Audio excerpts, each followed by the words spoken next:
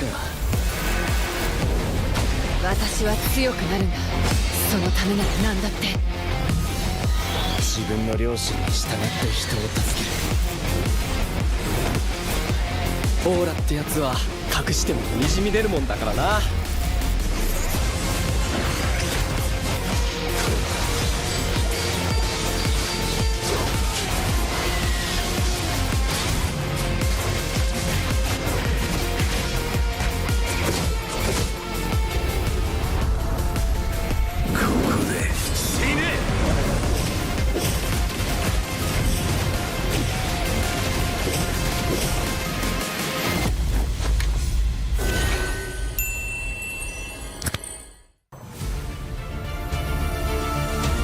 I didn't cure the pain.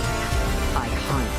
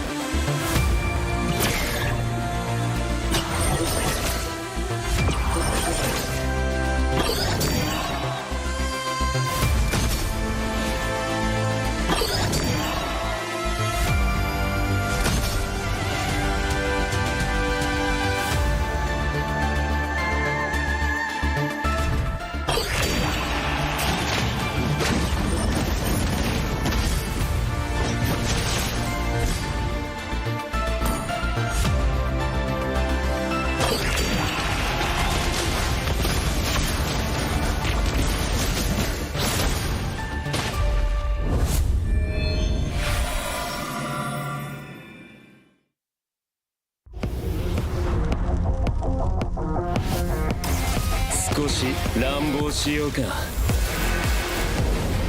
私は強くなるんだ。そのためなら何だって。自分の良心に従って人を助ける。オーラってやつは隠してもにじみ出るもんだからな。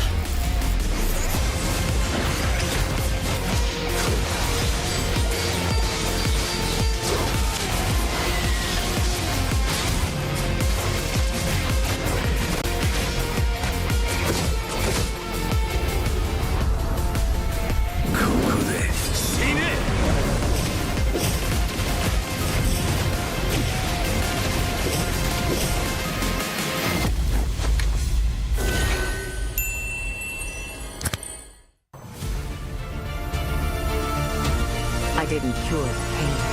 I hunt.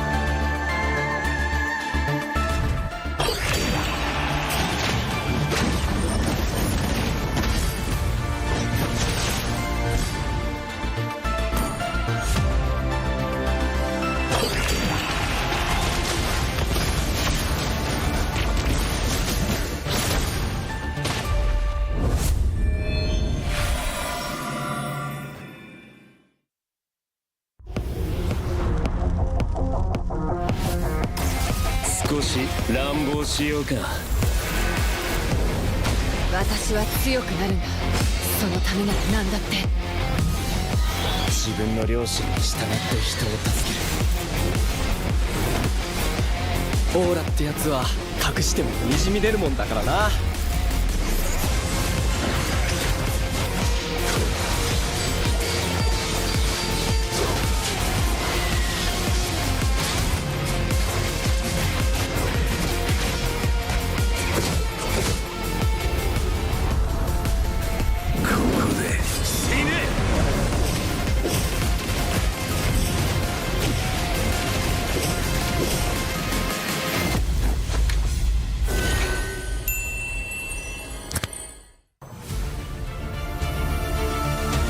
I didn't cure the pain. I hunt.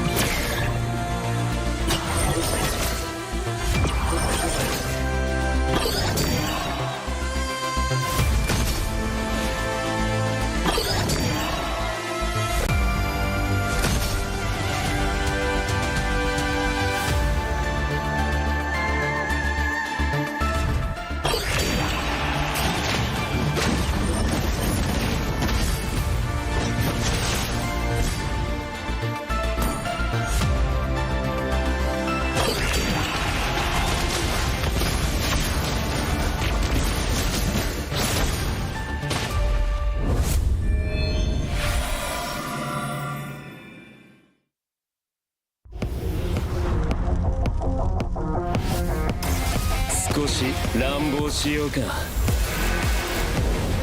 私は強くなるんだ。そのためなら何だって。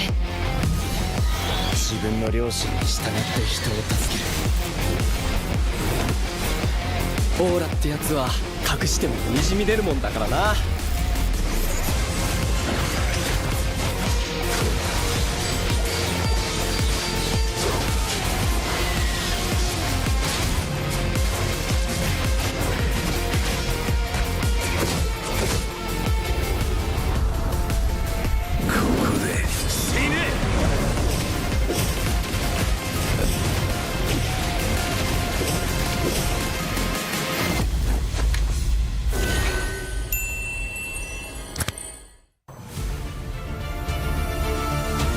I didn't cure the pain.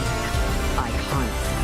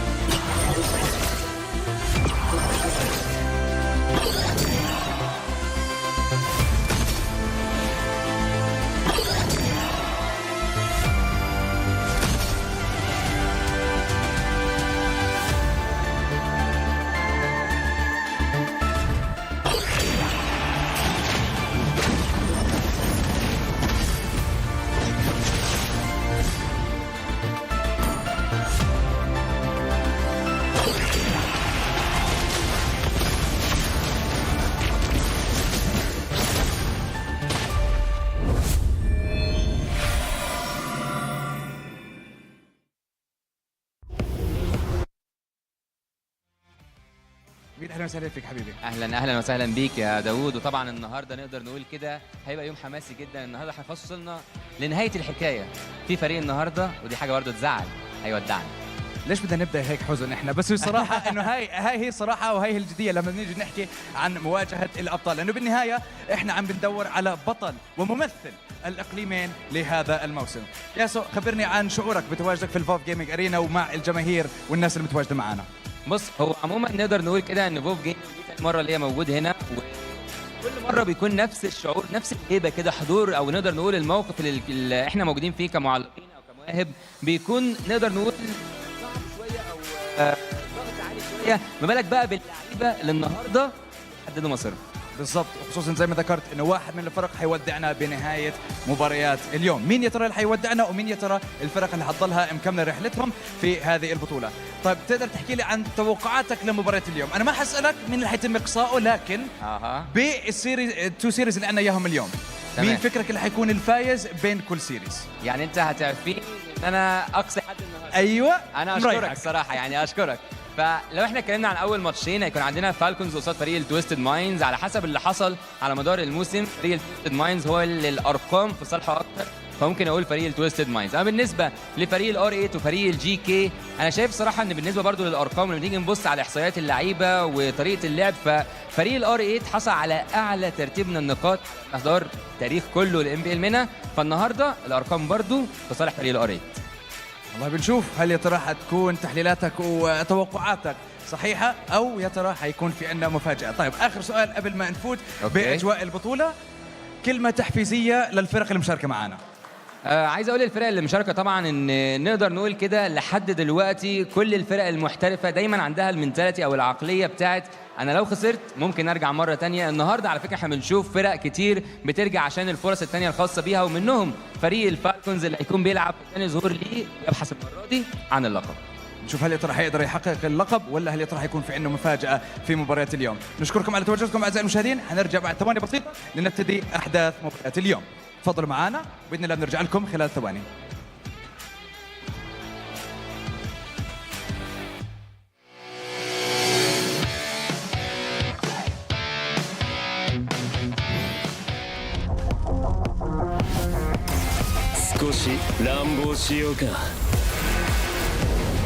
私は強くなるんだ。そのためなら何だって。自分の良心に従って人を助ける。オーラってやつは隠してもにじみ出るもんだからな。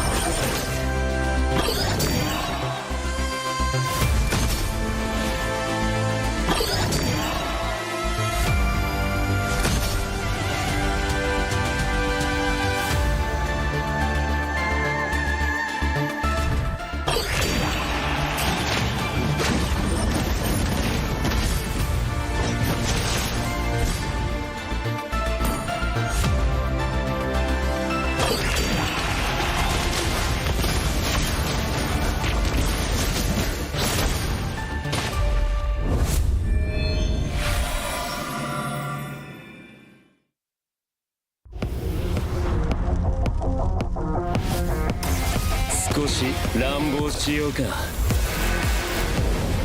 私は強くなるんだ。そのためなら何だって。自分の良心に従って人を助ける。オーラってやつは隠してもにじみ出るもんだからな。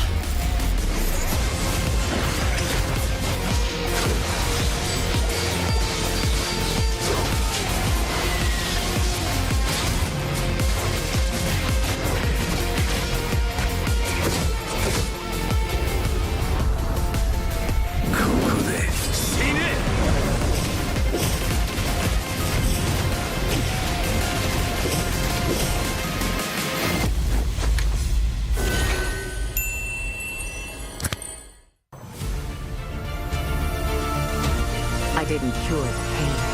I hunt.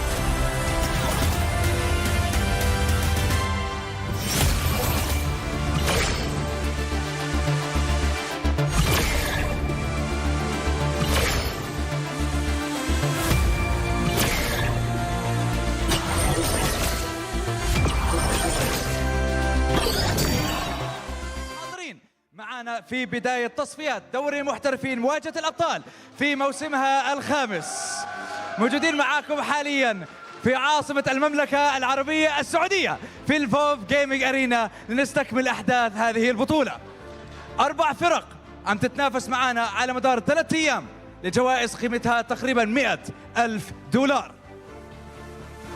مقعدين مؤهلين لبطولة MSC في بطولة كأس العالم برضو في الرياض خلال شهر 7. وأكيد ما ننسى المنافسة على لقب بطل إقليم الشرق الأوسط وشمال أفريقيا في الموسم الخامس من هذه البطولة. مين يا ترى خلال ال3 أيام اللي حيقدر يحقق اللقب، ومين يا ترى اللي حيمثل المملكة العربية السعودية في البطولة العالمية؟ كل هاي الأشياء حنتعرف عليها خلال ال3 أيام القادمة. لكن قبل ما نفوت ونعرفكم على الفرق المنافسة معنا في هذا الدوري وفي هاي التصفيات، نعطيكم فيديو بسيط نعرفكم على نموذج البطولة ونرجع لكم خلال ثواني بسيطة. تفضلوا معنا بالفيديو وراجعين بعد قليل. فالكل معي جي كي سبورت يتأهلون، وفريق التويست ماينز في التصفيات موجود. يا إلهي العريض، يا رباه على التنسيق. الفالكونز تيم بيكونوا حاضرين، استفزهم التويستد ماينز.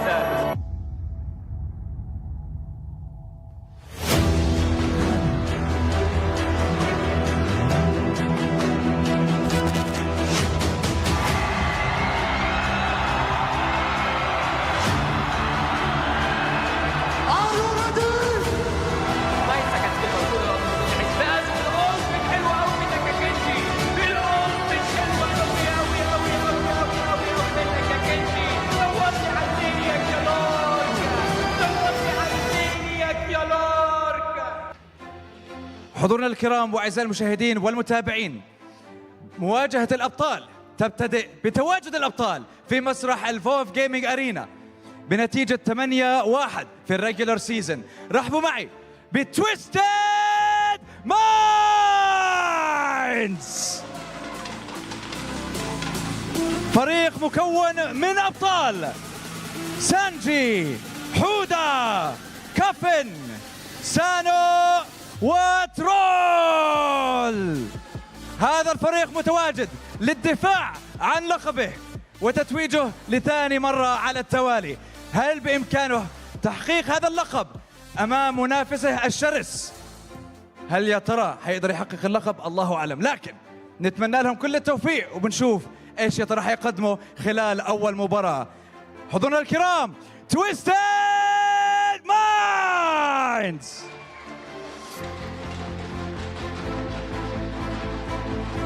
والآن منافسهم الشرس والعدو اللدود في هذه البطولة.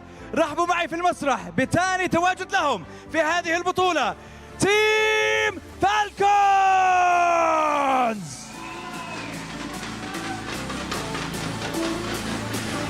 فريق متأهل بنتيجة 7-2 في الريجولر سيزون. فريق مكون من دينج، كنجي، جود نايت، لارك وسوبر. ثاني تواجد لهم في هذه البطولة. وصلوا معانا لمرحلة النهائيات في الموسم الماضي. هل يا ترى حينحرموا ولا هل يا ترى أخيرا حيحققوا اللقب في هذا الموسم؟ حضورنا الكرام تيم فالكونز.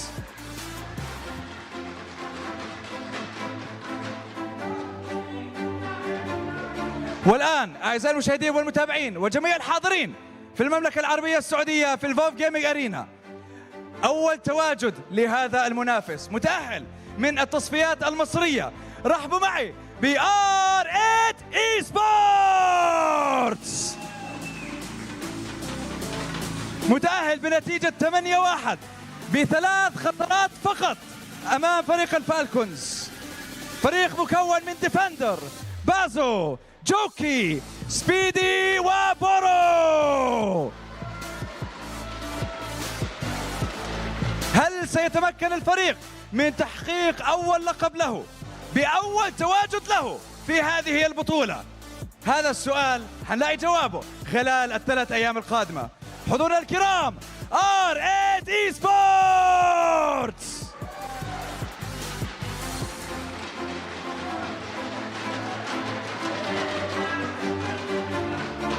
والآن الفريق اللي أمامه أكبر تحدي في هاي التصفيات وفي هاي النهائيات، هل يا ترى سيتغلب على ال3 عمالقة في هذه البطولة؟ رحبوا معي بجي كي اي سبورتس، فريق مكون من جوست، مارك، زاك، كوبا وشان.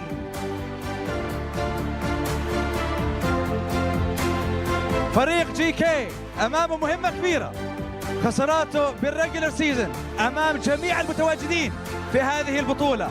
هل سيتمكن من التغلب على الجميع والوصول إلى النهائيات؟ نتعرف وبنشوف خلال المباريات القادمة. حضورنا الكرام جي كي اي سبورتس.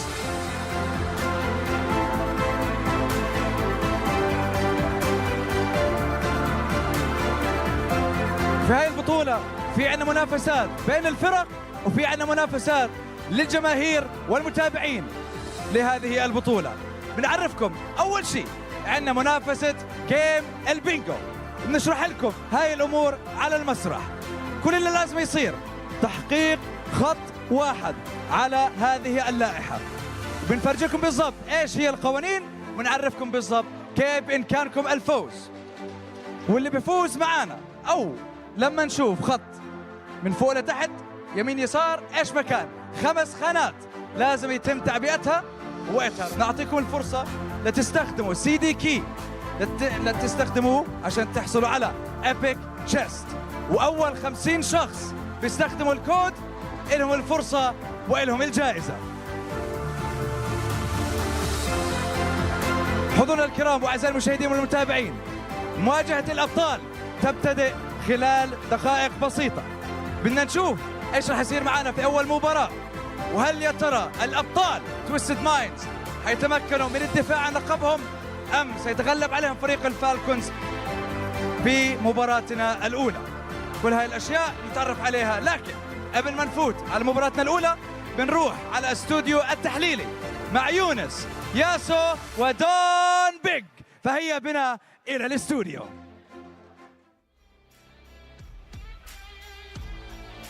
Hey, welcome back to MPL Playoffs MENA. Well, ladies and gentlemen, the stage has been set. Will the Twisted Minds be able to twist the Falcons' minds? Well, ladies and gentlemen, you are not going to be alone today. It's going to be me, Gani, and as well as my partner. Yeah, obviously 3 best of 3 coming in our way. It's going to be very interesting how the MENA meta will fare up against any other regions out there in MSC 2024. But we will see who's going to actually represent the MENA region in Riyadh at the end, because this is going to be one hell of a tournament, one hell of a playoffs for MENA itself. I particularly really want to see who are the imports that's going to show up in this playoffs, Gani. Again, ladies and gentlemen, if you have not notice we will have 2 slots from this region, from the Middle East and North Africa region. 2 slots will be going to the MSC of 2024. Now, you guys, perhaps you guys wonder why can I play, whenever I play, let's say Melissa, whenever I play Yin, why you guys suck, all right? Shefin, you know the deets. Jujutsu Kaisen collab skins, right, will be back for a limited time from the 8th of June to the 13th of July.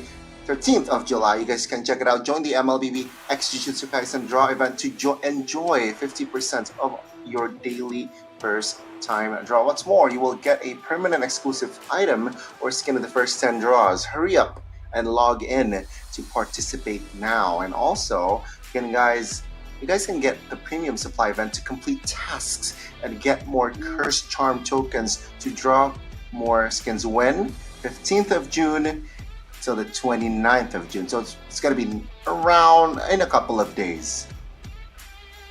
Yeah, for sure, man. I particularly really want to see the revamp of that Yuchi Itadori skin, because Sukuna is coming in Mobile Legends with his domain expansions, with his Ryoiki Tenkai. So we'll see a new effect there on that skin. I particularly want to say for that Savior skin, obviously Gojo Sensei, I really want to have that skin, especially after I kind of transitioned myself into more of a mid laner. So I am really looking forward to getting this skin, and obviously you guys can get it as well. Top up those diamonds and also just spin those what, Connie? What's the term here?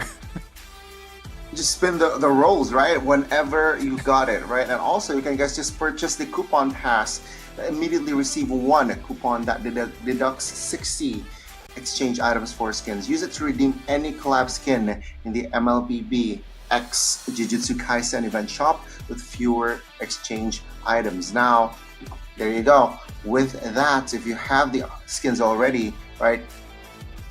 Julian, check banger, Melissa banger, and also, yeah, you can just pop off suddenly. Okay, in a second we'll see the bracket for this MPL MENA playoffs. I really want to see like who are we gonna see today and also the next days, because we're gonna have 3 days of playoffs. Today we're gonna decide who's gonna go into the next stage. 3 best of 3. The only best of 5 out there is, I believe, in the lower bracket finals and the grand final. So today only 3 best of 3, but it's not really, I think it's more than enough Mobile Legends action for today. Let's see the bracket though. It's a Falcon versus Twisted Minds. So we will see those 2 teams fighting it out in a regular season though, Gani. It's Twisted Minds winning it out against Falcons 2-1. And both of these teams has imports. They have 3 Filipinos in their roster. Even Coach Lautrick is one of the coaches of this team. So let's see if the Filipino meta can be replicated in this MPL MENA playoffs, because I really want to see, man. Because in Indonesia, MPL ID, we are known for more of a brawling type of composition, type of gameplay. But in the Filipinos, they like the macros, they like the split pushes and all that stuff, those lord dances. So maybe Coach Lautrick can bring that game in MPL MENA playoffs, or we'll see more of a brawling type, just like MPL ID, or we'll just go in the middle. So I am really excited to see what's gonna happen in this match. That's the thing. That is going to be the question, right? What playstyle are they going to bring? Especially if you look at the brackets earlier, right? I want to touch on this. Top 6 teams of MPL MENA fighting on the play-ins. Bottom here, you can see already 2 teams actually did not make it to the playoffs, and now we get to see 2 matches ahead of us, and whoever loses will go on to the lower bracket. So we will see that match in the final match as well. So we're going to have 3 matches. And to answer your question, yeah, we got a couple of Filipino imports here and there, and this is going to be the official team lineup from both teams, Twisted Minds and Team Falcons. The green opener, as they like to call it, both from the Saudi Arabia. The battle of the greens. So we'll see this 5 players against 5 players. So interestingly enough, in this MPL MENA playoffs, there actually is a play-in type of situation. So before this, there's already some matches, best of 3, to decide who's gonna actually go into the playoffs. So in this MPL MENA, actually, the 6th seed and the 5th seed, or they're not really guaranteed to get into the playoffs. They have to play those play-in games first, just like if you watch the NBA, Gani, we do have that as well. So it's very creative, MPL MENA, what MPL MENA is doing right now. And I'm looking forward to more of a creative gameplay as well, because the players are coming from, not only those Filipinos are the imports. Technically, in this MENA, there's different countries here in Middle Eastern and North Africa. You got Saudi Arabia, you got any other countries out there. So we'll see if those teams can merge together and create a better team for themselves. Let's see the adjustment. Let's see the not just outside of gameplay, right? Hopefully we get. I'm very curious about the communications as well. How are they going to communicate with each other? But that is perhaps on another platform, right? I need to hear the comms. I want to know the comms. The top two teams that will enter the MSC. How are they communicating? Will there be an import there? That is going to be very interesting to see. Just how they. Yeah, again, I think this is. Yeah, is this not the first time MPL MENA represents 2 representatives for an international? It might be, Gani. So and that's a good point actually, Gani. The Filipinos and the Indonesians. Well, Indonesians here, we are a Muslim dominant country, so I expect a few of us can actually speak Arabic as well as anybody. But the Filipinos, man, do they speak English, or do they have to learn this Arabic? Or maybe the the MENA players, the original MENA players, has to learn Tagalog. It is interesting what's the dynamic there. Even if it's Indonesia, I think more players tend to play or maybe learn Indonesian, because Indonesian is easy, but in Arabic you have a whole different alphabet there. But we are going to see some of the stats here from both of these gold laners, from both of these teams. Lark, 9.33 KDA. That is insanity, Gani. Meanwhile, though, on the other side, 8 KDA. It's pretty good too, but 9.33 is absurd, to be honest. Yeah, I mean, if we're talking about the 2 gold laners here from each respective teams, it has been their highlight, right? If we're talking about Lark, formerly he was the gold laner for Triple Esports, so it's no joke, and we all know that Lark has experience. Meanwhile, Falcons Sano here, he's a little bit green, right? He's more green for MVPs, but let's check out the video that we are going to present to you. Let's go. لكن التدخل كان سريع، كان عنيف جدا. كنجي بيقدر ان هو بالسكند سكيل يتوقع تمركزك يا نانوس بيروح. اللورد موجود وفريق الاكس هنا بالتسرع في البوت لين. دبل كيل موجوده ليك يا كنجي، زياده عدديه موجوده ليكم يا فالكونز. الاكس هنا حاليا يتساقط 1 2 3 كيل لمصلحه فريق الفالكونز. فريدن دلوقتي موجود في منطقه خطر جدا. هل هنشوف بازو بيعيش ولا ايه؟ هنشوف دلوقتي التو في ناحيه بورو لما يستعملش التو بتاعته. بص على كوفن، بص على التريبل كيل، وبص على كوفن. يا زاك فنان مبدع رسام كاتب. الآن يتوسد، الآن يحوذا، الآن دور حوذا، الآن يقول لهم أعطوني الكتاب وأعطوني الكراسة. حوذا الآن يستيقظ، برات الآن استيقظ من السبات. كانت مجرد غفوة، والآن جاء رد الفعل وجاء رد الحساب. الآن يستيقظ العمالقة، يستيقظ الآن حريج كوفن من جهة أخرى. فيها دبل كيل يا صانو. استيقظوا وحذر عند استيقاظ الأسود. اوكامي اي سبورتس، محاولات الدفاع هل هتكون ناجحه ولا لا؟ زيجي بوي، لا لا لا لا، لسه بقول لا يا زيجي بوي، ما عملتش حساب للفليكر وما عملش حساب للفليكر. بيدخل معاه اللاعب لورد. بص دلوقتي عندك بيحاول ان هو يبعدهم اللاعب سنتي، محاولات التمسك والتشبث في امال هذه المباراه. كيدي حاليا مرفوع في الهواء، الضرر موجود منك يا كولج، موجود منك يا بيت. سوبر موجود، زياده عدديه 5 على 4 الناحيه الثانيه، تحجير على 3 ممكن على 4، ولكن خلاص هيلوكامي سكور في صارع الموت. هيلوكامي سكور حاليا بيودع، يبقى الحال كما هو عليه.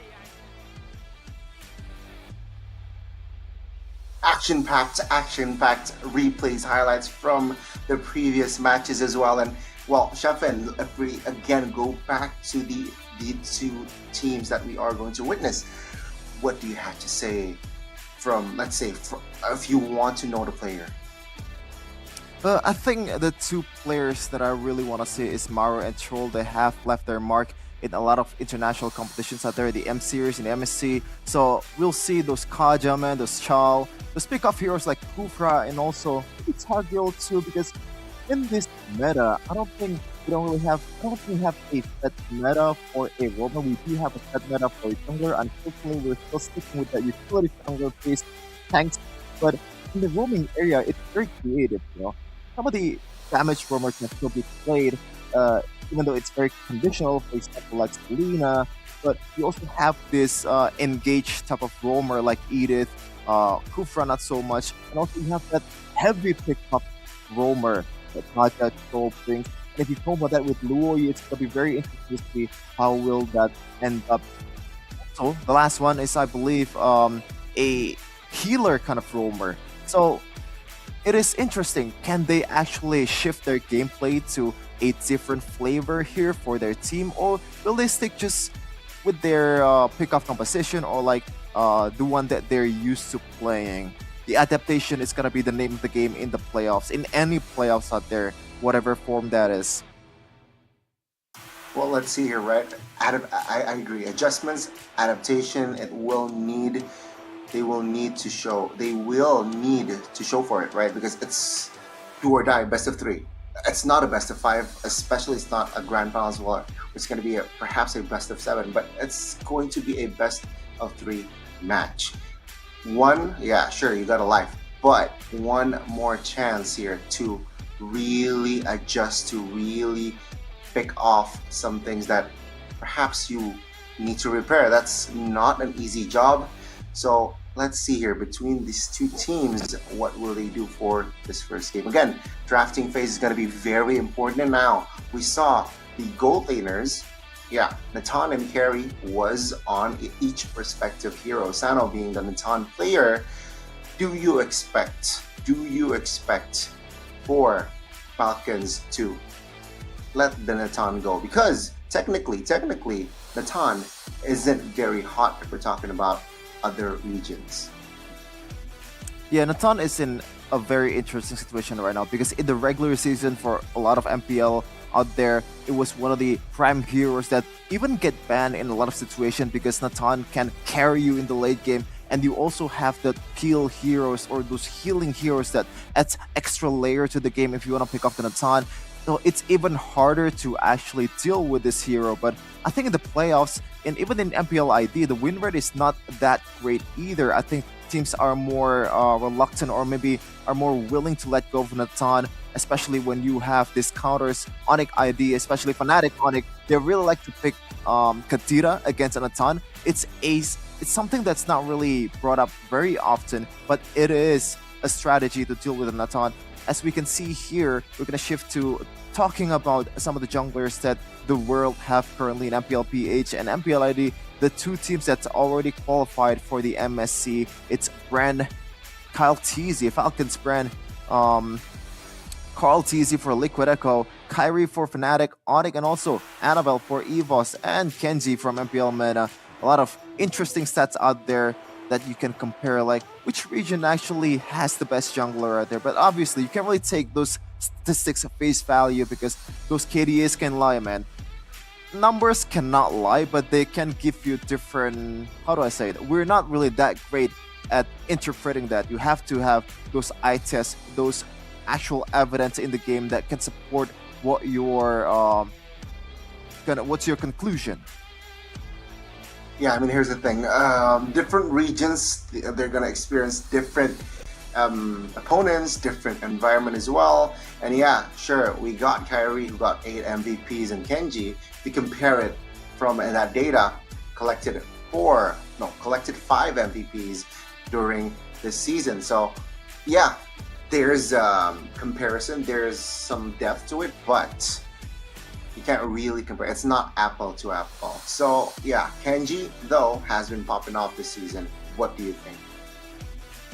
I think it's going to be interesting to see because even jungler right now, we do have tank junglers, but in MPL ID, Kyrie is one of the guys that brought up the Julian, brought up the Ling very often, and I think Ling is also banned quite a lot in the ranked games here in Indonesia. So we will see if assassins will be brought up in MPL MENA playoffs here, because I do expect different flavors for different regions. Maybe they don't really like those tank junglers. They want to brawl so much, they want to deal some damage with their jungler, but it does offer you some consequences that you have to deal with, especially in the early game, because it's gonna be easier to invade those assassins, especially when you're using a Hilda or maybe by extension a Natalia, even though it's not really picked very often or not at all, but it is a solution to the Julians, the Lings, the Fannies. But when you have enough micro to cover that up, I think it's going to be a-okay. Let's see here firsthand, right? The players, they are now getting ready. Wow. Again, some of them are praying. So again, ladies and gentlemen, yes, this is going to be the opener for the playoffs match. MPL Middle East North Africa. Let's see. May the best team win, of course, Shefin. Any last notes before the drafts? Ooh, I think the story is still how will Falcons turn the game around, or like turn the game into their favor, because in the regular season, Twisted Minds has beaten them down 2-1. It's not really a glaring score, but it is something that needs to be noted when you're up against that same team in the playoffs, because it's where it all matters. If you lose, you're gonna be dropped to the lower bracket. Obviously, you're not gonna be home right away, but it is something that needs to be fought for. Lower bracket is not a meta. I don't think it's a meta. I think people are hoping that there is low bracket meta and all that stuff. The best way possible to win playoffs is going to the upper brackets, when you have more chances to do some errors, or maybe there is stuff that can bail you out from the brink of elimination. I mean, hey, if you're from the lower brackets, you will play more games, play more matches. That means, what, Shefin? You will be oiled up. You will be more riled up, right? You will be more... I mean, like, you're gonna be more ready to fight to the upper brackets team. So, yeah, the Land of Dawn, it's gonna be crazy. Ladies and gentlemen, welcome to the drafts for the green opener. Will Edith stand out? Instead, though, they will fan out the Angela and the Fred. I don't know if I agree with your first statement there, Gandhi. A little bit sus for me, but yeah, this is a very interesting ban. I think the idea here for Falcons is they want to eliminate those global presence and also those fast engage heroes, and the third pin is going to be Arlet, that offers a lot of utility, a lot of CCs, and also durability. But a lot of times when you're using Arlet, we do have this kind of moments when the player that's using it made a lot of blunder. We see a lot of players in MPL ID, I'm not gonna name names, but we do know who did that a lot, and it's gonna cost them the game if they're not playing it correctly. Meanwhile, on the other side, one more ban, but let's talk about the previous two bans here, Angela and Fedrin, two heroes that offers a lot of durability. And especially Angela, once again, global presence is something that's really valued in the game. And talking about that, Chip is not banned, Moskov is not banned. I do see something. Oh, it's going to be Roger first instead of Chip or Moskov? No, Twisted Minds, that have the luxury to dominate the global presence game, and that might be too OP in other regions out there. I don't know about MPL MENA to be exact, but this is dangerous. Yeah, I really like that last band from Twisted Mind, right? They respect Goodnight here. Valentina ban out. We all know that, yeah, Goodnight can play a mean Valentina. The Roger, though, it's very popular among regions, right? We saw it multiple times. MPL playoffs in the Philippines, we saw it multiple times. MPL Indonesia also. This Roger being brought up, but yeah, the chip is going to be an expensive trade. You mentioned that the global presence will be there this time for Twisted Minds, alongside with the Barats, right? A very reliable jungler, very fast rotations. So expect Twisted Minds here to play around a fast-paced game in this first game. Yeah, it's very interesting because Barats, as far as I know, is not really the prime jungler anymore, especially with the presence of Export. The one that really bothers me is the fact that Falcons, they're not going for Export right away, knowing there are two frontliners that can be shredded down by that true damage from Export's fire. They choose to go for more of an engaged hero, in more of a setup hero in Taritzla, and it's going to be paired with Faramis. Now, that's a solid hero in the first phase. It offers you a lot of utility, a lot of durability as well, an extra layer of IQ when you're fighting against an opponent. And when it's a chip, when the chip engages against you, it's going to be hard, or maybe easier for your team to be able to get away from the danger. But speaking of danger, Gone, this is very interesting. The fact that Harris is picked on the second phase, on the third pick, is something that not really known for in MPL Indonesia. Yeah, it's very, well, it's very peculiar, right? Because usually in Indo, Harith is just the auto ban for most of the time. But Twisted Minds here, they will take that Harith. You know what? Let's take it. It's expensive in Indo. We'll try to replicate it. And Falcons, why they picked up the Faramis is they trying to backfire that Valentina ban. Now, Twisted Minds cannot pick up the Valentina, cannot take the Nether Realm, and they have committed a roamer, the chip, so they technically cannot provide a support healer for the Barats. And Twisted Minds, they opted for the Carmilla ban. Again, yeah, Carmilla, no against chip, so that's instantly targeted. But on the other side, None, they banned the Odette. This is a very, very interesting. And I do agree that Odette is something that needs to be considered when you're drafting, but it's not really the prime suspect that you are expecting when the crime happens. And when you're using a Faramis, using a Taritzla, and also Roger that needs to dive to the backline to deal damage, I do agree that Odette ban kinda makes sense because Odette can punish you for being too close to the opposing team's composition. With that Swan Song, it's gonna deal a lot of burst damage. It's not just DPS to the area that's affected. And on the other side, another AoE heavy hero. They don't like the CCs, man. Carmilla ban, and also Minotaur ban. These heroes are very hard to counter if you're using a Harith, because once again, Harith also needs those space that's free of CC to be able to pop off with the Zaman Force. Yeah, I mean, I think mostly they do not want to pick up a Purify for this Harith. They want to keep that option open, but oh my lord, I understand the Minotaur ban because they do not want to get or go up against double healers, but they're exploring, right? So there you go. You got the Netherrealm, you got the Bloom. They're ready for 5v5s. Man, this is a nasty, nasty composition here from Falcons in the first game. And Natan, wow.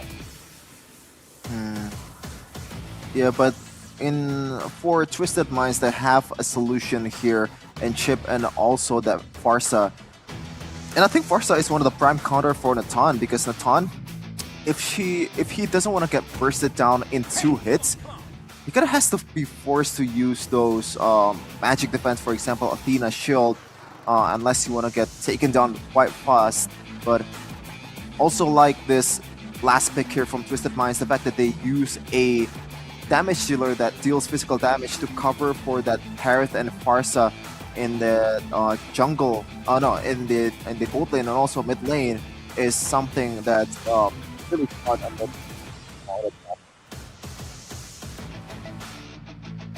Yeah, it's a very stable composition here. The response from Twisted Minds, right? They picked up a Farsa, a hero that, well, the grand finals, you know, Fnatic Onyx, Sans was on multiple games, won it. Let's see here. Maybe they're trying to replicate from that game plan, right? They want to replicate that map. Let's see. It's a good hero that can rotate fast as well with the wings by wings, and of course the feathered airstrike. After a couple of items or 3 items, man, the damage is gonna hurt. And the Paquito, I love that, right? Add skilling pressure and clearing waves, no problem. So from the draft, I think we have to give our take here, Gani. Who do you like better here in terms of just drafting? For me, I'm leaning more towards the Twisted Minds. I know that it's a bit risky, the fact that they have 2 magic damage dealers, but I like the fact that they present some solution for a problem that's presented by Falcons. Again, no, you don't ask me. Ask the audience, right? Guys, ladies and gentlemen, you guys who are watching, you can get a chance to get diamonds. How? You just need to write your prediction in the comment section and you can get 500 diamonds for 10 lucky people who guess correctly in each match. Don't forget to include your MLBB ID and server ID in your comments. So ladies and gentlemen, write down your predictions right now because you can get a chance to get 500 diamonds for free. Alright, don't forget your MLBB ID and server ID once again. Man, I love the UI, I love the lighting. There are a lot of greens here representing MENA, representing Saudi Arabia. It's a different vibe compared to ID or maybe PH or maybe other regions out there, man, because this is something that's really, really unique. But Gani, take us through here.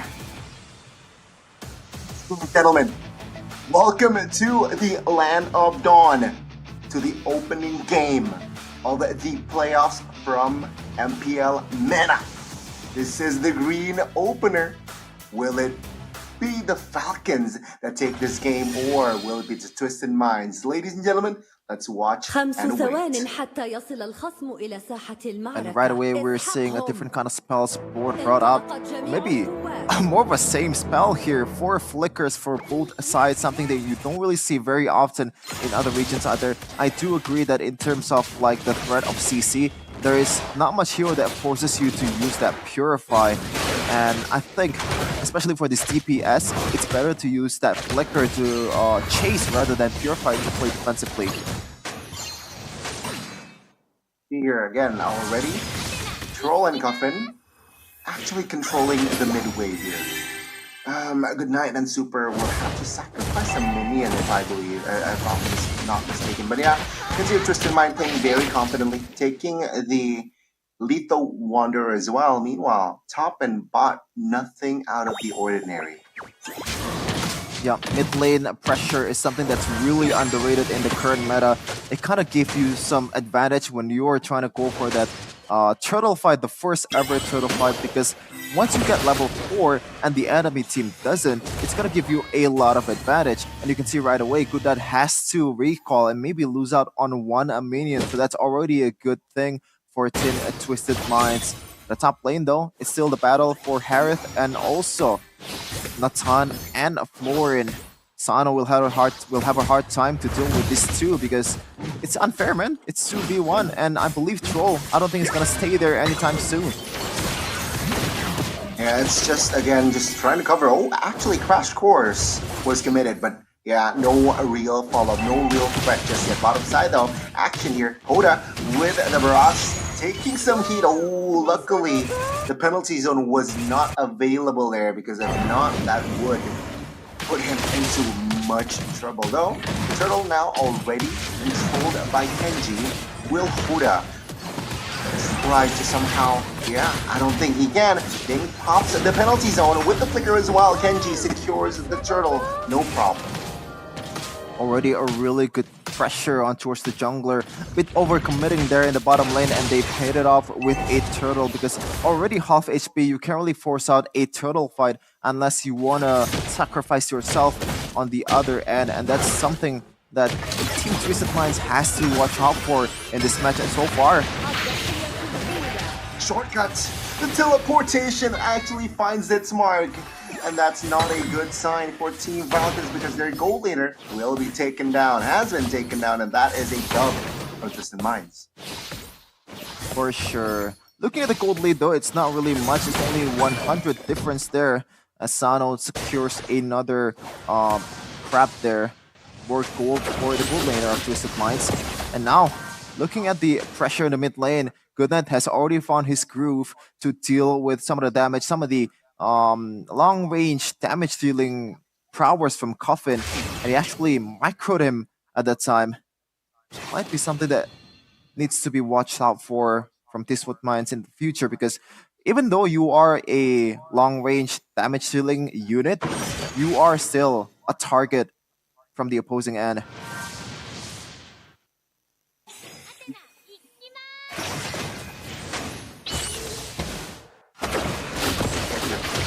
Turtle, 30 seconds. Oh, never mind. Oh, wow. Their airstrike popped. And that will force Goodnight to use the flicker. 35 seconds though onto his next turtle. That's heavy info. That Goodnight has no flicker.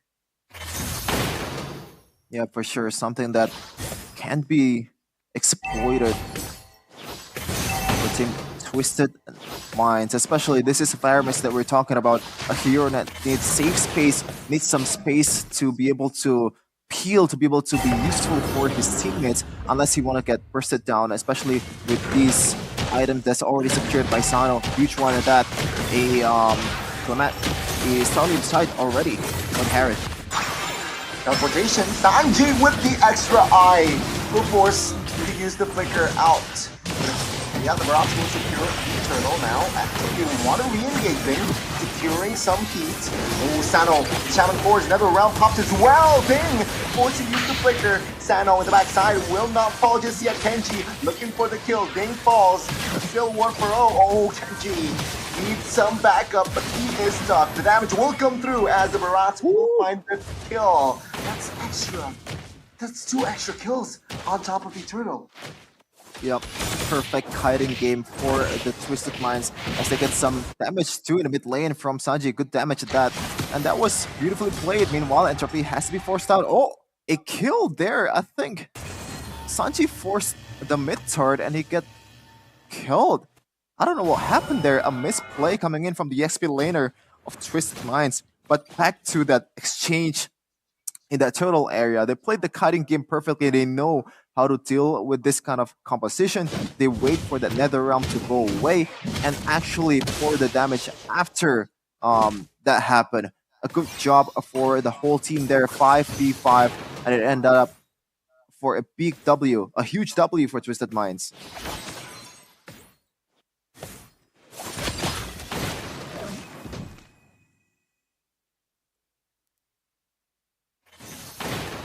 Now, 3-1.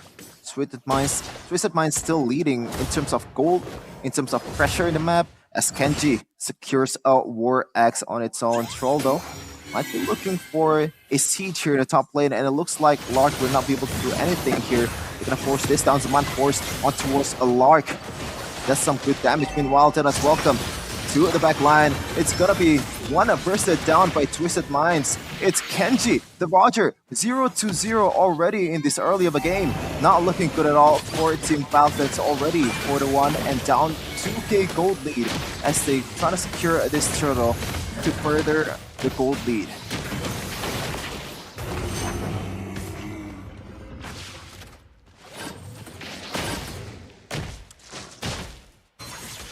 Going into the 7th minute of the game, Lark, I don't think he knows it's hard for him to be able to back up this goal. The top lane while oh my goodness, what a play! Coming from Coffin. 104 in this game, and that was a huge play to secure the gold laner of the opposing team. Now Sano with his man force on towards a ding is gonna get bursted down for sure if there is a no nether realm to be used. Meanwhile, Goodnight is gonna use that stampede to pull back some of the members of Twisted Minds. Kenji though, looking for some damage, looking for the Lycan punch onto Rotano. Meanwhile, it's gonna get kited by Troll. Troll very, very low in the back line. He's gonna get taken to the voice chair. No! It's gonna be Kenji who goes down. There is some retaliation though. Meanwhile, there is welcome from Hoda. 3-1 in this 8th minute. Yeah, you can see here Twisted Minds being very comfortable roaming around the map here, taking on fights. They're not afraid because they know, you know what? Yeah. Cuff in here on the Farsa, popping off as well. 105 to Tano. Still deathless as well. Sanji with the help of the Feather Airstrike. Actually, Ding needs to be careful here. Pulled over with the Barats, but actually still okay. Shaman Force committed. They will lose the base turret though. Twisted Minds, they are trying to just practically they're toying with Team Falcons right now. They're already invading the jungles. Orange buff in contention, but it seems like Falcons now will have to concede. They're not doing anything. I believe Daytona's welcome will be pulled on towards Ding, who will be taken out. That's another extra kill. Kenji. Oh, he wants to secure the jungle. Sano says otherwise, perhaps. Now Saman forced on towards the floor, and there's still NetherRealm to bail him out. Fight still going on. The NetherRealm is over. It's already very, very low. Some of the members always gonna get taken down is Sanji with the entropy coming in from Lark. A good retaliation there for Team Falcons. Beautiful one. But so far, Team Falcons, they're already revealing some of their weaknesses in the fight. They don't have a say on when the team fight will start because they're playing a more of a responsive kind of composition. You have a called NetherRealm from Goodnight. You have the Blooms from Super. It's built to respond, not for engaging. Here, gold occupancy here. Top lane will be the target for Falcons, but Sano is there with the Shaman Force to clear the wave and actually deals damage now with the recovery. Actually, Bloom over Rats. Itona's welcome does not connect, but Kenji will fall as well. Now, Twisted Mind seems like they want more Goodnight without the Never Feather Realm. What can he do? There you go. The healing from Super actually helped him out. The Feather Airstrike actually connects. They flickers out of the way. Twisted Minds here is still able to gain more control of the map. Yep. Going into the 10th minute of the game, 10-3. The gold lane balloon to 5k. It's definitely something that's comebackable, but 500 gold lead per minute is something that you don't want to see in the playoffs, especially in the very first game that you are playing, because momentum is going to swing towards your favor. Oh dang, no flicker! He used it earlier and Sano will secure that kill. And with that, Twisted Mind will secure the inner turret as well. Team Falcons, they have no answer, no response whatsoever. You can see here the goal already is set at 5,000, but now they want more. Daytona's welcome connects, but their airstrike will force the Nether Realm to be invested. Sanji trying to find a target, but does not connect. Wow, Twisted Minds are playing out of their minds right now. They really do, as Super secured an important item there. A fleeting time, Savanoda or Hoda secured that Guardian's helmet. Looking at the game so far though, I think it's gotta be hard for Team Falcons to continuously defend this one unless they funnel some of the gold that they have towards Lark, because they say, oh my goodness, he's their saving grace. But if this continues, those Feather Airstrike just pouring down on him, there's really no ways to counter that one. So, if you're leading, what an artillery for a siege. Right now, they want the mid base turret. Oh, take a look at Sanji poking around. NetherRealm will not be there. Or Goodnight, he will fall asleep. Now, Ding trying to survive in the front side of the map. Oh, Rocks is there as well. But Sanji provides the clutch cover now. Covered with the wings by Russell. Trying to get escape. Sano, ooh, so close. But will not be enough. Sanji pulled back and will be the trade. A Troll will find Kenji as well. That's right, that they're happy with right away. The portal is getting entered. Sano though, Saman Force might be ending this one right away. Entropy by a lot.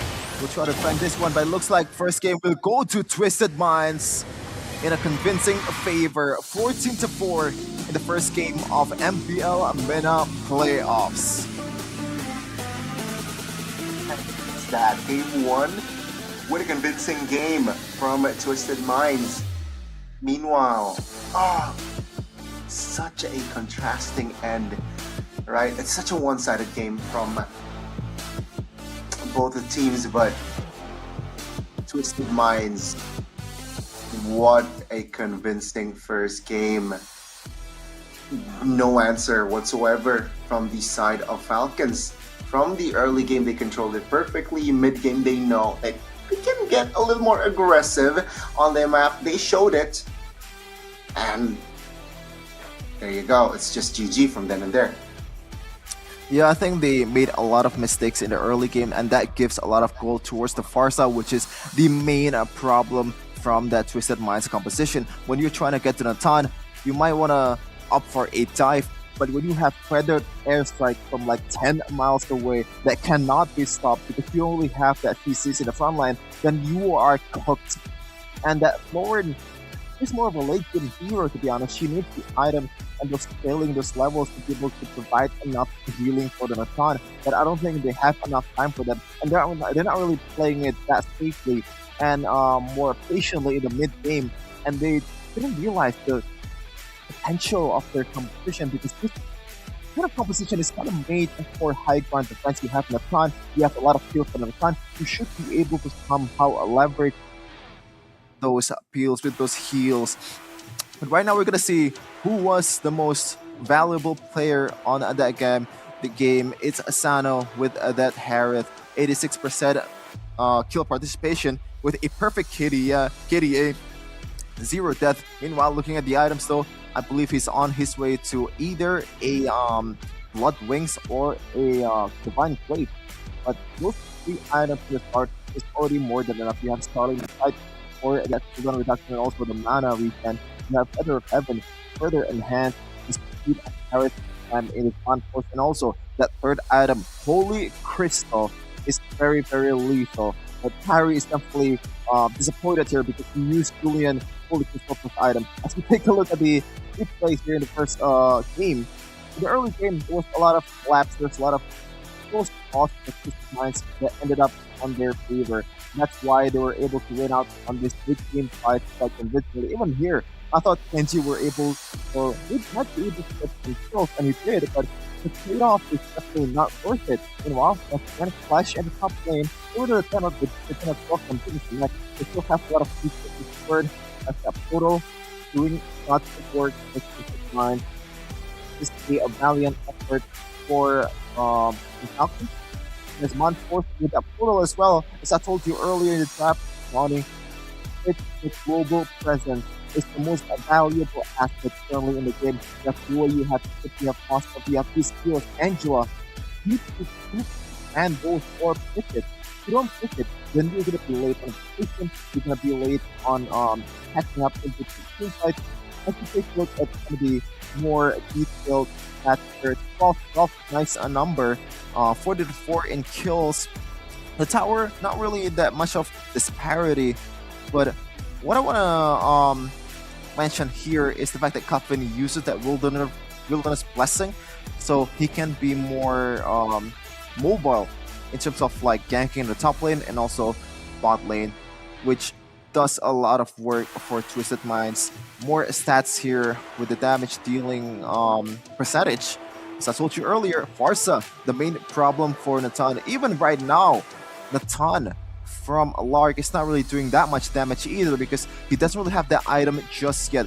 But Faramis is still topping the charts in terms of damage dealt, and that's why Team Falcons were not able to actually gain that game because the Natan is not online yet. You need more time, you need more peel and healing, and more discipline to play this hero because at the end of the day, this is a marksman, and as a marksman, you don't really have that much durability unless you have that Spell Fem or Lifesteal, but Natan is not one of those heroes, especially if you use Flicker instead of that Inspire. That's not really used in the pro scene. Yeah, I can see here also a disconnect, right? Maybe from Ding in that EXP because he opened a lot of fights. He did his role as an EXP. You want to open fights, especially on the Terizla. You want to initiate most on the penalty zone. With the penalty zone, if you have the flicker, use it. But there's a disconnect because the economy wasn't really okay to go on a fight. But he's still always trying to initiate. But in that first game, you know what? He did his best, especially on that first turtle. I think that's the only win from the side of Falcons, right? The first neutral objective and only neutral objective that they got is that first turtle. But after that, they started crumbling down, which I feel like they need to adjust in the second game to equalize that disconnect with Ding, that EXP, the initiator. If you want to use your initiator on the roamer, sure, but you need that connection to really follow it up, because if not, yeah, it's just going to be another rinse and repeat in the second game for Twisted Minds. Yeah, I like what you're saying there, Gani. Adjustment is the name of the game in the playoffs. You're playing the same team over and over again, so you have to adjust game by game. And I like what you're saying too about the roamer, because I believe when TWIS doesn't really have that enough follow-up or maybe enough layer of CC on him, even in that game, TWIS penalty zone is used more as a defensive mechanic or responsive mechanic rather than engaging on its own. And you can see why they don't really have that composition to support the TWIS to be able to use those penalty zone effectively unless you have those items on Natan. You have the heal, you have the Nether Realm, the bailout mechanic from the Faramis, but as far as engagement and also CCs, they're quite lacking at that. So I would suggest for Team Falcons to go back to their root, not using those healing composition and using more of a engaged type of roamer, maybe like a Kaja or maybe that global presence and chip. A lot of options to use here, or maybe if you want to be more creative and a bit more iconic with your plays, Tigreal is your hero. We've seen a lot of hero plays from Dreams in MPL ID with those implosion, and maybe they can recreate that in here, because playoffs is where legends and legacies are made, Connie. Regular season, yes, you can stack up those stats, but at the end of the day, people will remember who performs in the playoffs and go all the way and represents MENA in MSC. Again, the two teams will represent MENA in the MSC 2024. Now, you guys who are watching can get involved, right? You can write your predictions in the comment section for this match.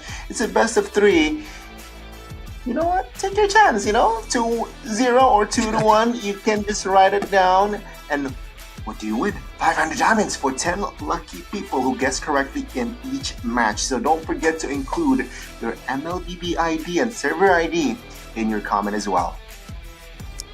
Man, I want some free diamonds. I wish I have that, because there's 500-ish, I think that's a lot. Yeah, 500, man. There's like 110 spins of JJK. You can get a skin out of that. And to be honest with you, like, one of the luckiest moment of my life is I get those free tokens, right? Those single tokens, and I got a Megumi from that token. Like, I'm not even kidding.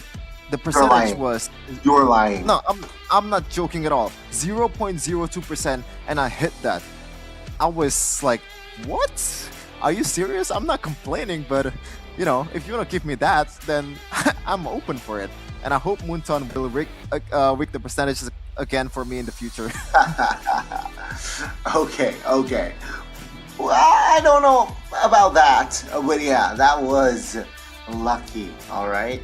So, speaking of lucky, I think Falcons, man, they need more than luck, right? To survive the second game. Or to just actually just force the series on towards a full best of 3. Yeah, I think luck is not enough.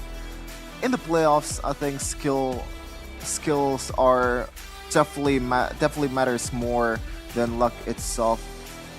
Even a single series outcome can be decided with one micro play. Even in the MPL ID, you see Brand's EVOS Glory against Kickfam ID. He was able to perform that item swaps to buy more time for the whole team to be able to back him up and get 3 pickoffs, and that changes the whole dynamic of the series. And they need that, man. The beauty of Mobile Legends so far is, I believe, the improvement of the micros and the macros of each players in every region. We see a lot more players, a lot more mechanics being brought out in this international tournaments, and I'm really looking forward to see what MENA can bring in the future, or in MSC 2024, because they are also technically in their home ground. Let's see though if that's gonna be something that affects them, because in Indonesia, M4 didn't really work out. In M5, Philippines, I mean, it's Filipinos, they are really good at the game. In M3, Singapore, it was COVID, so it doesn't count. M1, Malaysia, doesn't really work. It's EVOS Legends that won it.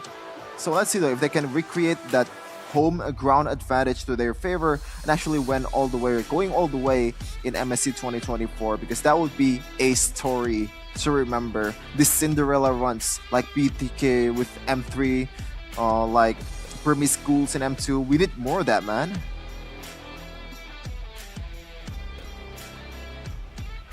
Over there, Chef, and I see what you're doing. But yeah, ladies and gentlemen, I would again like to remind you. I have said it again. But yeah, predictions, right? Just write it in the comment section. Get 500 diamonds for 10 lucky people who guess correctly in each match. Don't forget to include your MLBB ID and server ID and your comment, because you know what? The series is already 1-0.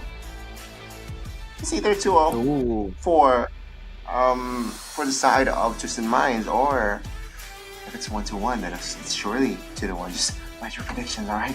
Write your predictions. And it really does take a long time, right? Because when you're usually trying to enter a giveaway, one of the worst thing is you have to follow this, you have to follow that, you have to make an essay, you have to make a story or something. It's not that hard here. Even if you lose, you don't really lose out that much time. You just have to type out your in-game ID and voila, 500 diamonds in your account. Well, maybe not, but if you are lucky enough, then you are definitely gonna get it. Sure, for sure. And you know what, Chefin? I think we all are ready for the second game. So let's talk a little bit here on the draft phase. What are you expecting? What do you want to see, especially from Falcons, right? Who is on the back foot? I think rather than the draft, I think the gameplay needs to be inspected more. Yes, I do think draft is important, but in that game, I don't think the chip pick works out that well, except for that last portal in the late game, which actually gives that's probably the longest portal that we've ever seen in MPL history, because that was like base to the opponent's base and voila, the game ends. But other than that, I don't really see that much portal being used too much to pick off heroes, or maybe I'm just missing that out. So yeah, I think in the draft, just play with your strength, man. When you're trying to play like the guessing game and all that stuff, it's a bit more complicated when you're up against a good team. We saw that in Onyx ID, Fnatic Onyx in Indonesia. Usually people or teams tend to draft for themselves rather than just banning the opposing heroes, or like making sure that the opponent doesn't get this heroes or like AB heroes, because there's just too much heroes to pick from. There's too much threat from everywhere, man. So yeah, just play with your strength, play with your comfort picks. It's a very good advice, ladies and gentlemen, from Chefin as well. And I think that is also applicable for you guys who likes to play ranks, right? Just play with what you're comfortable, right? You know, if you can't play the link, don't because you know. No. Because when you're talking about comfort picks in rank game, Connie, it's the Saber, it's the Chalong. I hate that. Okay, I don't like that at all. We need to get that away from the game. Why do you hate that? Why? It's fun. Well, it is fun. It is fun to see other heroes being picked in ranked games, especially when you get to the higher level, when you get to the immortals, it's always the same team over and over again. It's always the same pick, but in the lower ranks, you see the Hanabis, you see the Leslie. But man, there's a reason why those heroes is not played in MPL. You have to realize that I'm not expecting you to play like like a pro or something, but at least take the game a bit more seriously. Okay, okay. You know what? Enough chit chats. Let's talk drafts. Let's see what will Coach Jomai and Coach Lyric will cook up for us this second game. Falcons, they have banned Loi and the Arlet out. So pretty much similar from what they did here in the first game. But Twisted Minds here, will they ban the Angela out again? Well, I mean, if it works in the first game, then by all means, repeat it again over and over again. Angela is something that needs to be considered for banning. And there you go, right away, Coach Lyric. Not changing the game plan unless the game plan is decoded by the opposing team. Meanwhile, Coach Jomai might be thinking of a new ban here. Maybe a Chip, maybe a Moskov. But yeah, I just realized Moskov is not picked at all. Not even banned in the first game. But this is definitely an adjustment, Gani. That Harith from Sano was very, very lethal in the first game. Actually, a lot of close calls, but those shields from the Zaman Force and Synchro Vision can really bring you back to life, or maybe just turn the game into your favor, especially when you're playing against a chaser like a Roger. Yeah, definitely a lot of miscalculations, right, with the shielding. But you can see here, not just the Harith here that comes through differently. It's gonna be this chip here, picked up first from the side of Falcons, which shows that, yeah, that chip was a little bit annoying. Sure, it wasn't flashy, but it's a chip, you know. Teleport, boom, bang, bada bing. Your teams is there. But Twisted Minds here with a Roger, they switch things up. They traded the heroes.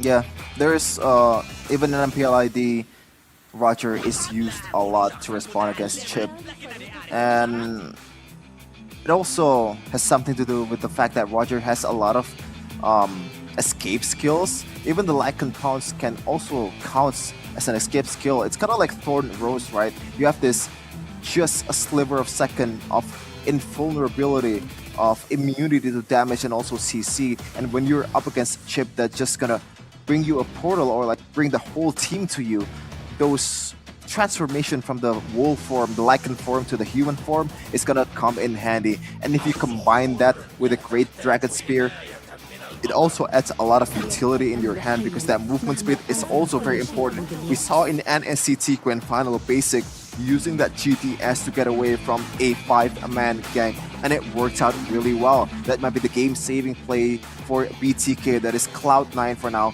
but we're gonna take a look at the second phase for Falcon here. It's Basha and also Vexana. This pick is more of a season 12 or maybe this season's early regular season picks. Connie? Yeah, in That's ID, the vibe. right? Again, that's the vibe. That definitely is the vibe. And okay, Minotaur. It was banned out from their side in that first game, but seeing the chip, seeing the Vexana, you know what? Yeah, let's bring out the big guns. And Minotaur has the motivation roar that can heal you up, and of course the Minion Fury. Crowd control can come in handy. Yeah, for sure, but I don't think they have enough solution to the Baksha here. Sure, you do have a DPS in Roger, and you can build those DHS or maybe those attack speed items to burst down the Baksha, but I don't think that's enough, especially when you have a chip that can provide a little bit more shield as well with the portals. So let's see though.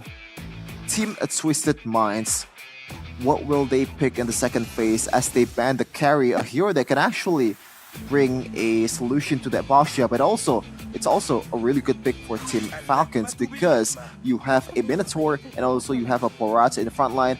But I'm expecting an export ban in the second phase because you have these two heroes in the front line.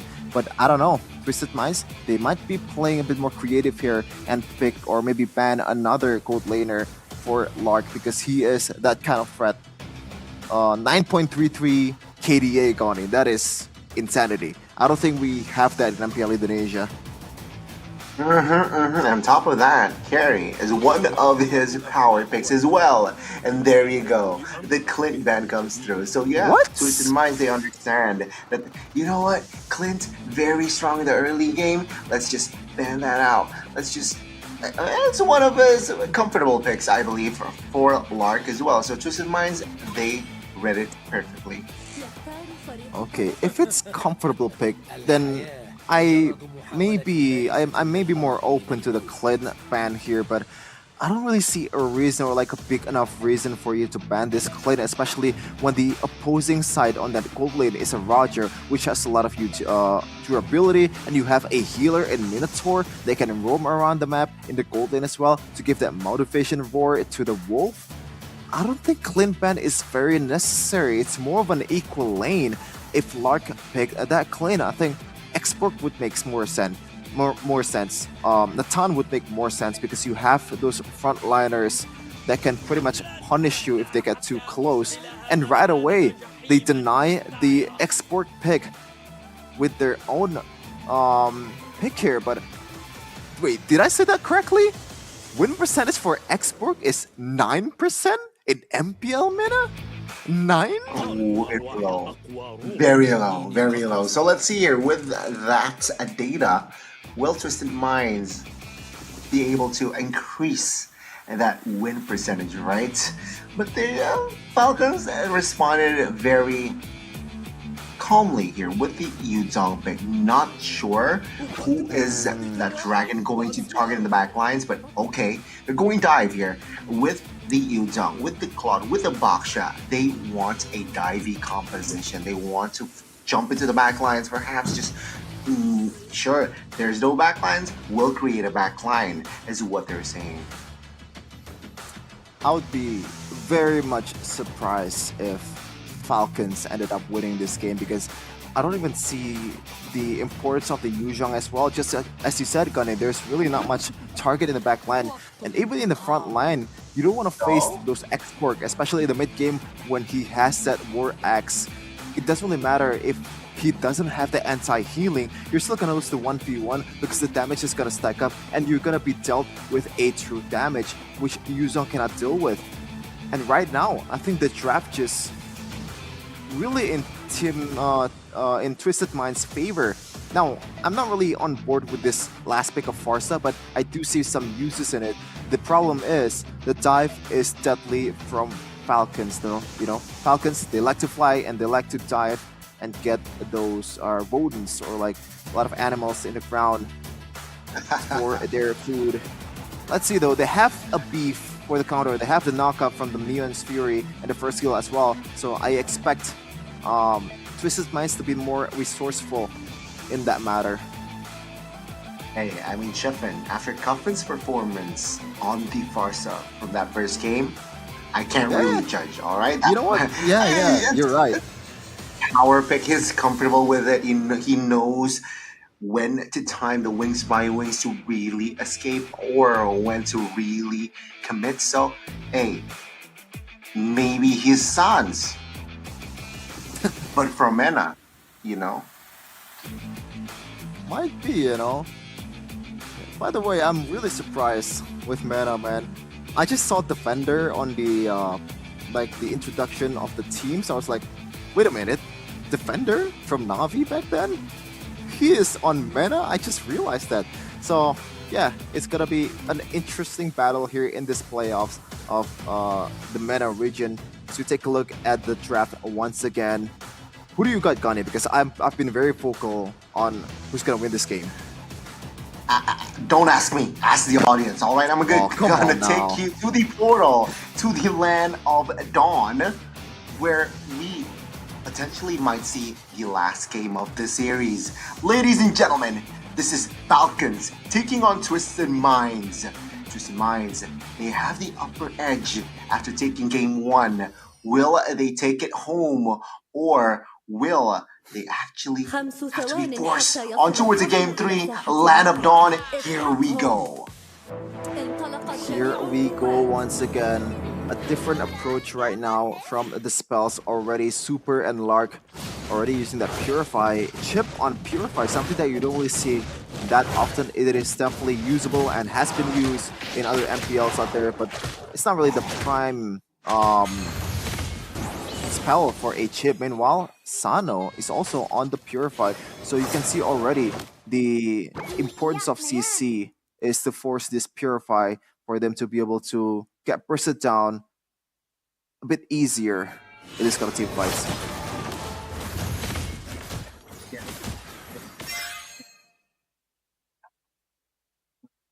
Ana, who has that ult that can knock you up. Yeah, you know what? Better safe than sorry. Let's rock the Purify. Take with the mid though. Already action. Oh, super. Moving on towards Guffin. Wings by wing cancelled as well. And that's super claiming first blood. Though Troll and the Barats. He wants blood. They want blood. They want the revenge. Guffin will not die in vain, and super. He's cornered. He will fall. Yep, and it's a payback for Coffin, but Arashi mentioned this way too much. With that chip, you have that underrated part of the fact that you can deal damage, and also you have that shield to kind of, negate some of the damage that you're gonna take when you're trying to do this kind of aggressive maneuver, and it paid off really well with a first blood on towards Coffin, a really big one at that. Meanwhile, Duck, Daytona's welcome defensively, and with that super, Hello finds the mark but will not be able to get the job done. Still, Deathless here. The Barats 1 HP, but take a look at the top side. Good night. Stuck 2v1. Flickers out of the way, and with that guard, is able to escape as well. I am very surprised by the fact that Sanji didn't just flicker forward with the skill that he has. I think he could have gotten the kill there, but he chooses to go for more of a disciplined route. And right now, Twisted Minds, they're down about 200 gold lead. Definitely not the end of the world, but something that you need to watch out for, especially when you have this kind of composition that's already quite decent in the early game. Sano securing that Windtalker, a bit more damage and more movement speed in the early game, and a bit more fighting power in the team fight. Toning it down. They want to control the pace here, not too fast, right? But though, it's here both roamers just trying to poke things out. Oh, Minion Fury Flicker actually committed on towards two. Good night. Very low taken down. Guffin securing the kill. Troll and Hoda will try to escape perhaps. Oh, the teleportation is just huge, and Genji finds the trade as well. That's 1 for 1. Sanji actually uses the portal to go into the bottom lane, and he has to walk all the way to the top lane. Oh my goodness gracious, they brought the whole party and just bounced out of there. A really good portal coming in from Team Falcons. Meanwhile, though, Deadnut's welcome on towards Wine.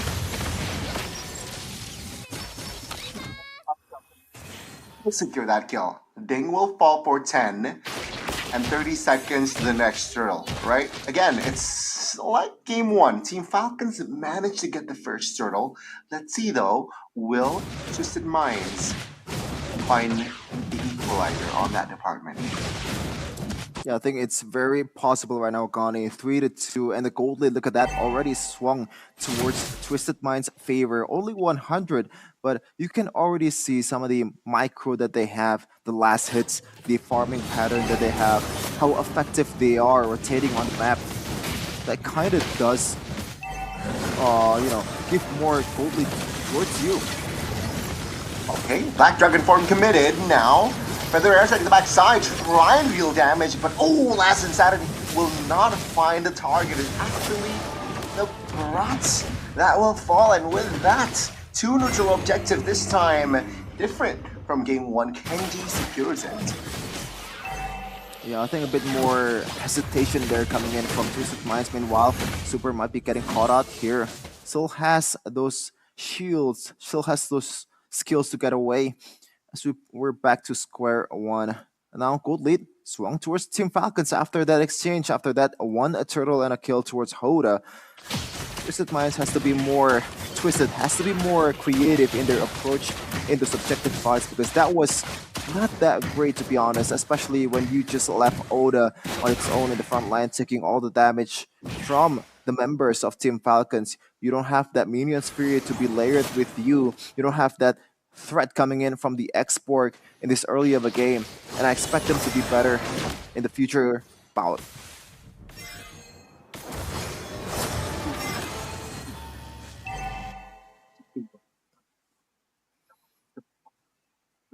Technically, they're at a stalemate. Gold lane, yeah, none of them are really in trouble. Still deathless, but also still killless. And perhaps both teams, they have the same agenda here, trying to give more pressure towards the gold lane. But no, Kenji actually using the shoulder kill unity, trying to poke around I don't know towards about that. Oh, Minion Fury on towards 3, connected, but the damage actually does not connect. Now Troll has no flicker, will fall in the hands of Good Night. Now, the Balrats will escape actually, and Falcon will find the win. He might get the mid here if they force it, but it seems like, no, not yet. Perhaps on the next minion wave. Ooh, I don't know about that exchange earlier. I think the Minion Sphere is a bit too early. I think you have to hold that out until you are at your last breath to be able to survey your option. Meanwhile, Sano getting sandwiched by 3 people here. Pop the purify early as well, but has no minions, so perhaps now Sano actually will be able to escape. Now the last drill is actually in play. Twisted in Minds, they have 5 members around the bottom side. Super though, with the conceal actually finds the flag and ding! Solo kill almost with the help of Barca there, gets taken out. Hoda will deny the perfect turtle. Now let's see here, Twisted Minds will not engage on towards more fight. But that's a fair trade, right? Actually, Twisted Minds gets it. Yeah, for sure. It's definitely not fair at all, Gunny. As you can see, once again, the gold just swings over and over again. It's just like a pendulum here. And now, Twisted Minds, after the exchange, they are up about 500 gold. While Sano might be in trouble here. Teleportation comes through. Sano will not survive. No Purify as well. Sanji, though, will come into the fray, trying to deal some sort of damage. Meanwhile, Cuffin secures the mid turret. That's a dub for Twisted Minds. Now Super ending. Might re-engage. Last Insanity committed as well. Cuffin with the wings by wings, joining the fight. Kenji with the puissance is able to gain space towards the backside, but oh, the Veracity Tuna's welcome. Hello.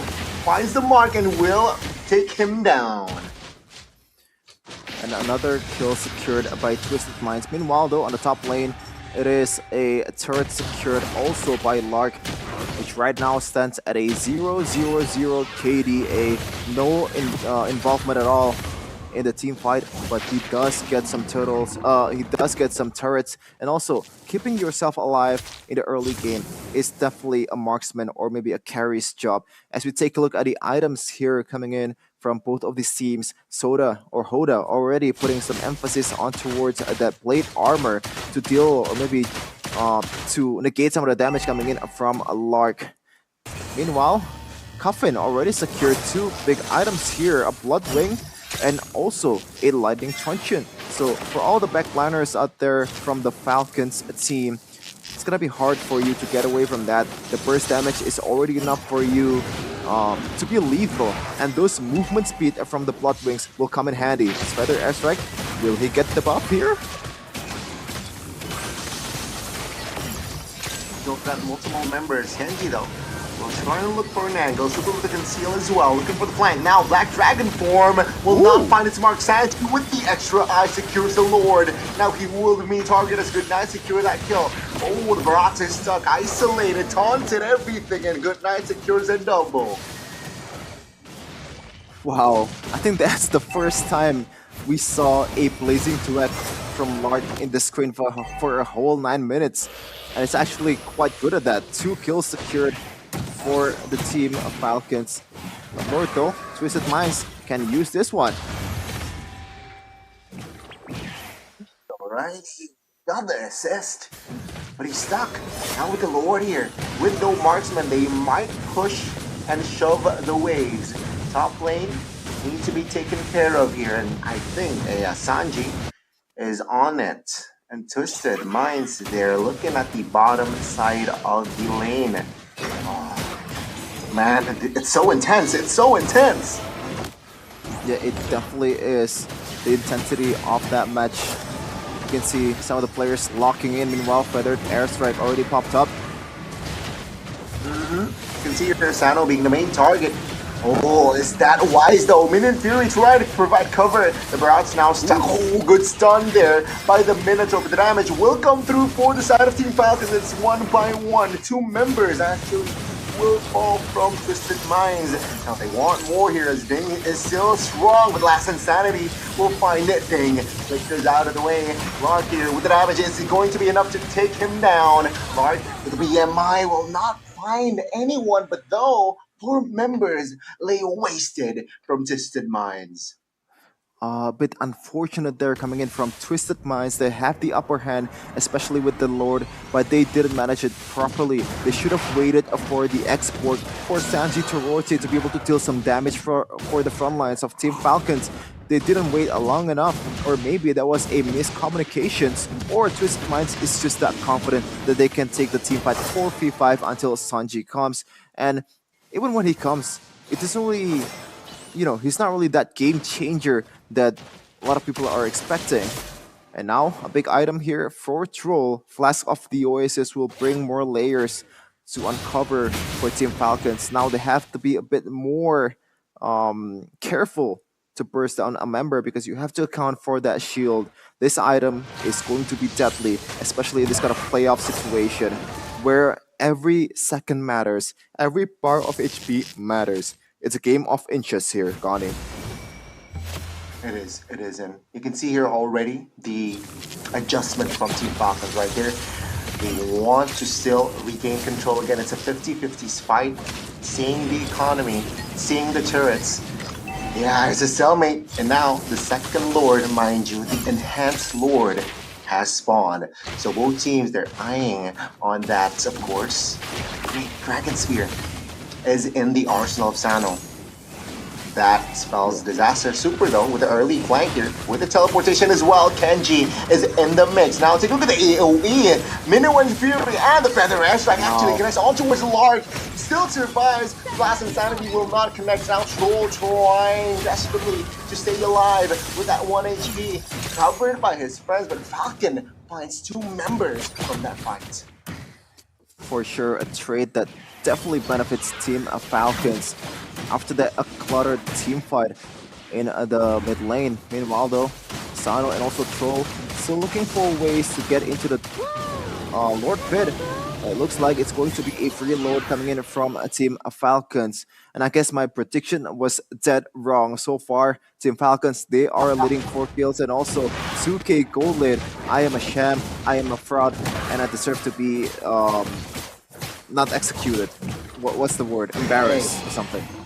Hey, chill out, Chefin, because take a look at Cover's items. He has the glaive as well. So what it means, hey, Lord, wave, no problem. He has the purple buff. She has the purple buff as well. So let's see here. Twisted Minds already making adjustments. They're on the defense mode because take a look at the economy. It's not that far. Yep. 1k is definitely something that you can deal with, but I think it's gonna balloon to a more, maybe around 4 or 3k after this one. Super though, but can still play.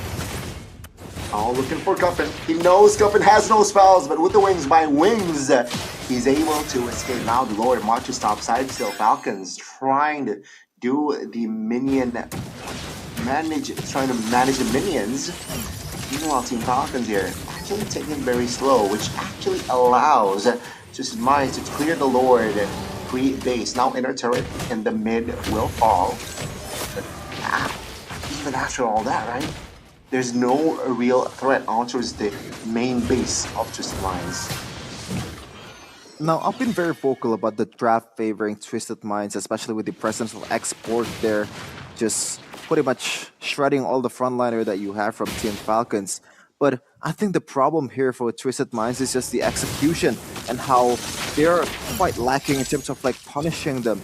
just missing out on some of the opportunities that they have. Even in the bottom lane earlier, they are sandwiched between an inhibitor turret and also a second tier turret, and they didn't pull the trigger knowing that Super is already very, very low. Yes, the threat of the portal is there, but I think you have to take the chances, especially if one of the members of the opposing team is already very low.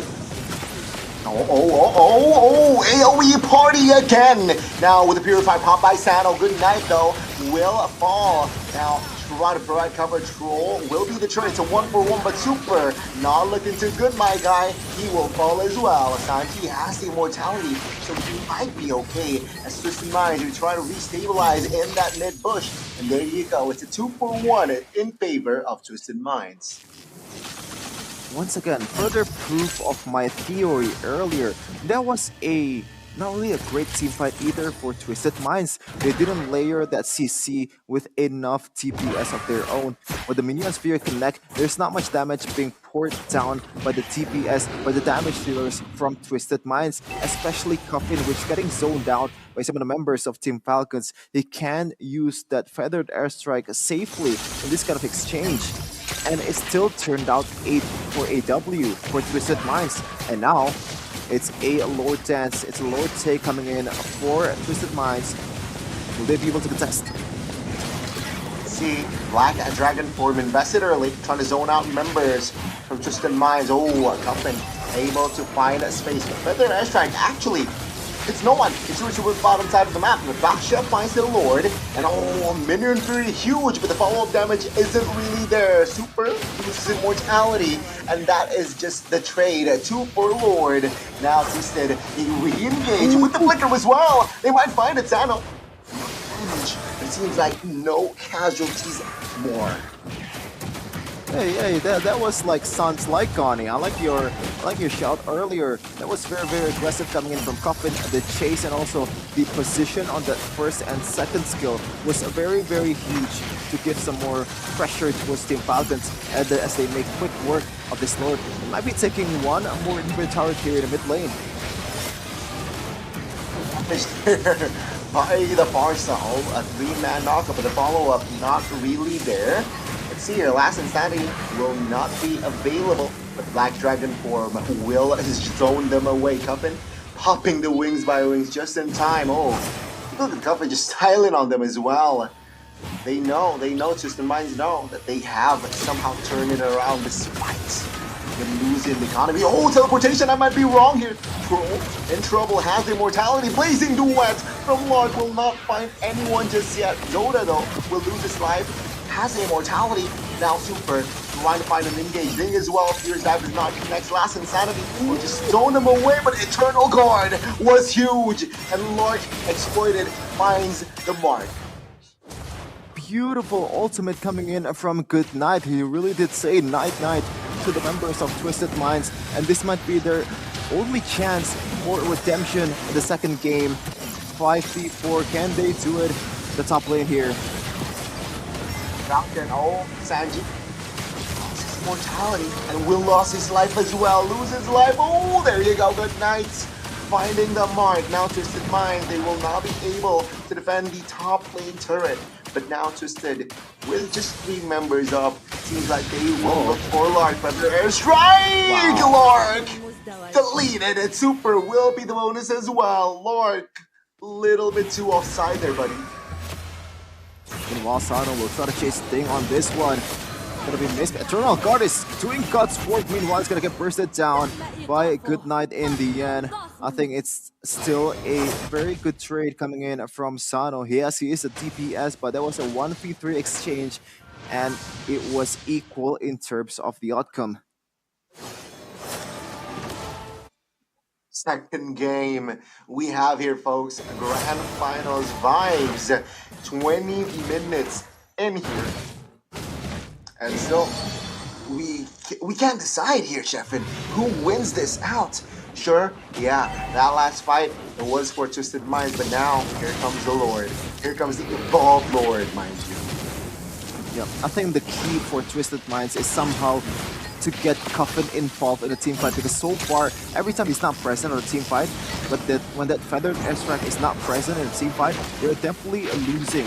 They're missing out on that burst damage coming in to the backliners, to some of the DPS from Team Falcons. And you can see right away, when Coffin is involved, they are always winning. That feather airstrike in this late of a game is gonna do a lot of work to the squishy members of Team Falcons. And there's really no threat at all if you're playing this correctly. If you wait out for the Black Dragon form, there's really a lot of ways for you to deal with this one.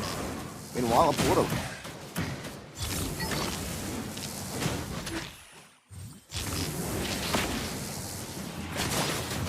Now still 20 minutes. Base checking. Falcons here trying to reposition. Take a look at top side here. Claude being a nuisance, trying to open possibilities for Falcons here for that split push. Twisted Minds needs to do some clean house in the top lane. Yep, and they're not playing this Lord Dance correctly either. Not playing it disciplinedly. They're not owning the push. They're not really using that X-Force power in this kind of situation. Meanwhile, you can see here, yeah, Viraga armor very slim. Feather airstrike though committed on towards Super Thing. Still A-OK has the Black Dragon form, will invest on it, and you can see your last insanity in the middle of the fight. Minion Fury, huge Rats finds the retribution. Ding finds Sanji, but good night will be the trade. Sano trying to find the mark with the lag and pounds here. Oh, Kenji very low. Ding has immortality. But Clark will fall in the hands of Coffin, who finds the double. and this might be the nail in the coffin for Twisted Minds. 4-1. The only left member is Ding, and he can't really do anything. Doesn't really have that ulti either. And this might be it for the first match, for the first series of MPL MENA playoffs. It's 2-0 for the Twisted Minds in 22 minutes. GG. Goodness. Chefin, what the heck happened there? That fight, it was huge. And mind you, Coffin, what the heck? It was, my God, congratulations, Twisted Minds. You deserve it, you deserve it. Upper bracket semifinals. Got it in the bag. Apparently I'm not a fraud, Gani. I'm not a sham. I know what I'm talking about. And that draft is very lopsided. I'm happy with the result, man. And yeah. And Twisted Minds, that was, in terms of execution, there is still a lot. And I mean, a lot of improvements to be made. But at the end of the day, the big part, or maybe the most important part in this kind of situation, is securing that spot in the next stage.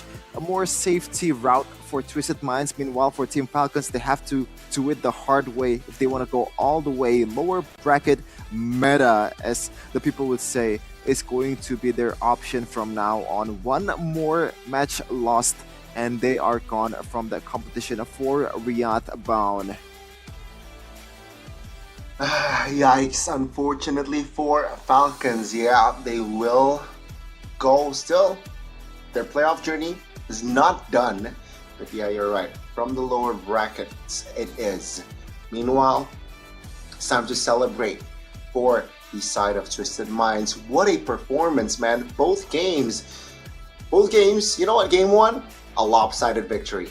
Convincing win. Game 2, they showed heart. They showed how to handle adjustments in game as well, right? It wasn't clear early, mid, even towards the later stage of the game. It was anybody's game.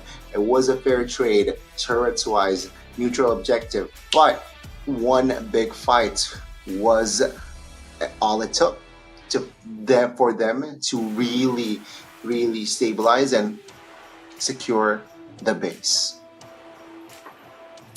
Yeah, for sure. And it also helped the fact that they also have the better draft, in my opinion, so they have more room to make errors there. Meanwhile, on the opposing side, Team Falcons have to play it perfectly. They have to use that Blazing Dread in the perfect time, and this is the MVP of that game. It's a coffin, putting the nail on the coffin on the opposing team. On Team Falcons, it's a bird killing another bird here with full item, with Lightning Truncheon, with Winter Truncheon as well, and the Trinity of Holy Crystal, Blood Wings, and Divine Glaive. Full on penetration and magic damage here being brought out in the game. 90% kill participation and also 100,000 damage dealt. That is a huge statistics. As we take a look at some of the footage of the game earlier, in the early game, it looked like a game to lose for Team Falcons, but they didn't close it out perfectly either. Meanwhile, in this stage, that Blazing Duet, man, it's actually pretty good. A really good utility in the late game, especially if you want to do AoE damage. And this is some of the example that I want to show. Even in objective battles, they're still gonna lose in the end because there's just too much AoE damage and also burst damage towards the Lord that needs to be considered. And it's a Barat versus a Basha. If you can use that Detonus Welcome on the perfect time, you are almost guaranteed to get the Lord. And this time though, it's actually Sanji with the Last Insanity who secures that one Lord that secures them the game. And this is the place for Roger to shine. Those cluttered team fights when everyone is low, he kind of works like a Martis when you're already really low, that passive procs, and you are just gonna have to clean up. Meanwhile, taking a look at the items and also some of the stats from the earlier game, a very standard build most of the part for Sanji, but I need a better showing, man, to be honest. Especially with this kind of composition, I think you're gonna be more effective. I would expect you to be more effective. Meanwhile, though, on the opposing side, we can see some items. It's already been secured there. Even the roam boots for the non-roaming member is already been secured. Looking at the emblems, though, once again, it's mostly standard. Even Coffin and also Good Night still opts for that Wilderness Blessing to be able to rotate much earlier in a team fight. And we gotta take some look either too for Sano using that Master Assassin in the early game, doing a lot of work to the opposing side, to the Claude. And when you have a winning late, want to just further your advantage with a Master Assassin, especially when the opposing side is using its tenacity to kind of counter that. Meanwhile, looking at the damage dealing participation here, Farsa from Coffin is definitely leading the charge here with a Feathered Airstrike, 30%. I expect him to be much less, to be honest, especially with how not engaged he is. Not really, that's not the right word. He's not really that involved in the early to mid game fights because particular reasons, because reasons that make sense, because the Black Dragon form is coming for him, the Poison is also coming for him. A lot of resources is used to negate that presence of Coffin in a team fight, and I think they played the right way for Team Falcons in the early game. But in the late game, it becomes harder for you to deal with Coffin, especially with how Coffin already knows like the way the other team works and also the procedure that Team Falcons is using to deal with him. And this might be, you know, Gonna, you shot it earlier, this might be MENA's Sons, I don't know. He's still far, but the DNA is there, the aggressiveness is still there, the swag is there. It's definitely something that I really noticed in that game. He was one of the highlights from game one, and he was the highlight of game two, right? Because in game one, overshadowed by the Harriet Sano, of course. Very clean performance, but in game two, Coffin just showed up and just pulled all of his muscles out in that Land of Dawn in that game. And you can see the struggle from the side of Team Falcons, right? It seems like the Ding trying to use the Black Dragon form towards his direction, but to no avail, right? Because he knows how to juke, he knows how to spend his skills in the right time, to the right place as well, and that is what I feel Coffin has the edge. With the Farsa, you mentioned it, the items already very stacked, very jacked. Of course, he will deal a lot of damage, even you're on the Athena. So it's not going to be easy trying to take this Farsa down, trying to take Coffin down. especially towards the end, she has the winner's truncheon. Yeah, it's not just the winter truncheon either, Gani. I believe there was one exchange or like one moment where Yu Jong is trying to catch two of these, both Roger and the Farsa at the same time. And you can see Roger, when he uses the Lycan form to get away, the GDS procs and he's out of there. Even Coffin with the blood wings, when the dragon tail connects on towards him and those shields are gone, that procs the passive of blood wings of extra movement speed, and it becomes harder and harder for him to chase as a Yu Jong. And even when we were talking about the draft earlier, this Yu Jong doesn't really have that use until that Farsa is picked. And, you know, aside from the Farsa, then what are you gonna do, to be honest? Even in that team fight, there is just too much stuff that you have to deal with. Obviously, Sanji with the Expert is not really a great choice. Even Hoda with the Terra's Welcome can kind of evade that Petrify combo. And also, the damage is just not enough to punish any kind of frontliner that Twisted Minds has. So I believe this is a more of a... I'm expecting a win. I did expect a win from Twisted Minds, but I expect it to be cleaner when they have this kind of draft. Okay. I see you trying to back your own statement. But ladies and gentlemen, we are going to see and hear a winner's interview. So let's give it up for Twisted Minds. المملكة العربية السعودية في البطولة العالمية، شعورك بعد الانتصار خصوصا أمام فريق الفالكونز؟ صراحة خصوصا ضد الفالكون فوزنا كان متوقع، لأن أتوقع خصمنا الوحيد في هذه البطولة R8. فالكون أبد مو في مستوانا. منيح انه ما في مشجعين فالكونز موجودين معنا في المدرجات، لانه هاي كانت حتسبب مشاكل كبيره. لكن حوده، برضه شعورك بعد الانتصار امام فريق الفالكونز، خصوصا انه انت بتحكي على نتيجه 2-0. ما اظن كان في اي حدا متوقع انه نشوف 2-0 امام فريق الفالكونز. والناس متوقعه، بس احنا المستوى بتاعنا احنا عارفين ان احنا هنعرف نكسب 2-0 يعني اي حاجه، مفيش اي تغيير في الشعور. يعني شيء سهل جدا يعتبر لكم هاي المباراه انتم حاسينها. بالضبط. ما كنتوا حاسين باي ضغط او اي شغله زي هيك يمكن تاثر على ادائكم او تاثر عليكم في المباريات، مثل تواجدكم في الارينا، تواجد جمهور عم بتابع المباريات، هل هي اثرت عليكم بالمره ولا؟ انا اظن التيم كله متعود على اللعب تحت الضغط، مفيش اي حاجه من الحاجات دي ممكن متوقعينها.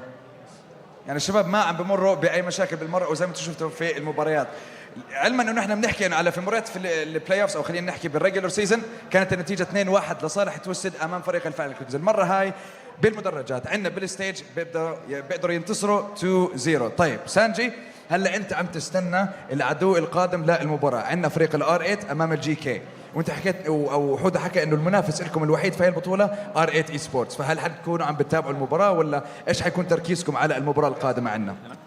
معلش حوده بدي اجاوب، تفضل. هو اللي حكى، انا ما حكيتش حاجه، بس انا شايف ان ما فيش منافس اصلا.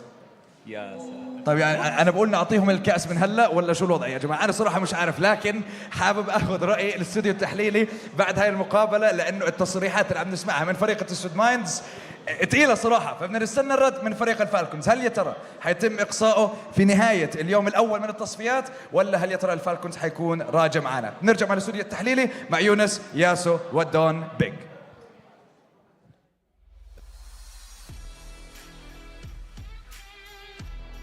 You know what? I wish I could understand them, but they seem ecstatic, right? They seem ecstatic, and that was the interview with Team not Falcons, because they are going to the lower brackets, but that was Twisted Minds, right? They stay on the upper brackets with style as well, ladies and gentlemen. In case you missed it, it was 2-0 between Twisted Minds and Falcons. Falcons, their playoff journey not done yet. They will have to fight from the lowers. Yeah. As I said earlier, I've repeated it multiple times.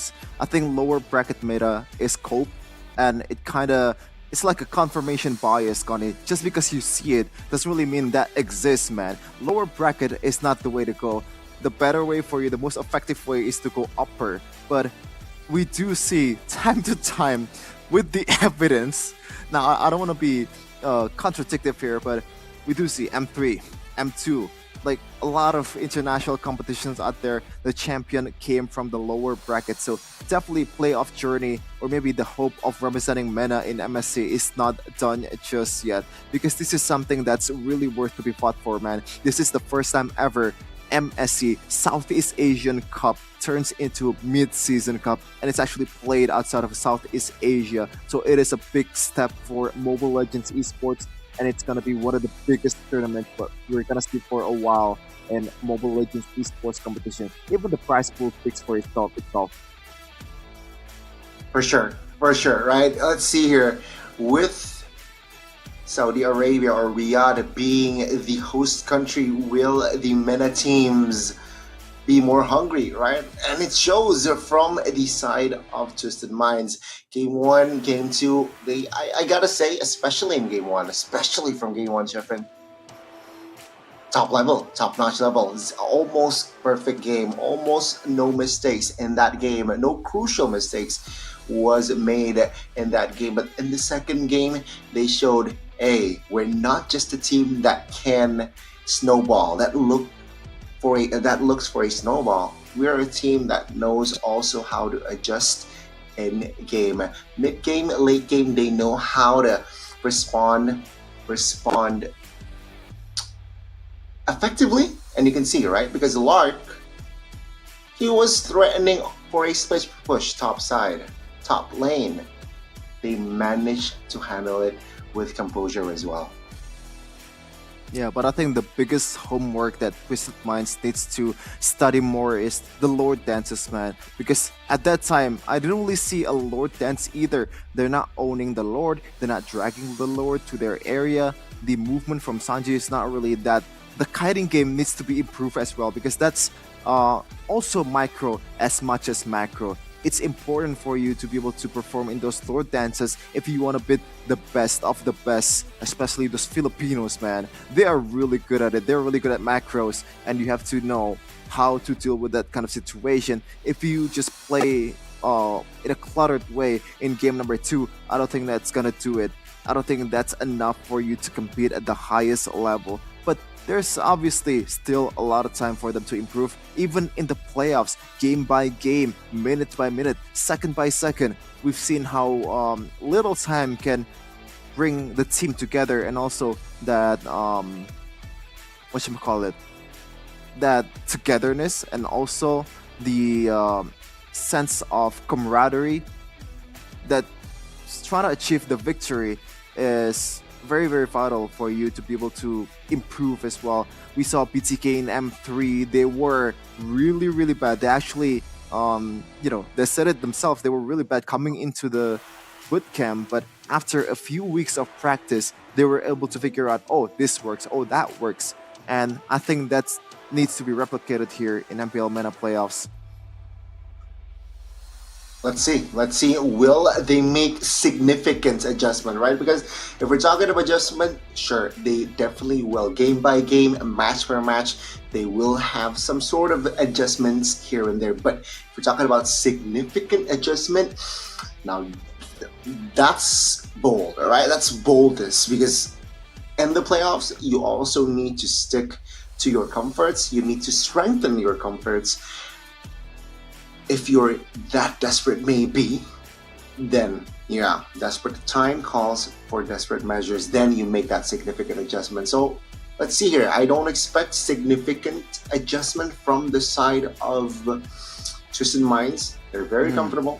They won a very, very clean victory. I have to say clean because it's 2-0.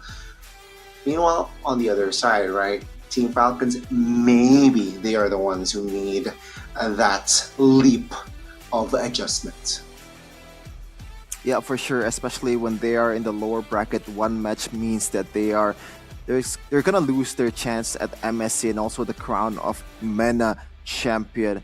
And I believe this is a time for them to just bring out all the cards, not hiding anything anymore, because for a lot of teams out there, you can see they're kind of just hesitating in the draft to bring out their big guns, to bring out their trump card that they've been saving for the last moment, the very last moment when you really needed to secure that W. Even in MPL ID, I think all the way to the grand finals, Fnatic Onyx they're not really showing their full potential either. They're still saving for some of the heroes that they didn't bring up. So maybe this is the time for Team Falcons, because there's really no time to be this serious either, right? Because if you're not serious in the next match, if you're not bringing all of your prowess in the next match, then when? You're gonna lose. Gentlemen, mind you, it means Team Falcons will play again later on in our third match because they lost. And in that match, it will be an elimination match. So if they lose again, their playoff journey will end. Oof, that's tough. That's tough. That's tough. I can't. Oh, it's gonna be a sad day here today. We're gonna say goodbye to one of the 4 teams that we are going to watch, or we have watched too. So 2 more to go. Yeah, or maybe sad night for all of us Southeast Asians out there, because mind you, we are in Indonesia right now. It's like 12 p.m. or like 1 a.m. casting here in Indonesia. We're trying our best to bring out the best show out there, try to run the show for you guys, and hopefully you guys can also support us by clicking that like button, also subscribe button, and just support MLBB esports in general, because there's just gonna be a lot of drama to be uncovered, and also a lot of good esports matches. Even in Indonesia, we saw GeekFam and EVOS. I believe Game 5, that was one of the best match that I've ever seen. Even as a GeekFam fan, losing that game in Game 5, you know, it's not really the greatest experience either, but the fact that I was there in person to see the game in flesh being played was a really, really good memory in a bad way. Or bad memory in a good way, I don't know. You name it, Jeffin. But yeah, I got the honors, I got the privilege to cast that game, and that match, oh my god, it was. We might see it again here. We might see it again here today, and that elimination bracket as well, ladies and gentlemen. So yeah, after this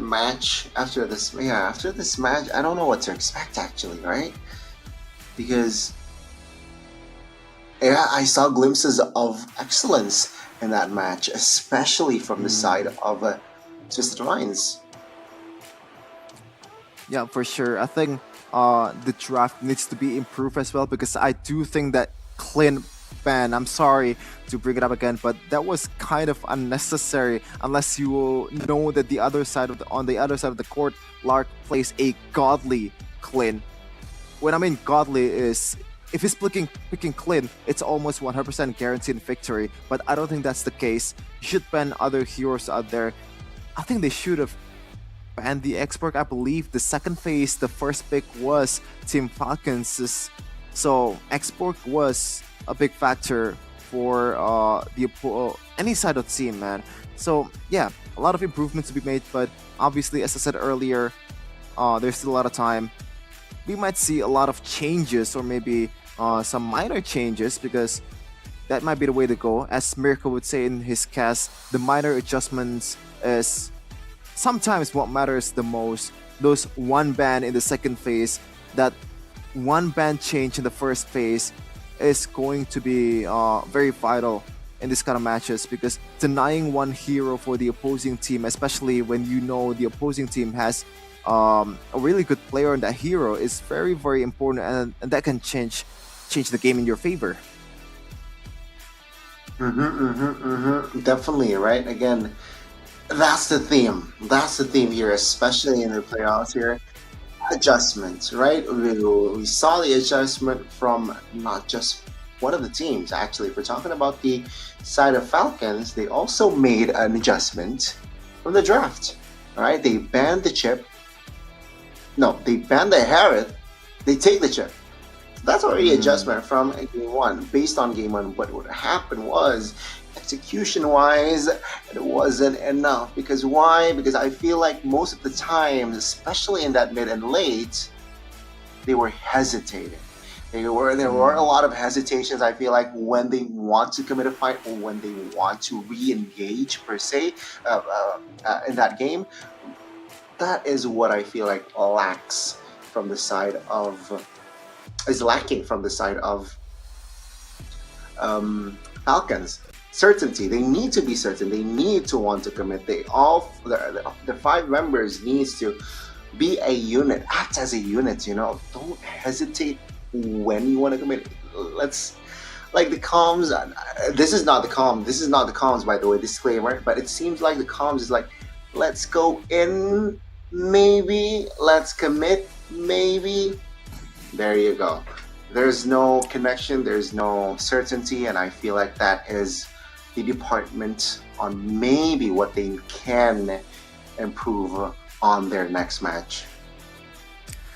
I mean, to be honest, I kind of get what they're hesitating when there's a lot of poisons to pick. You have to deal with the Sanji's export because that is something that you need to be to bypass in order to get into the backline, and it deals quite a lot of damage, especially to the front lines, which doesn't really have that much movement ability, dashing ability either. So you're forced to tank those true damage coming in from that War X and also the passive from Export. And there is also the DPS coming in from Coffin and also Sano. And Sano, it's like, what do you choose, man? Do you want to go all in on a Farsa, or do you want to go all in on the Roger? Because those two are still very lethal. But speaking of lethal, by the way, Gani, something that I said earlier in the draft in these 2 games, there's little to no attention to the Moskov. I wonder why that is.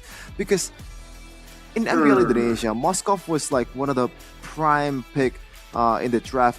Always, most of the time being first pick, you have that global presence with a Spear of Destruction. Very, very useful in a team fight, especially when you're trying to play the long lane as a gold laner. This is very rare, by the way. If you're playing a long lane as a gold laner, that is already a big asset for your team. Moreover, the fact that Moskov is a very good late game scaling hero and also penetrates to the backline when he uses his basic attack. So you're pretty much one of the gods of playing a front to back composition. It has it all. And even the second skill is a really good escape mechanic when you're trying to get engaged on. I don't really get why these teams are not picking or maybe banning Moskov. Yeah, maybe in the second match or potentially the third match we might see a Moskov champion. But ladies and gentlemen, this marks the end of match 1. We still got 2 more matches ahead of us, so please stay tuned in the English broadcast of MPL MENA Season 5.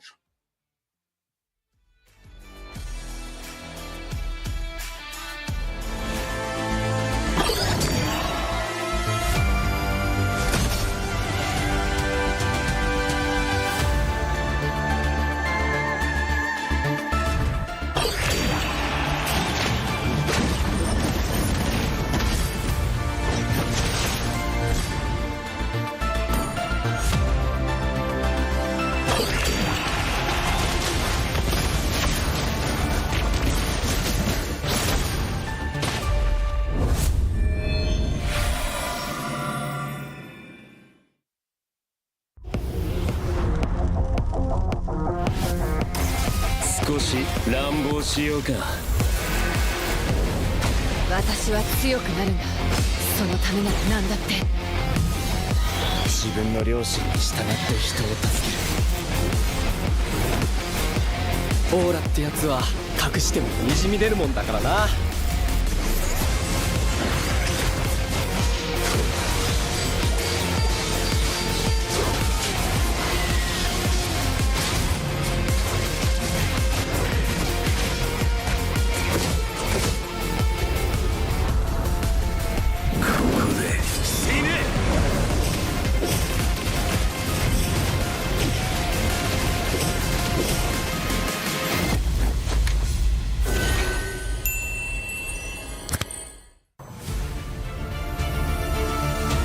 I didn't cure the pain. I harnessed it.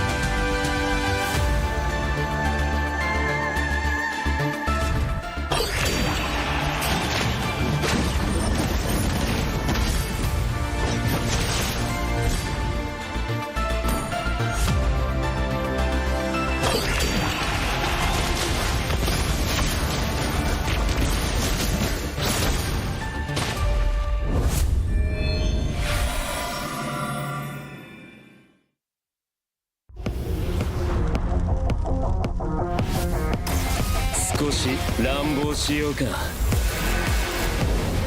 私は強くなるんだ。そのためなら何だって。自分の良心に従って人を助ける。オーラってやつは隠してもにじみ出るもんだからな。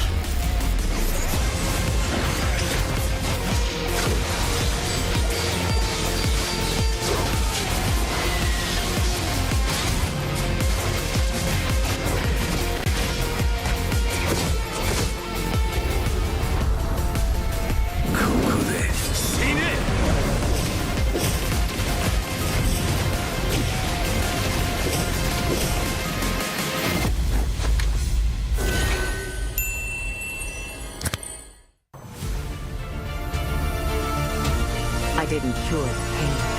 I harnessed it.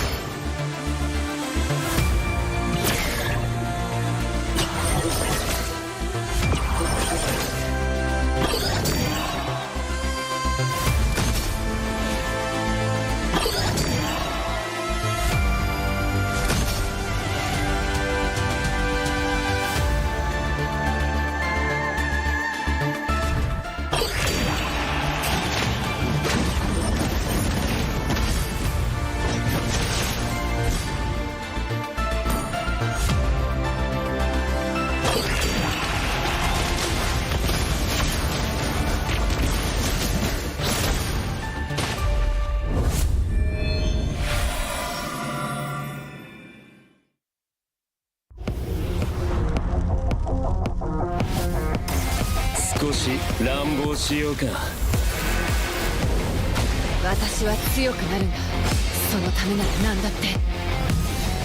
自分の良心に従って人を助ける。オーラってやつは隠してもにじみ出るもんだからな。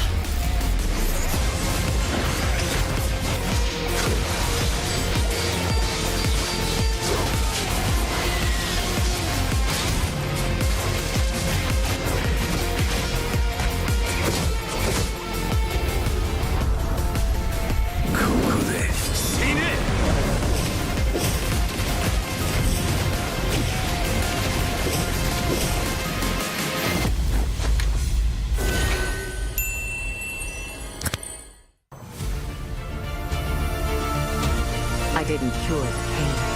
I harnessed it.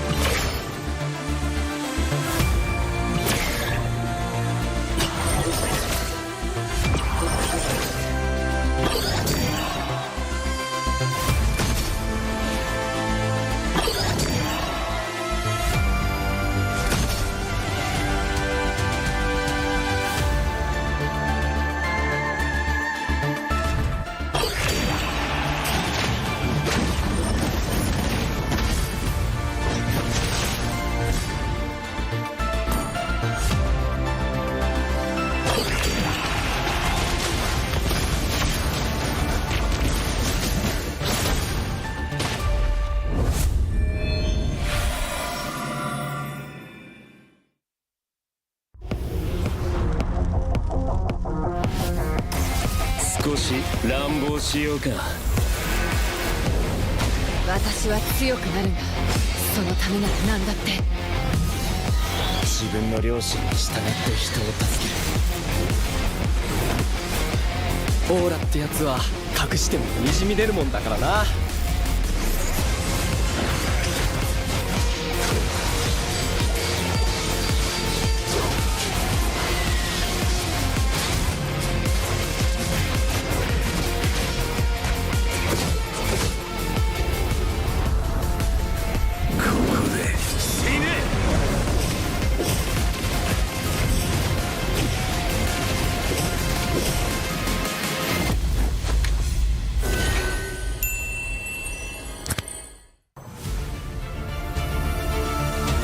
I didn't cure the pain.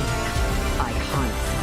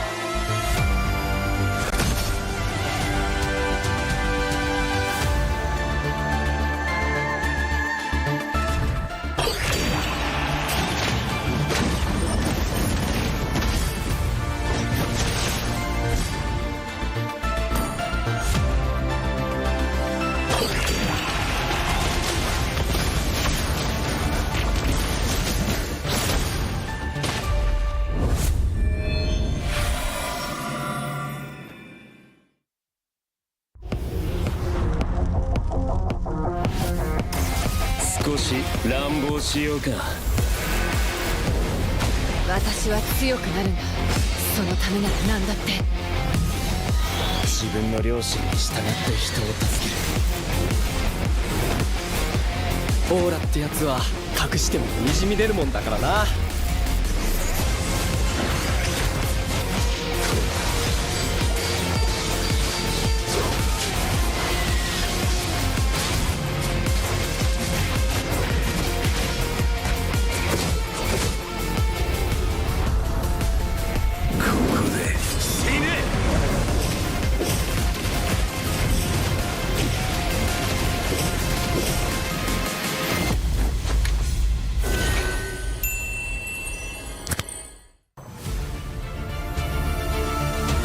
I didn't cure the pain. I hunt.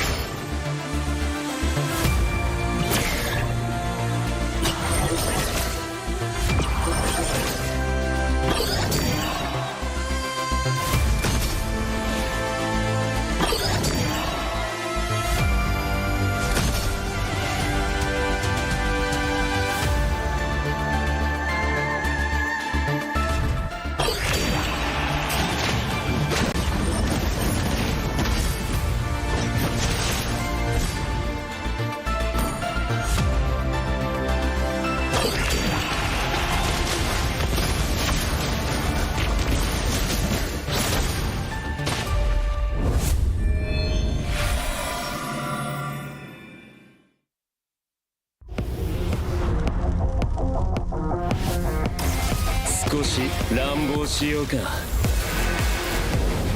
私は強くなるんだ。そのためなら何だって。自分の良心に従って人を助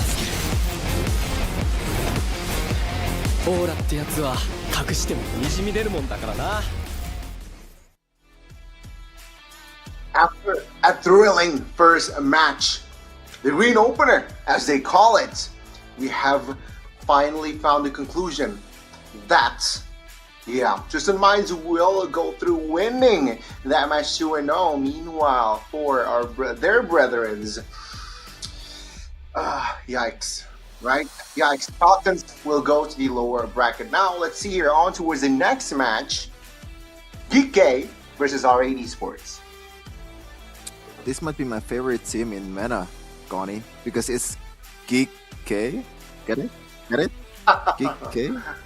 But these two teams, Goni, they have a lot of imports. They actually have an import from Germany and Ukraine for a team team R8. It's defender from Ukraine, and also it's a Boro from Germany. So it is very, very interesting, especially the comps, as you said, Goni. Now, Philippines and Saudi Arabia, they're both Asian, you know, but this is like a European and a Asian / African.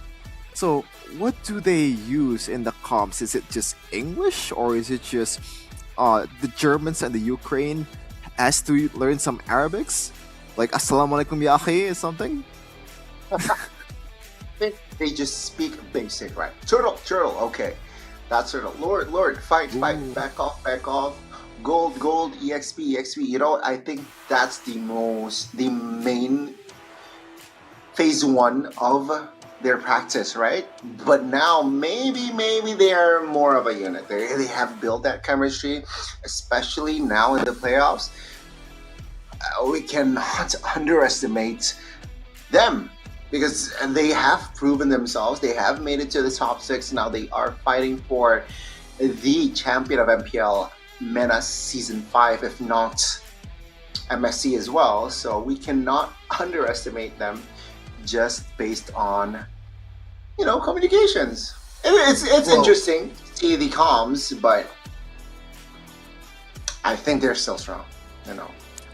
Well, I think you are I think you are the one who's underestimating them, Goni, because just for your information, these two guys, these imports, have brought R8 to the highest seed in the regular season They are the 1 seed of MPL MENA. As we take a look at the comparison here from a defender and also Costa Rica, who uses Yuzhong a lot, you can see right away the disparity in the KDA. 4.35 and 2.34, almost 2 times the KDA, and also the kill participation also is also better for defender, so he's more active in the team fight than Costa Rica. But it is interesting to see, Connie.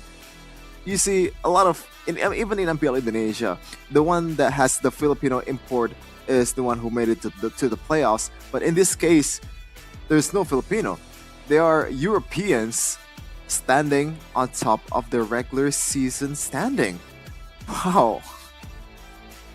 That shows a lot of, yeah, I mean, yeah, we saw defender, I believe, back M4, right? We saw how he performs with his former team as well.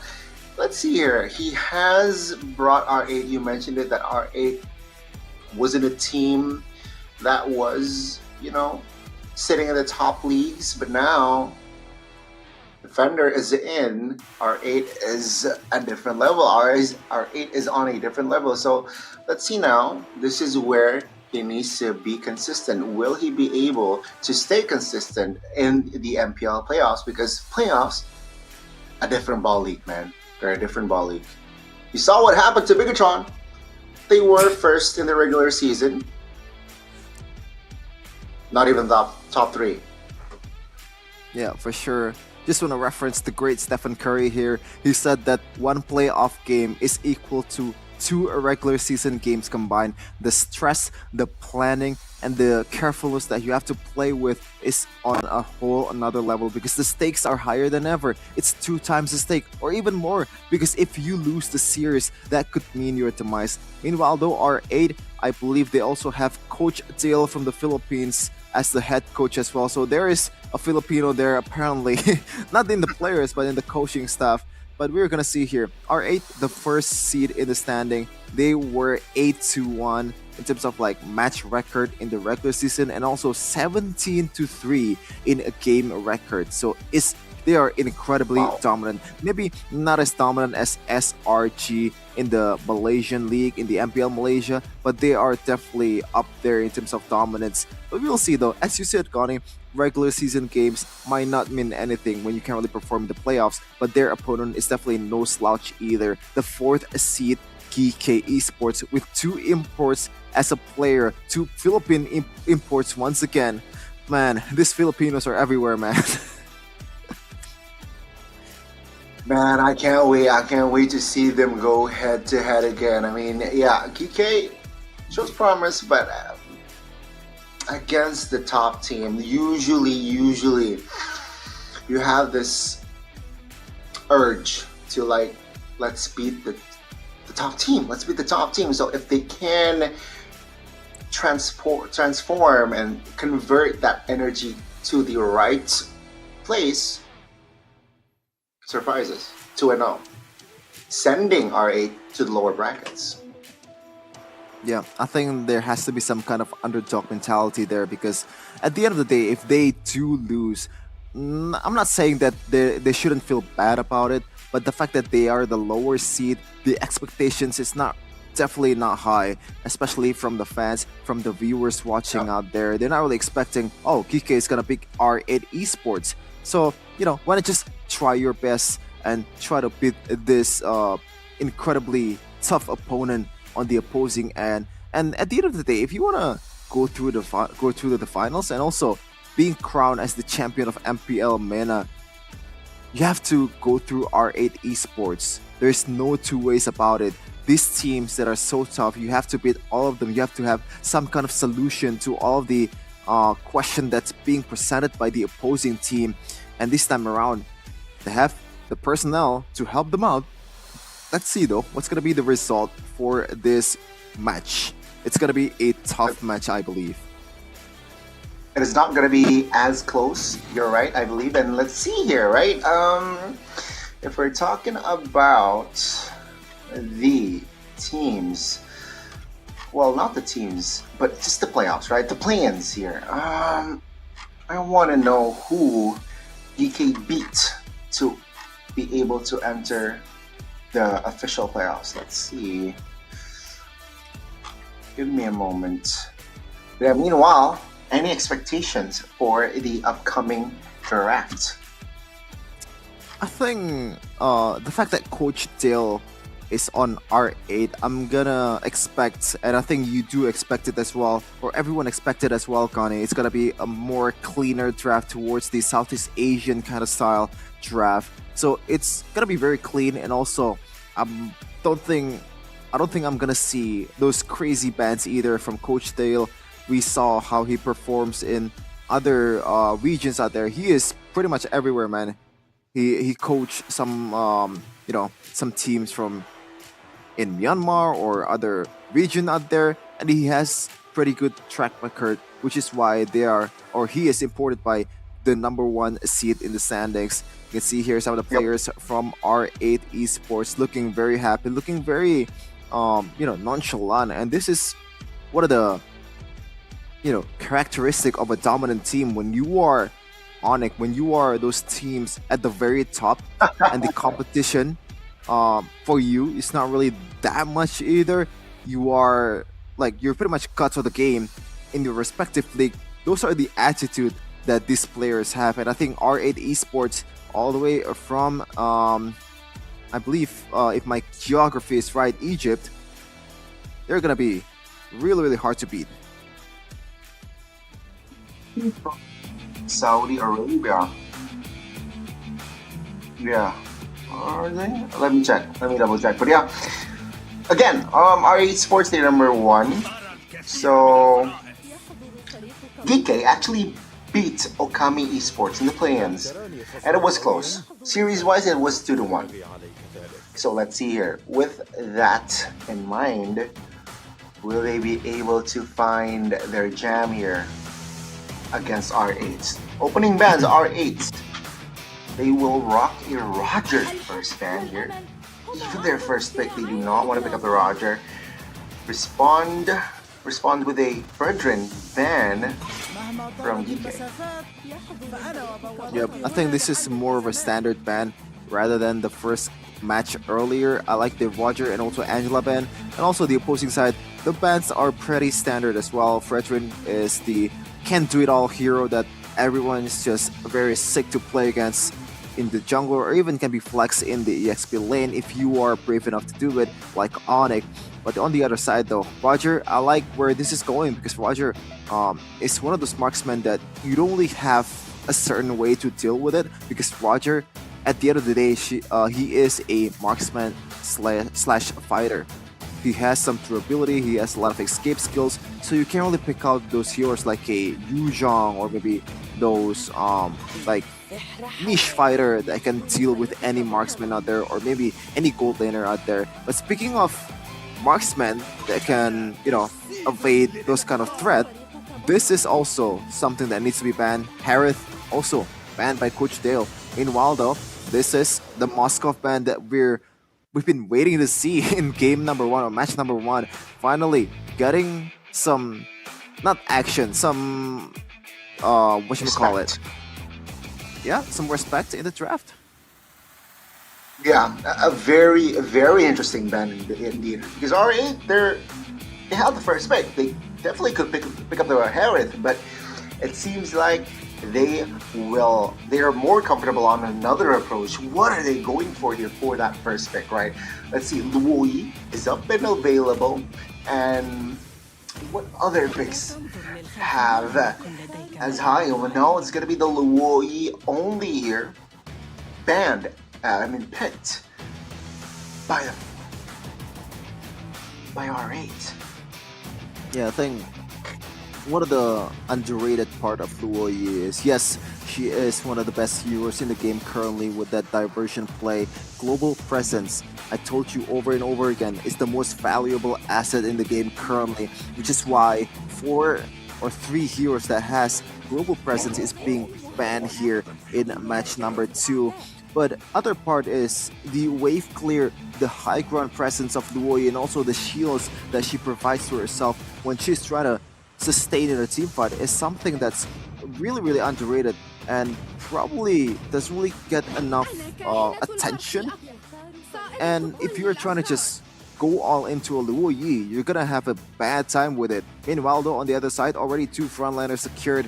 Edith and also Yu Zhang already revealing those two frontliners early on in the game from Team Geekay.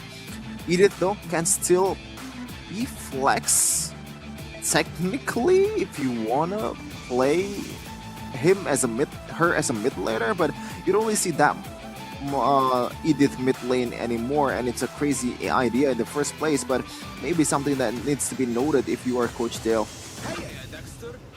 Definitely, and I like the two heroes that were picked up by AGK. Two heroes that have CC, right? Petrify and Furious Dive from that Yu Zhang, of course, Edith, as we all know, the Onwards, the Earth Shatter. And take a look at the response from R8, right? They added also Crowd Control in their composition. Yeah, that Minotaur. Bro, Minion Fury has some healing as well now. It can complement well with the Claude that likes to die with a BMI as well. So let's see here. What will they go for? With the Diversion plays, a lot of creative plays that can be used, right? They can send the Minotaur for a flank, or they can split push, right? With the Claude, with that Diversion play as well. Ooh, yeah. It is something, an idea that needs to be explored, especially in the late game, that wave clear be vital. But on the other side of the court, it's going to be Natan.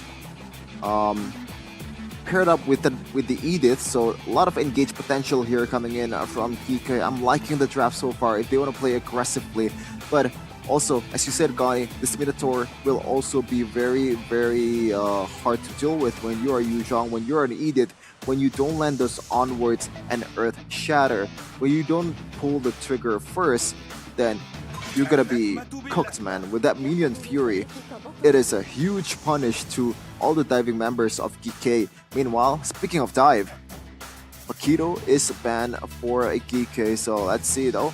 R8, they still don't have that EXP and also jungle. GK doesn't have that possibly jungler and a mid laner. So I think they're just gonna try to limit the option in the mid lane. Novaria comes to mind, right? A hero that has range, but no, they're gonna ban the Valentina out first.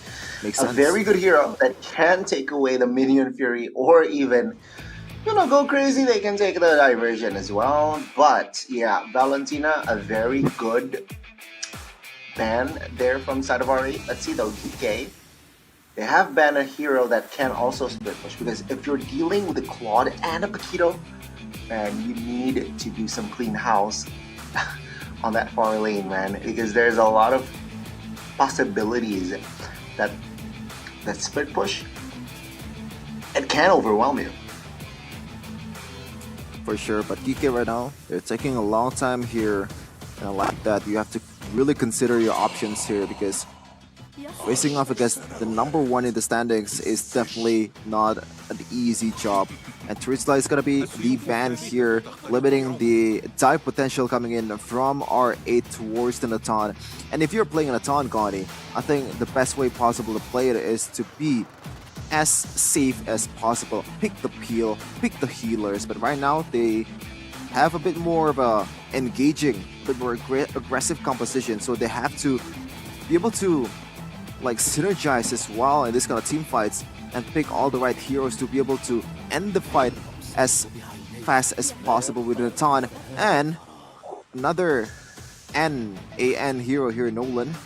I think I like this combo with these two. You know very, what? very aggressive, You know what? ultra aggressive. Ultra aggressive indeed. But you know what I'm sniffing? You know, I think I understand what the approach from DK. They took away 4 heroes from the side of defender, right? Potentially Edith, Yu Zhang, Paquito, Terizla, take it away.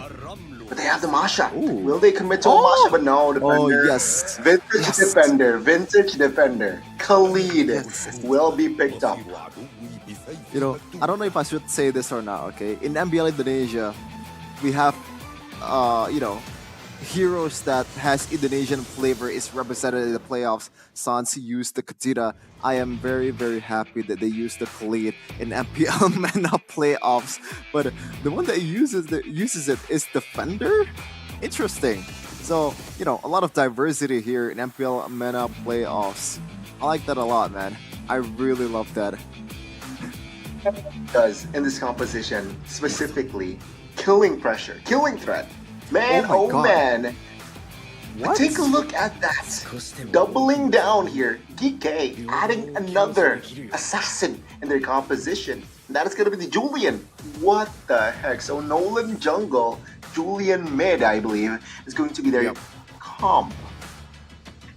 Well, see, I think their game plan is to punish Minotaur when he's available, or like when he's appeared on the map. So I think the Minotaur will not be able to rush the blast of the Oasis. He has to use that silence robe at the very least, and probably just putting emphasis on magic defense first, because that Edith into an enhanced sight combo from Megumi is gonna be very, very lethal, especially if you build something along the lines of a glowing Genius Wand, because it's both magic damage and you're gonna further enhance the damage coming in from the other magic damage dealers, even Natan. So this is very, very intelligent coming in from DK.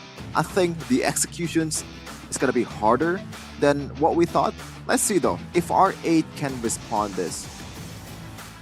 Let's see what will they go for here. But ladies and gentlemen, before the game begins, I want to remind you that you guys can have a chance to get free diamonds, 500 diamonds. How?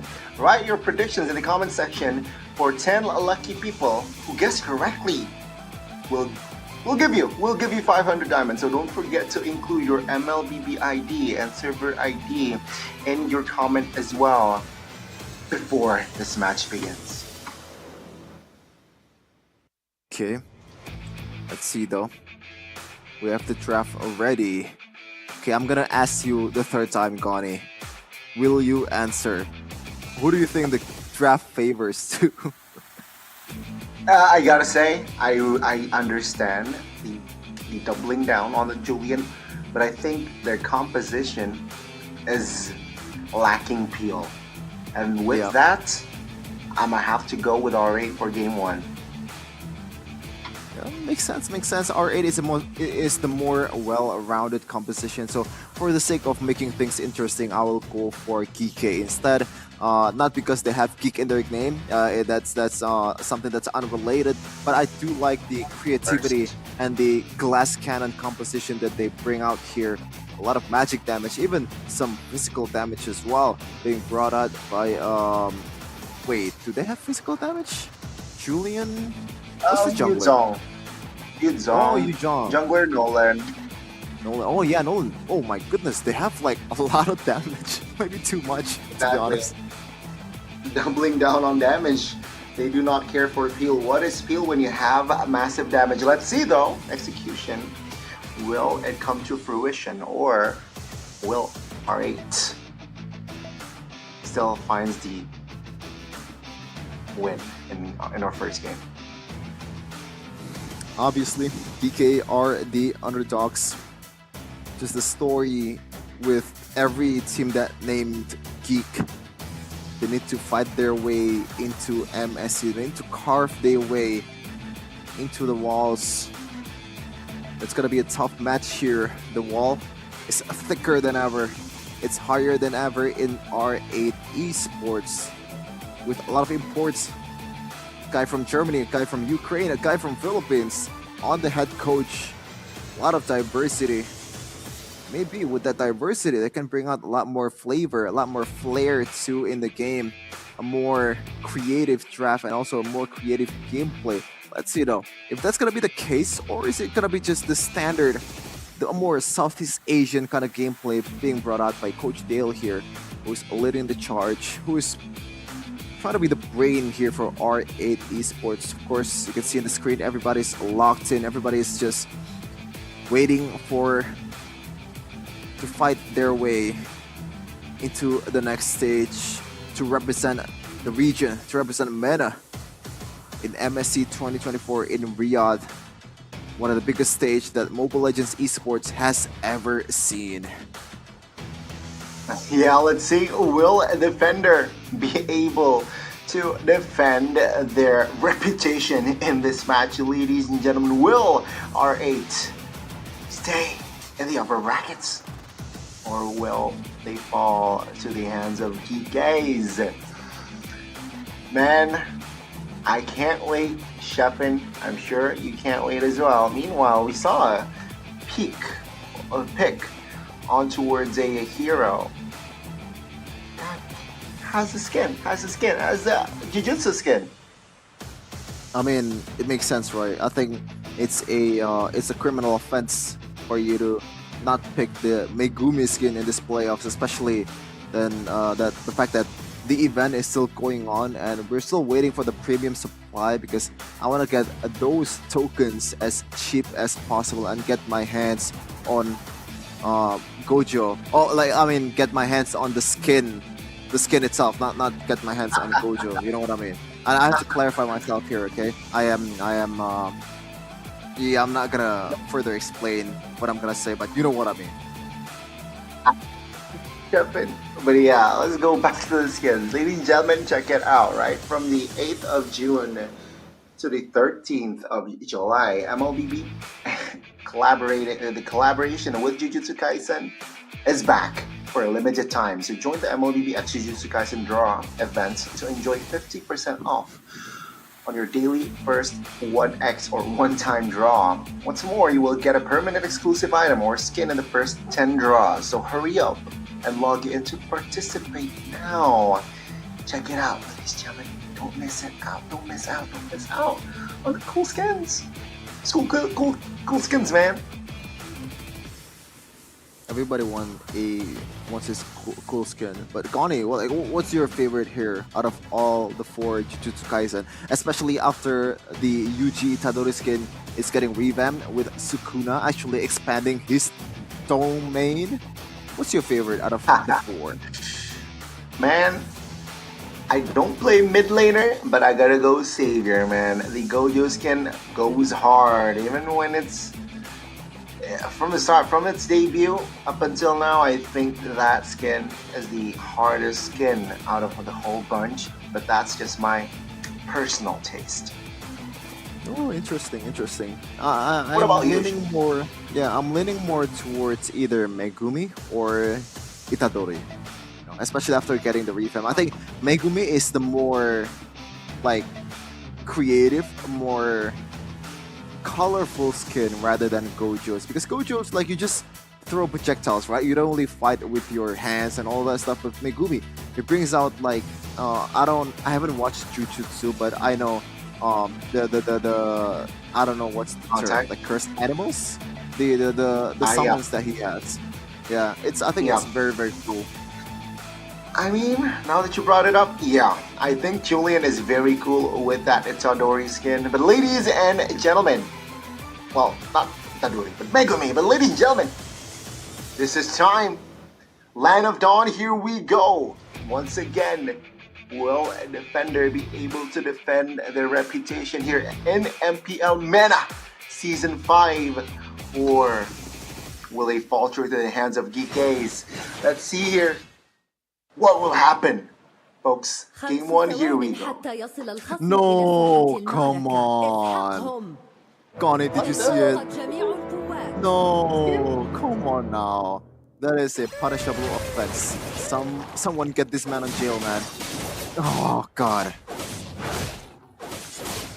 Zach, what are you doing? We got Levi.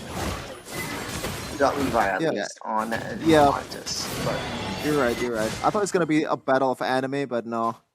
It's just gonna be one anime. No. We got it. We got Fushiguro. Do we? Wait, what just happened? I thought I saw Julian without a skin earlier. Yeah. Okay. It magically appeared. I guess this is the magic of MPL MENA playoffs, or maybe I'm just way too tired at this point. Yeah. Yeah, I mean, let's see, all right? We get a chance to see Levi taking on Megumi. Different lanes, though. But yeah, Let's see here. First minute in, nothing too fancy. Oh, oof. See the base damage. Is also, I think, the value of that Loi. The base damage. First level, not a problem. Okay, I like the fact that GK's members knows that the flicker is still there and they are taking that last minion very, very carefully. That shows you some good discipline here from these teams. But so far, right away, Gani, that mid lane pressure coming in from Choki is just way too much to deal with. When you are Julian at level 2, you can't really do anything. You can't really even retaliate because you don't have any damage whatsoever that can catch up to the Luoyi. Maybe level 3 you can? Zach looking to get some damage maybe here. Seems like both teams, they will not commit on towards a big fight just yet. Even a skirmish, they will wait for that turtle. Mark is actually level 5 here, a level ahead of Bazo. But now let's see here, the fight. Oh, turtle actually is there. Oh, Mark level ahead. That's an advantage. Now they might want to fight. The vendor figures out of the way as, oh, okay, esports. They won that trade. I mean, you can set up all you want. You can set up as good as a setup you want, but when the luck is not on your favor, when the 50-50 is not going your way, then you're gonna lose the exchange. Mark with a beautiful steal. Meanwhile, though, defender, once again, he is quite disciplined here at covering the bases for R8 Esports. Even earlier, he uses the Raging Sandstorm just to zone Mark away, but it didn't work out in the end. Still, a good maneuver here for defender and a good way of showing that this guys can actually really play at the highest level.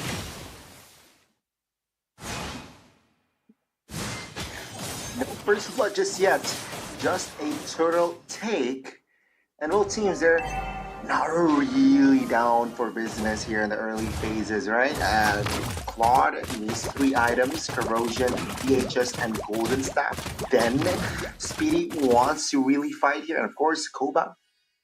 Similar, 3 items that they might want to fight, but Chen in a very peculiar position, forced to use that flicker, and that's already a trade won by R8. Yeah, don't be fooled by the objectives. Don't be fooled by some of the failed engages that R8 Esports did. But so far, I think it's pretty evident that the fact that R8 Esports is a more cleaner team. Meanwhile, it's going to be a diversion play in the top lane. It's going to be able to secure one here on towards the Edith. And that is 1 kill secured for both teams. Meanwhile, the bottom lane too, defender getting taken down as a lead. And it seems like they want more here. Koba needs to somehow get away. In the backside, Nolan Mark looking for the assassination. Oh, but 4 members with the help of the fight diversion as well. Mark now in the no man's land and will be taking out Bazo. Ooh, clutch timing there. Koba is there to find the trade. Okay, it was a trade, but in the bottom lane though, Gotti, it was a lopsided trade with a turret secured in this early of a game. Not even 5 minutes going into the game, and we've already seen 1 turret falls. Meanwhile, Defender might be in trouble here. Still has the Raging Sands of the combo on with the first kill, and it's gonna be a kill for a Defender. A good micro there, and 1v1 already showing up. Meanwhile, mid lane, the beef is getting cooked. Definitely getting cooked. Bazo needs to somehow gain space to escape. Turtle is up, and looking at the health bars, DK, they are in the front runners on taking that turtle. Bazo will not commit on towards an angle here. Zach and Shen in the area, and Mark comfortably secures the second neutral objective of the game. Wow, a really good trade coming in here from GK Esports. Just dominating in objectives, both turtles and also turrets. They're looking to capitalize more on some of the jungles that they have. In this early of a game, they're doing a really great job of picking the right target. Even though in the bottom lane earlier, Costa Rica actually loses the 1v1 against Defender, but so far, he's done a really great job at the bottom lane, actually securing that 1 turret. That was huge for them. And now they have a very comfortable 1.4k or like 1.67k full lead. But obviously, this is not the end of the world. It still could go either way for these teams. No entropy from Koba. But seems like no space now. Diversion towards his offside. Defender taking on Costa Rica.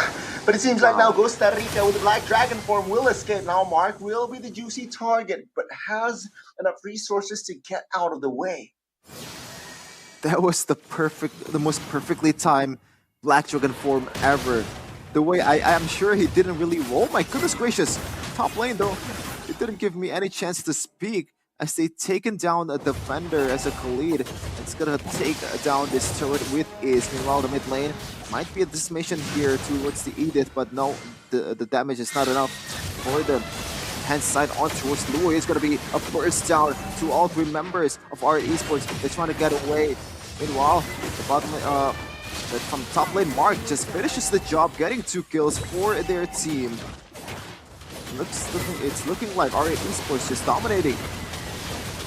Fender though jumping in with Khalid, blazing duet onto Costa Rica. He falls. That will be enough damage. DH has collected as well. But what is most important is GK.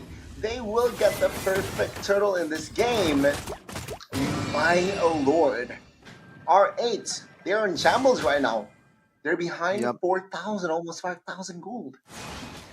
Very, very unexpected, I gotta say, coming in from GK Esports. The glass cannon composition really works to their favor, especially when defender, yes, he is a Khalid, yes, he has that healing ability on that second skill, but at the end of the day, as a unit, as a hero, he's still very much vulnerable, especially when CCs are available.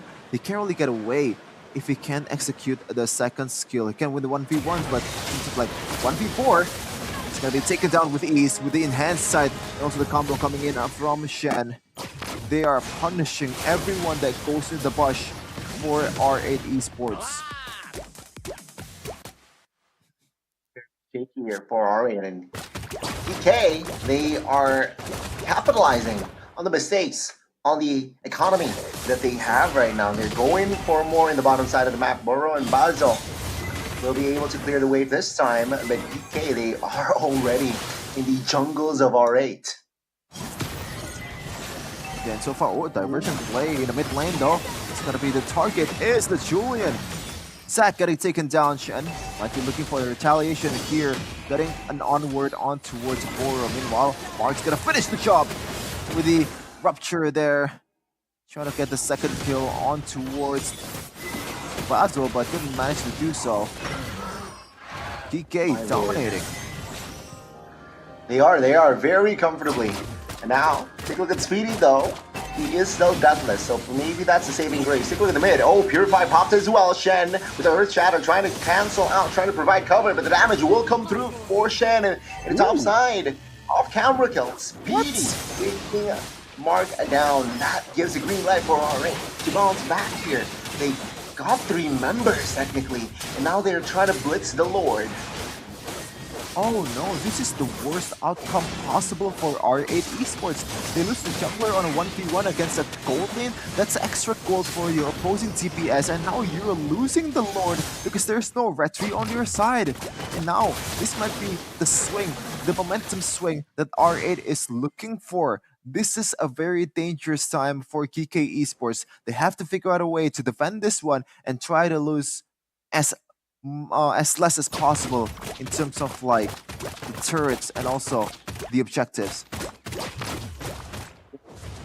They're eyeing the top side. GK, they will not contest. They will let that turret fall. They will neglect the turret and they will neglect that cart. They are afraid of a setup here. Very smart, very. So, and now in the mid, R8 only showing Boro and Speedy. But yeah, GK, they're not down for business. They just want to clear the waves, man.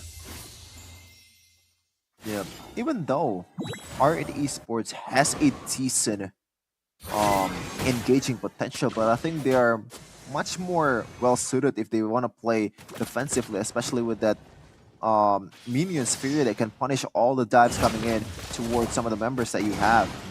Right now, Basil will try to scout the perimeter here and try to give some vision and also space for his members to gain the bottom lane turret, but it looks like well defended.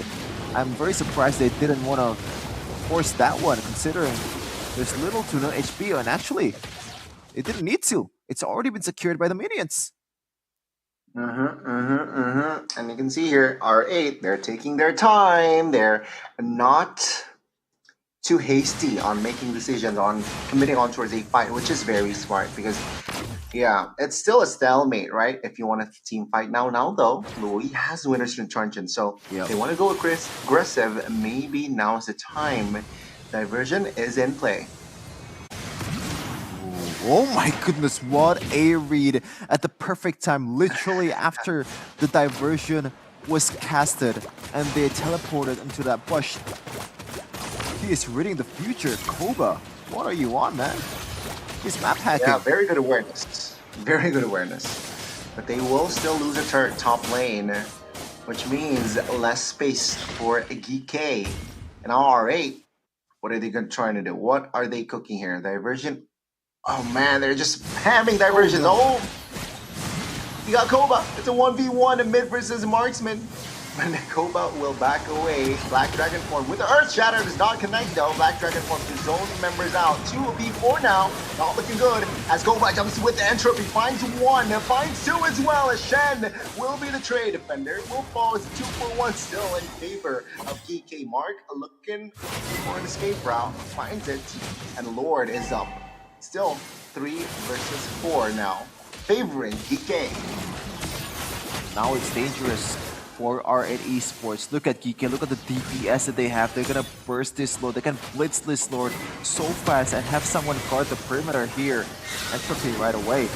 Try to zone a Bazo from the Lord, and they do so indeed. A free Lord for GK. It's looking like they are defying the odds here against the first seed in the regular season. Will the same story unfold here in MPL MENA, just like MPL ID? Happens now, right? The Martis, full defense. Guardian helmet, Radiant armor, and he is building himself towards maybe Dreadnought or even Immortal, right? Let's see here. Julian, Genius Wands. That's why the damage from that early game is already more than enough to take any members down. But there's a Conceal, Earth Shatter committed. Oh, Blazing Duets will make Shen fall. Now with the Lord, Costa Rica will try to make something happen, but Louis falls. It's a trade 1-for-1. Now the Lord still stands, but they start very low. Costa Rica, actually with the Furious Dive, is able to escape. Ooh, Defender even had that flicker there. Oh my goodness gracious, look at the damage coming in from Koba. He cannot be stopped, and they're looking to end this game. A 3 waves crashing in flickers on towards the enhanced knockup from the Julian. And it looks like it's gonna be the end of the game for a V2. 6 seconds left for Jogi to come up. Marking for the retribution and entropy from Koba. It's gonna end the game right here, right now. GK Esports defying the odds. R8, they are lost. R8 Esports. What happened, man? Your guys are #1, but it seems like GK got the best of you. It does not matter. The glass cannon composition works out perfectly, and they are the victors of Game 1. Obviously, this is not the end of the world for R8. They are the #1 seed for a reason. They are more than capable of making a comeback in the second game, especially against GK Esports, which brings out a very surprising draft, a very enjoyable draft to watch. This is kind of looking like Onyx, to be honest, in terms of like the creativity and also the aggressiveness that they play. I'm not comparing them to Onyx in terms of like play style, but they have that kind of DNA in them, and they managed to steal one from R8. Now the question is, can they go all the way? Can they actually close it out in the second game? Because if they actually lose in the second game, the momentum is going to swing towards R8 Esports' favor, and that could spell more trouble for you. Talk about here in that first game, right? I mean, that Louis, he was spamming diversion, but it wasn't enough. It seems like GK, they know how to handle it. And for the MVP, I gotta be honest with you, I agree. All right, Koba, perfect timing, perfect positioning, 705 deathless in this game. Take a look at the build, very aggressive build as well. And with that Purify, who's gonna catch you? Who's gonna lock you in? No one. Yep, and mind you, he didn't play with any kind of peel. Well, maybe some kind of peel, but it's not really the peel that you're looking for Natan. Usually you want to go for a healer, some kind of Angela, maybe a Mathilda, but there is none of it in this game. He's just being aggressive and just trying to eat the food that has been presented on a silver platter by his teammates over and over again. This enhanced sight, this like combos coming in from GK Esports just made life easier for his Koba. Even in one occasion, he actually spotted out 4 or 5 members in a bush with a single skill. I don't know if that's luck, I don't know if that's skills, or maybe it's both, I don't know. But it is definitely something that kind of shows how good this player is. And even in that entropy in the mid lane, trying to burst Martes on the opposing side, knowing the calculation of the damage, he is on 1 in this game. Looking at the full statistics here, already almost a full build for Natan. Meanwhile, Mark is actually already full build with the Rose Gold Meteor, Malfic War, Endless Battle, Hunter Strike, a lot of penetration there. As we take a look at the emblems from Koba, Master Assassin to carry you in the early game to win out those 1v1s against a Claude. Natan not really known for 1v1 that much, but if you add a Master Assassin, that could spell you some trouble. Meanwhile, on the damage dealing part here, Natan and Claude almost similar in terms of the percentages, but in terms of like the amount of damage dealt, I believe it's gonna be night and day for the Natan and the Claude. Yes, there are some solid blazing duet, but I think they are more greater, much solid entropy in the game. Yeah, I mean, we still need to give credit towards Speedy, right? He did his best on that Claude. He made a couple of plays that were somehow critical, very crucial as well for the side of RA, trying to hold on. That was, I feel like, a lost mid-game, right? Because from the early game as well, DK, perfect turtle, by the way, 3 turtles, 3 neutral objectives, and then turrets were falling down left and right. Somehow RA manages to stay on and hold on, but it wasn't enough, unfortunately. For the side of DK, they were able to bounce back from that slight slump, and then they were just tuning in again, finding the right place, the pincer move, the clump towards that mid. That was like poetry in motion, man. It was perfect. The way they entered, Nolan just comes out of the flanks from the jungles, caught everyone off guard, and with that, GK secures game 1. Yep, I think one point that you mentioned earlier, Connie, the turrets falling left and right, I think that kind of sets the tone of that game earlier in the early game. I think R8 Esports didn't really expect Kike to come out guns blazing and take down those turrets, and that way they kind of have that mental attack from Kike. It's like, wait, what just happened? Did I just lose a turret in this early of a game against this team? I'm the #1 seed in the standings. Maybe that kind of sets them off and kind of mess them up a little bit in the head, and also the comms is gonna be a bit worse at that position because you start to account for some of the possibilities that's out of the the usual realm of possibilities. So you start to overthink it, and you got to the point where Natan is already very, very funneled, very, very fed, and you can't really do anything about it when you have this kind of personnel, when you have this kind of engaged potential. Yes, Defender is there with the Raging Sandstorm and a Flicker combo, but at the end of the day, if you don't have that Flicker and if you burn it earlier to save yourself, then there is really no ways to go to Natan safely. Even with the Minion's Fury, can be easily evaded with the Purify and also the Entropy to get out of the fight. Exactly, he understands that. Cabo, the Natan, understands how to juke or how to, bait the resources from the Minotaur, and with that, nobody can really lock you down. You have the Purify, you will be extra safe, you have the Entropy, you have the build already in hand as well. and that allows you to just pop off in that game very hard to catch that Natan, and it was evident that he was unstoppable. So game 2, question mark. R8, what are you going to do? Are you going to ban the Natan out? Is it too expensive in the hands of GK, or will you this time have something in mind to respond to that Natan? I think the main problem, especially in the early to mid game, is not really even the Natan.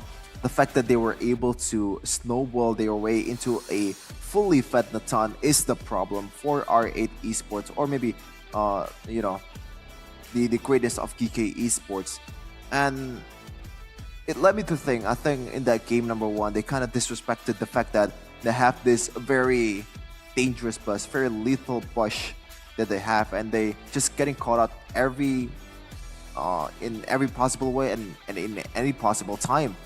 They didn't respect that possibility and just treat the push just like their own, and now they're paying the price for it. 1-0 for GK esports, and one more that could lead to a full-on collapse from R8 esports, because when you are the 1 seed and you fell to the lower bracket, that's definitely a very uncomfortable zone, a zone that you've never been in, or you're not really expecting the team to go there, and that could mess up the whole chemistry and also the whole mindset about the game. That you start to overthink things, you start to take things seriously in a bad way, because sometimes being nonchalant and also just being stoic and not really bothered by the pressure works for you better than just really being locked in mentally. I know it's a really weird thing to say, but I think some people might get that. Some people. Less pressure, maybe performance-wise, it will increase, right? But you need to be careful. Don't underestimate your opponents. I think one of the factors here, maybe they underestimated GK with their composition, because I too was questioning. Yeah, sure, they have a lot of damage. Sure, they can deal damage in the early game, but so what? But then again, they proved me wrong. Costa Rica was the sandbag earlier on, but he recovered, man. Defender actually got nothing, right? Costa Rica got the last laugh, so it's still 1-0. Let's see what will happen here in the second game. Yeah, and I think can still happen, especially in the draft, because usually a lot of people will say 60% of the game is the draft, especially in this highest of stages when the skill level of the players are almost the same. The draft is really, really important part to your victory, to your path of victory. Meanwhile, though, the bans are just mostly, it's gonna be the same. GK is still banning those Fredrin. Even Luo Yi too this time around will not see the light out of playoff in MENA, and Yu Zhang getting banned down by Coach Dale. That is a very, very interesting, considering the fact that actually wins out a 1v1 against a Yu Zhang while being down on gold. So maybe they're more respecting the fact that this Yu Zhang, this Costa Rica is very, very lethal in a team fight, rather than the prowess that he has, the power that he has in a 1v1 situation against a defender. Let's see though, if Coach Dale will have more respect ban in the third ban of the first phase, or will it be more of a standard ban here, because Moscow is still open, the chip is still open, there's a lot of heroes that's still open, and now Coach Dale has to be forced to let go of one global presence hero in either chip or Moscow. Orchestrator, ban some other hero and let GK pick one and you take the other. And it seems like that this is what they're discussing, right? Are we going to let both go, or are we too annoyed in one of the heroes? R8, coming into game 2, I think they need to understand that you don't want to fight from the lower brackets, man. You want to take and have all the benefits, all the advantages that you have in the playoffs. But it seems like they're still taking their time here. Coach Dale trying to put on some notes and as somehow expected, both of the global presence hero will be out. Roger will be the response with the UOE, not the Moscow though. So yeah, GK, if they want to go crazy, they can combine that chip with the Moscow, man. Yeah, I think the Valentina pick is just a way to bring more flexibility into the game and also the draft. Not so much for the fact that Valentina can be flexed to multiple roles, but the fact that the opposing team has to watch out for the IMU, and now GK Esports cannot pick the Fermis here. But on the other end though, they are very happy on picking two global presence hero with that Spear of Destruction by the Moskov, and also rounded up by a Tarisla hero that's very, very lethal in a team fight. That penalty zone is gonna come in handy when you're pairing it up with the Moskov and a chip, with the portal, and also the penetrating nature of a Moskov's basic attack. It is something to be watched out for if you are R8 Esports. But understand this, the Grok, very good response, right? Because yeah, sure, Spear of Destruction, you go in, you commit the teleport, and then you suddenly hit by a big rock of that wall charge. Yeah, you're going nowhere, buddy. So yeah, he needs to be careful. He needs to save that wall charge here to perhaps make it make sense. But R8, they understand. Yeah, even though we picked up the Valentina, we do not somehow want to let go of the Fermis, because you have already a very strong team fight hero in that Tarisla and that chip. Imagine adding the Fermis. It's gonna be wild, man. It's gonna be wild. Ooh, wow. Already respect being paid here from R8 Esports for mid laner of GK Esports. That Julian was indeed a very, very handful in a team fight. Especially when you have literally three skills that does a lot of different things, and they still somehow deals a lot of damage.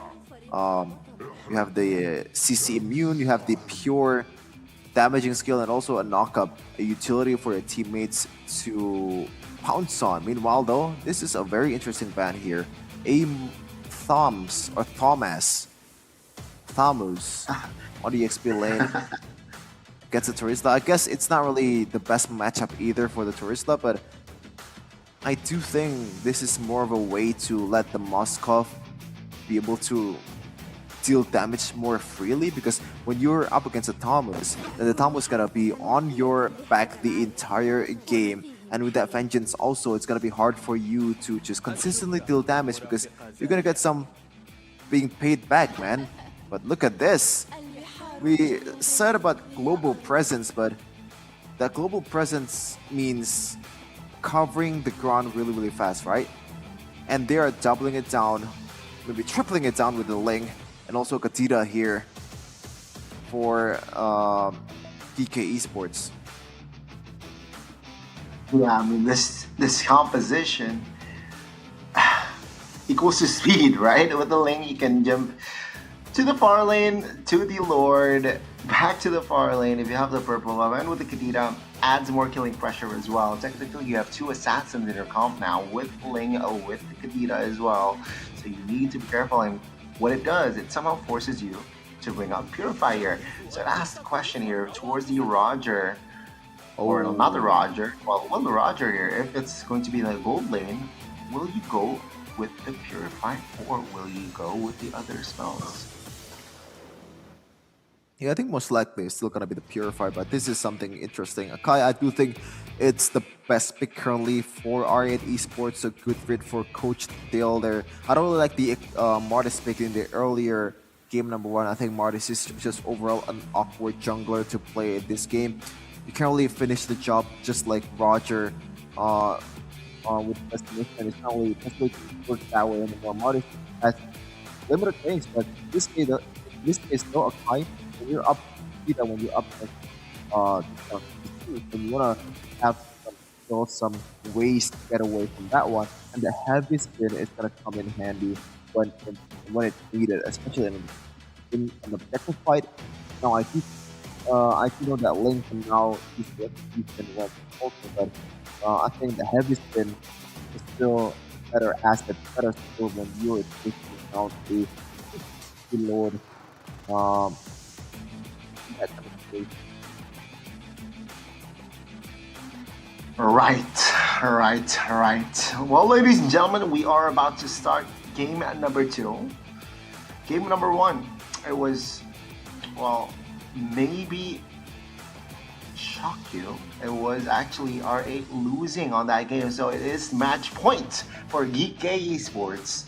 We would like to remind you that you guys have a chance to win 500 diamonds. How, Sheffin? How? Just list out your in-game ID and also the server in the comments, and also predict what's gonna happen. And by that, I mean, what's the score gonna be in this match of GK Esports against R8 Esports? Now, one game has already elapsed for GK, and now let's see if they can retaliate in the second game, or GK will close it out with another very creative draft here, a more colorful draft, a lot of bursts, a lot of flair, a lot of micro being used here. Let's see if that can carry them to victory this game number 2. Which team will soar beyond limits? Will it be GK finding the clean sweep, or will it be R8 equalizing in this best of 3? Ladies and gentlemen, to the land of dawn we go. Okay, right away, let's do the usual spell check for both of these teams. 2 Purifies. As you said, Gane, when you're up against a Terizla, when you're up against a Kadira, you don't want to get taken down quite easily in this case. And now you're forced to use that Purify. Meanwhile, though, look at that. 4 already scouting the perimeter there, trying to force out maybe the retreat, or just try to use his first skill to help out with the wave clear. Meanwhile, on the other side, Gone GK Esports, 2 Purifies and 1 Petrify for the Kadira. So they are still respecting the CCs coming in from either side. Both teams playing with a lot of respect. Especially that Akai last pick, right? It adds a lot of crowd control already. So yeah, they're rather, let's just play it safely. Let's not overcommit on towards things. We have the points already, but take a look here. Basil moving on towards the purple buff. Oh my lord, Mark very low. Still has the purple buff though. Still got the purple buff. And with that, it is actually both teams still here. Killless in game 2. But still a good punish for this guy. Bazo though will try to get away from that one and actually steals a chem from Mark's hands. That's gonna be very, very good, especially if you can get the level 4 and kind of gatekeep that level 4 away from the opposing team's jungler. That will come in handy in the first turtle fight. And now Joki and Defender will try to prevent Costa Rica from getting this XP. Look at that. The disparity of XP is already prevalent, or maybe apparent. Defender already 3.5 level. Meanwhile, Costa Rica still level 2 at a time. So the first objective will favor R8 Esports much more. Yeah, they were able to freeze the waves, and take a look at the impact from that, right? Yeah, they have more advantage towards the turtle, the first turtle, but Shen is level 4. Meanwhile, the rock here is already level 4. So yeah, R8 will try initiate the turtle. I don't think TK is in position to contest. Oh my goodness, that was almost a steal. Meanwhile, the Defender will get this knock-up. No, he actually missed on towards Azak, and that might be the opportunity for Team GK to retaliate, but a pause right away. This game, I'm gonna just try to fix the problem that we have right now with these players, because at the end of the day, fairness is above all. But Goni and that exchange earlier, I believe Team GK actually let go of the turtle, and I do think, even though you do lose out on the turtle, a sign of a great team is when they let go something that they know that they're not gonna get. And you know, I like that a lot from GK. Yeah, I think now they are looking for compensation, right? They let go of the turtle, but what is going to be the trade? Is it a kill? Are they looking for a fight, or are they going for a pick off in the bottom side of the lane, right? Because the lane is in prime position, I believe, to jump towards the bottom side and try to perhaps force a spell or even a kill maybe in that bottom side of the map. But yeah, let's see. I mean, turtle, still a turtle. It will benefit you. But I believe if they completely have no compensation from that turtle, it's not the end of the world.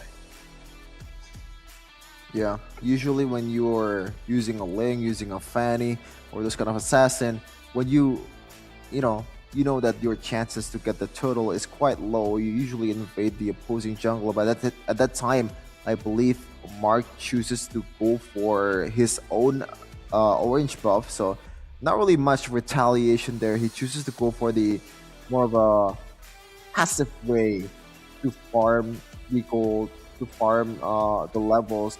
But let's see though if he can make it up in the next stage here, because so far from what I see before the pause, some of the resources from R8 Esports has already been spent. And from the side of TK Esports, they are ready with that final counter zone. What counter zone is being used, and rough wave used as well. Still for Zach. Costa Rica being the victim here. Yikes, first blood goes to the side of R8. Now Jockey in trouble. Mark with a Tempest of Blade will find a Mark in the help of Shen as well, who secures the kill.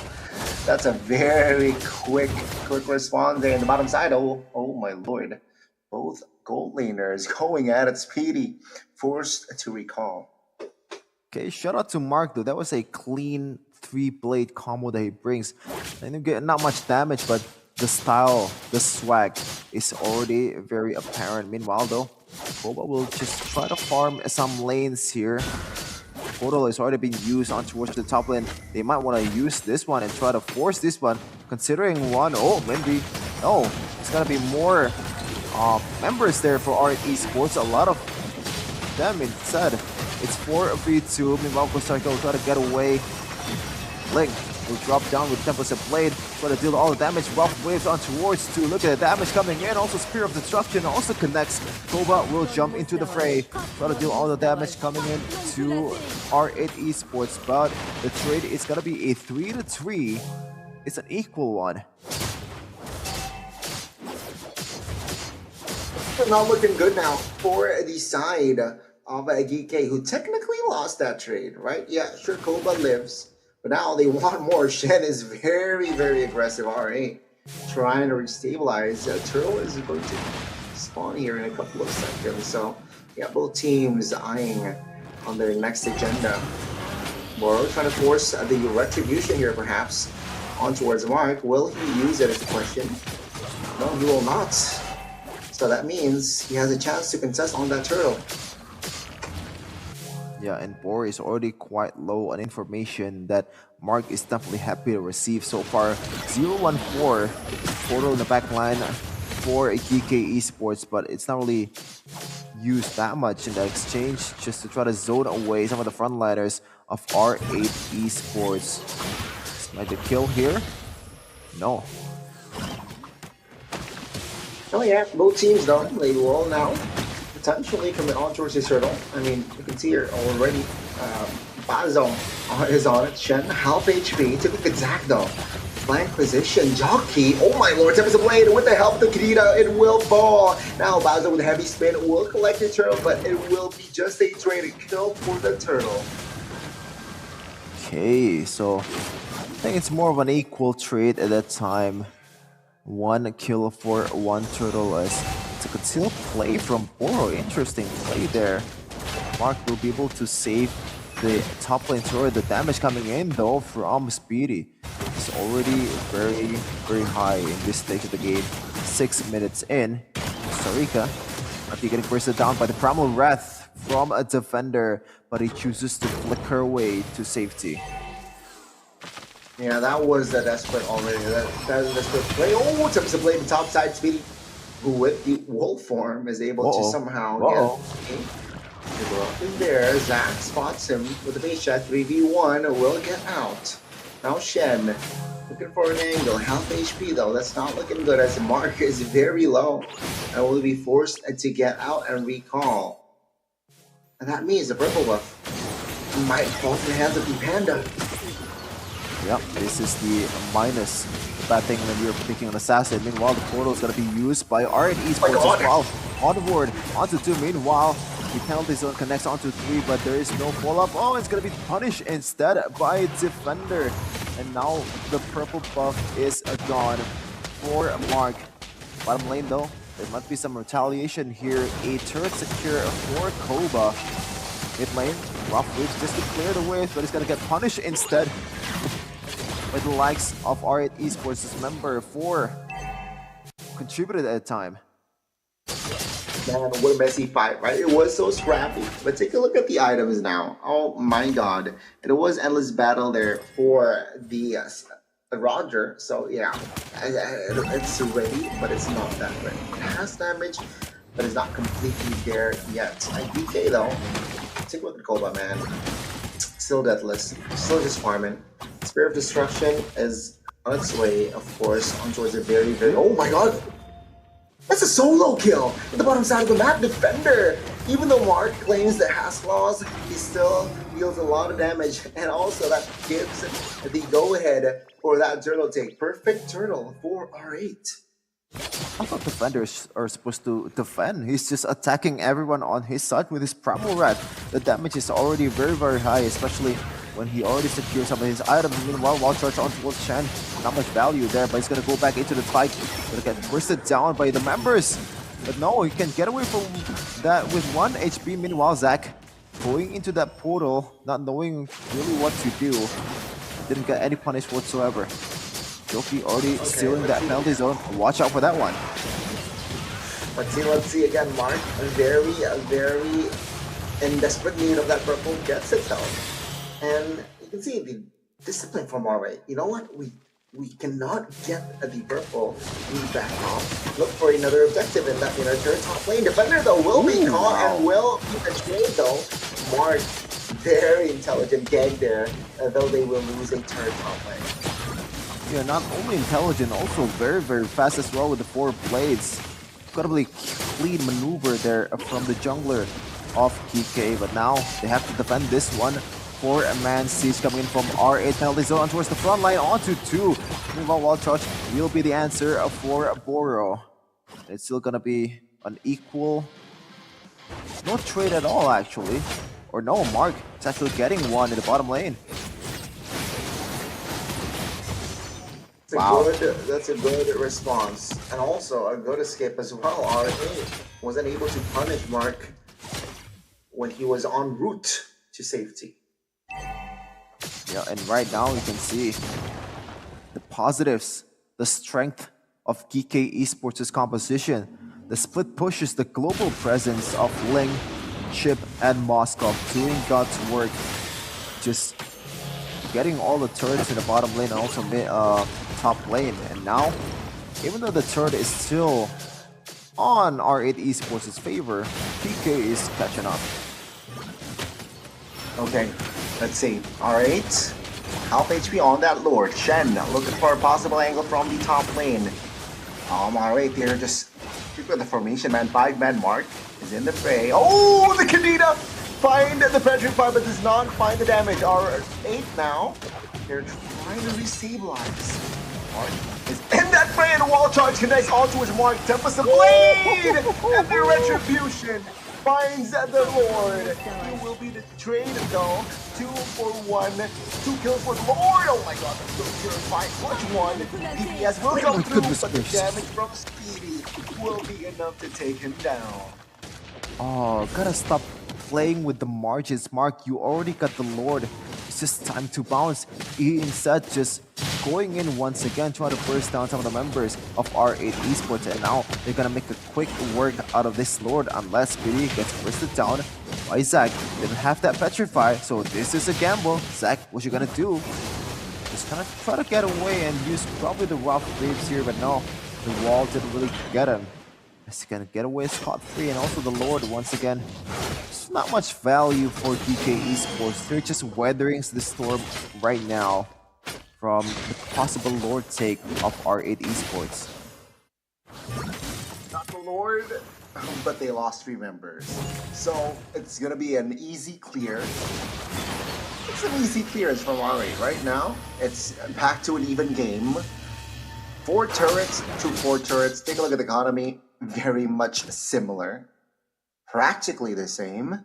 So yeah, both teams, they are not going to be hasty on looking for a fight unless they saw a window. And let's see here. Both teams trying to create that window, of course.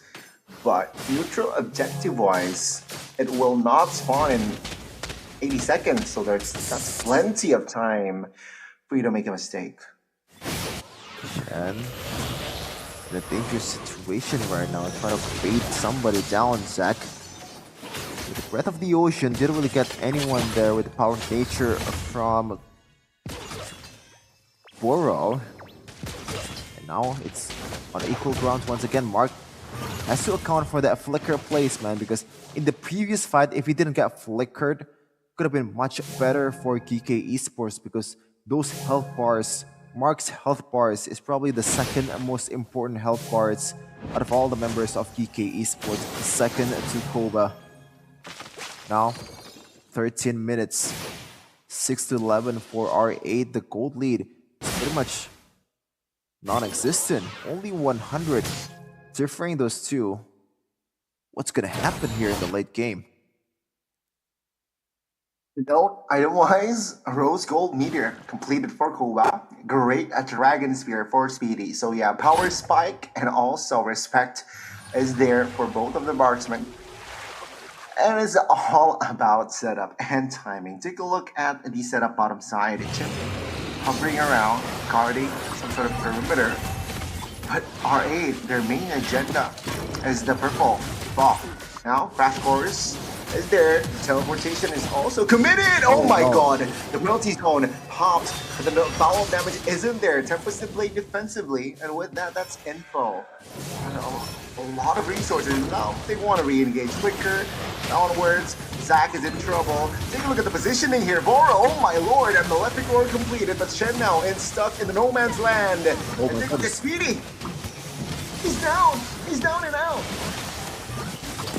And look at the combo as well with the IMU and Rough Waves from Joki. Meanwhile, though, Mark will be cleaning up the members of R8 Esports, and now it's a 3v1. Do they want to end for it? No way. Do they want to end right now? It might be possible. There's only one member. Yeah, it's a roamer. And now Burrow has to flicker out to cut the waves. Can he do it with the wall as well? Delaying sometimes. The Tempest Blade is being used. About 10 seconds left for a defender to spawn. They can take the inhibitor turret down, but I don't know about the base. This might be a gamble. And yeah, they cannot.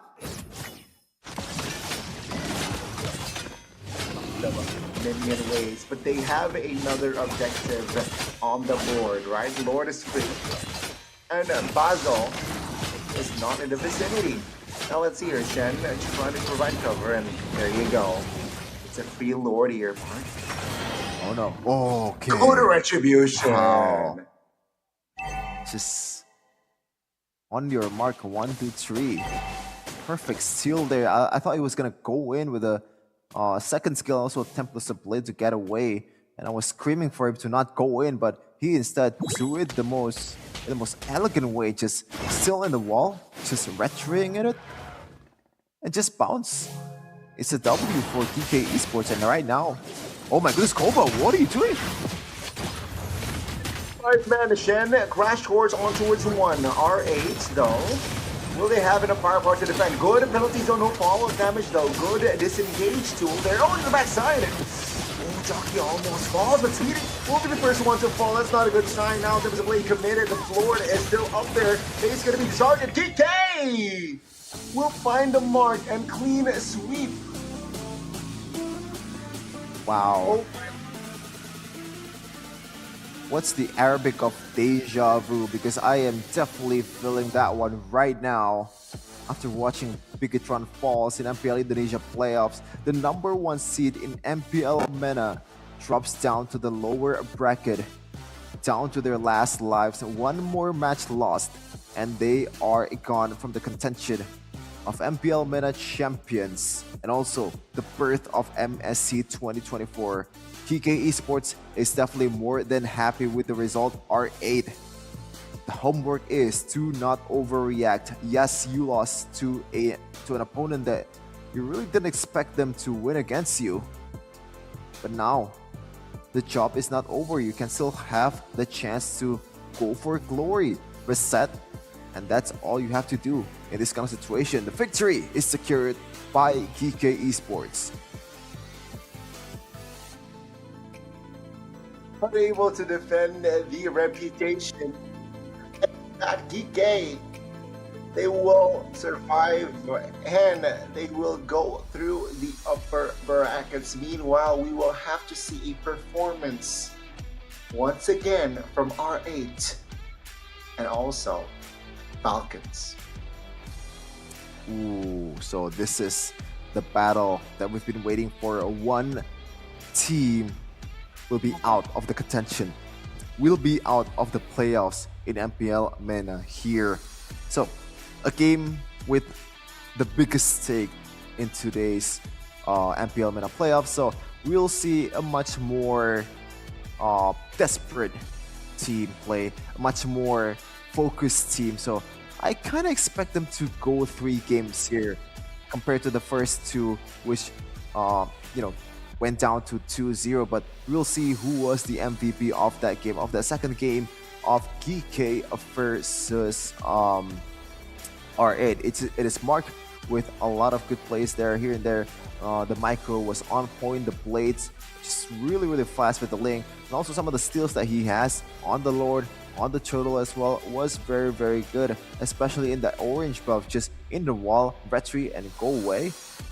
Just immaculate performance from this lane, very composed, and didn't really force a lot of things out. Yes, there's 3 deaths, but overall I really like what it showed me here in MPL MENA playoffs. One of the junglers to see might be in MSC 2024 if they actually pulled off the Cinderella run. PK Esports 4th seed, but that doesn't really mean anything in the playoffs. Anything can still happen when it's just a best of 3. I mean, you can see the smiles on their faces, man. And for R8, unfortunately for them, they will have to play again in the next match. But yeah, 16 minutes almost was the match time. Take a look at the kill count. 14 to 15, very close. Now, looking at the items, what is going on, right? You can see here Moskov switching items here and there, sold his shoes, bought the immortality, but as soon as the 3 items are done, corrosion, DHS, and golden staff, he was ready to pop off. You saw a couple of Spear of Destruction that was very aggressive, and it was all calculated by Koba. But of course, Mark stole the show with his performance on the lane. Very fluid, very fast, and of course, his dexterity on the hero is just shown in the map, man. And shout out to Zach as well with the Katita. Yes, I know the maybe the damage shielding is not really that it's not really that eye-opening or like very great for a mid laner, but the fact that he can still hold his own and made some good plays here and there as a Katita against this kind of competition. You have an Edith, you have an Akai, you have a Valentina, and also a Roger, 2 damage dealer with Purify, and also a Roger with the power of nature that can pretty much get you out of any CCs out there. He still showed out with a 2-4-10 Kadita. Not the best, but for a Kadita in that match, I think that's already really good, because the personnel that you have to face against is definitely no slouch either in terms of like the player and also the hero. So shout out to for me, the unsung hero of the team. A very close call in the mid game, but yeah, you're right. I think thankfully the Kadita was able to somehow provide what is needed, right? Bait out spells, bait out purifies, which allows other teammates to go in, right? Mark, with assassination attempts here and there, without spells, with the flicker, you were not going to be able to escape easily, and that is what happened. That's what happened there in that game. A lot of spells baited out by the mid laner, by the roamer as well, by the chip, and which allows the killer gold laner with the killer jungler just execute them to perfection. Now that was Shepin. I did not expect 2-0 from GK. I mean, I didn't really expect GK to gain one game either against R8 Esports the way they are dominating in the regular season, but apparently I've been proven time to time again very, very wrong that a regular season doesn't really matter in the playoffs as long as you have the personnel, as long as you have enough strategy to bring out in the playoffs and catch your opponent off guard, then you are just fine. You're just gonna win out against any competition possible. It doesn't matter if they are a wall that a lot of people might say you can break through or you cannot jump. What's the word? Jump on? Hurdle? Yeah, hurdle. Yeah, but that doesn't matter at all. Okay, yeah. Again, I did not expect it 2-0 from both of the matches. I expected 2-1 in the first match. Somehow,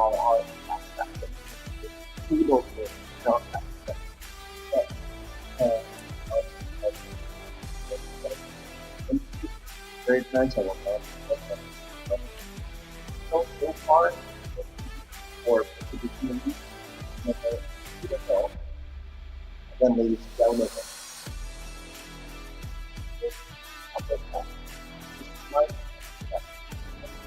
And as well as R8, we are going to see it later. We're going to go at it again, and the team that loses will go home.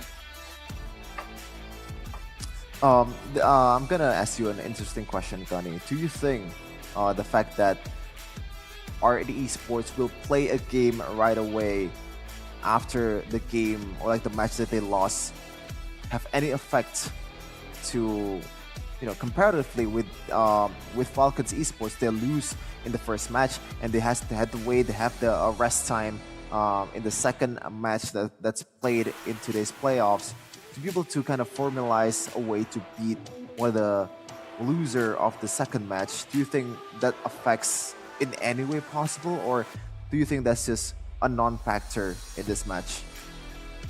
I think it depends. It depends on the environment, because I believe if you have an environment that, yeah, you're fired up even after a loss, that actually might benefit R8. But ladies and gentlemen, before we head on towards more discussions, we are going to take an interview to the game winners. GKs, please take the stage. خلال الأسابيع الماضية. طبعا احنا مبسوطين بعد الفوز، بس زي ما انت عارف مفيش وقت كبير للماتش اللي بعده السيمي فاينال، فاحنا مضطرين نستعد للتويستد، فبس فالانبساط ليه حد يعني. تمام. وهلا كوستاريكا انا عارف انه في عندك كلام من الاخر، في تصريح، وهذا اللي انا بدي اسمعه. تفضل. Can I talk to? I will talk to English, okay? روح خذ براحتك. I will just say to defender, if you need coaching or something in XP Lane Pro, you can just DM me. يعني سمعته، ايوه ها التصريح ولا اقوى منه صراحه من فريق الجي كي. وبنرجع ونذكر انه الجي كي عم بينافس امام 3 فرق اللي يعني خلينا نقول مر بمعاناه امامه في مرحله الريجولر سيزون، وحاليا انتقم من اول فريق وعنده الامكانيه انه ينتقم من كمان فريق اللي هو بيكون تويستد مايندز، وفوزه على تويستد بيضمن له التواجد في بطوله كاس العالم بالرياض. شباب 2-0، وهلا يعني بدي كلمه من واحد منكم لفريق تويستد مايندز. تفضل شن. نشوف بكره الكلام عليه. بس خلاص انا بتوقع يعني ولا اروع من هيك ما في. شباب الف مبروك على الفوز، وبنتمنى لكم طبعا كل التوفيق، وبنشوف ايش رح يصير بينكم باذن الله وبين فريق تويستد مايندز. حضورنا الكرام جي كي اي سبورتس، شكرا يا شباب، يعطيكم العافيه. وهلا بدنا نستكمل احداث ايش يا ترى المنافسه عندنا للمشاهدين والمتابعين اللي متواجدين معنا في الفوف جيمنج ارينا. بحب ارحب وين ياسر، تفضل معنا، انا عم بستناك لانه في منافسه بتكون موجوده باذن الله، ولا في عندنا منافسين جداد. تفضل معنا يا شباب، بليز ويلكم اند جوين مي اون ذا ستيج. بس مبدئيا واحد من اللاعبين سرق المايك، يعطيكم العافيه يا كوستاريكا. Well, thank you so much, DKs, for the interview. Wow, what a wonderful performance. 2 games done and dusted against the #1 position of the regular standings, the regular season standings. You guys are showing very much promise. Keep that spirit. Well-deserved victory. What's next? Lower brackets. Fight to the death, R8 and the Falcons. Well, to be honest, I think just trying to preview the match here, I do think that in terms of drafting, in terms of like execution and all that stuff, I think R8 is still the better team compared to Falcons. But after what we saw earlier against GK Esports, anything is possible, Gani. Is possible. So both teams, R8 and as well as Falcons, they need a short break as well before their match begins. Ladies and gentlemen, stay tuned in MPL MENA Season 5 playoffs.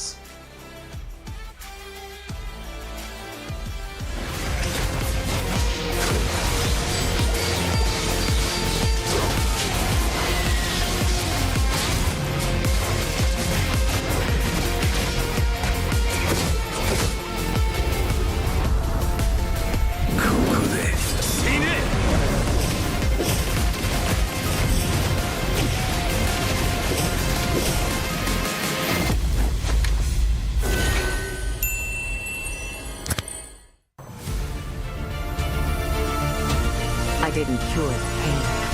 I hunt.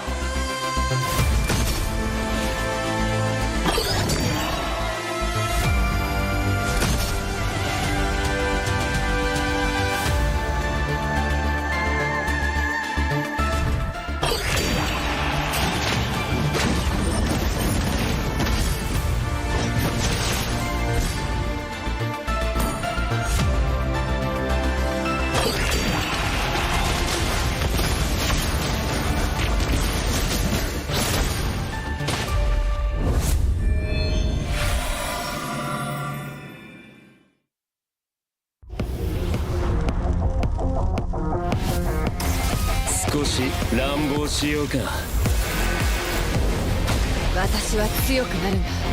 そのためなら何だって。自分の良心に従って人を助ける。オーラってやつは隠してもにじみ出るもんだからな。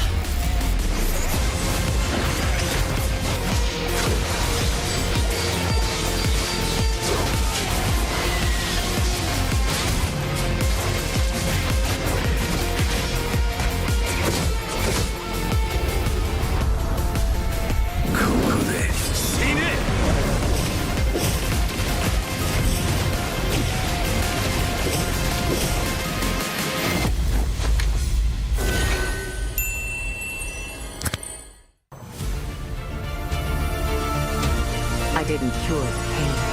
I hunt.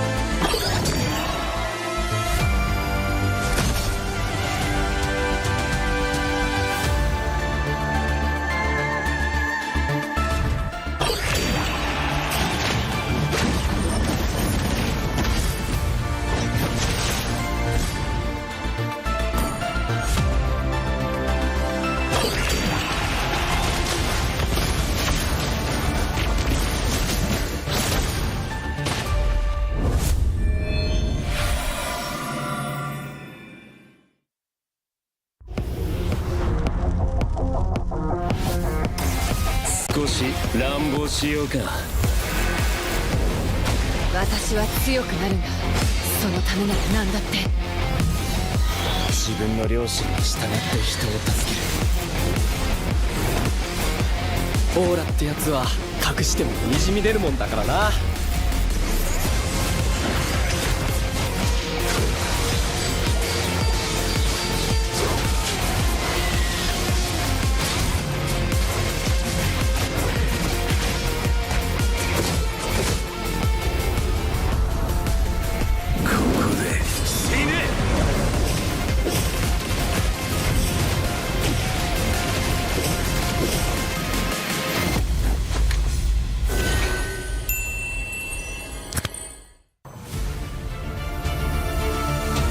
I didn't cure the pain. I harnessed it.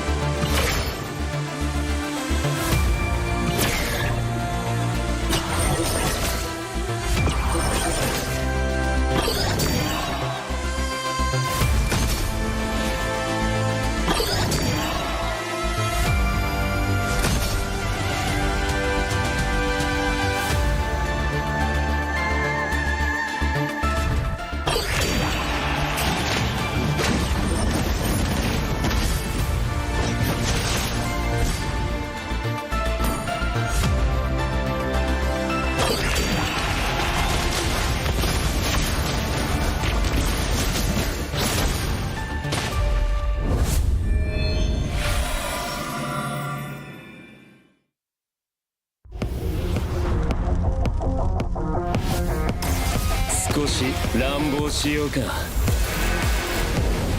私は強くなるんだ。そのためなら何だって。自分の良心に従って人を助ける。オーラってやつは隠してもにじみ出るもんだからな。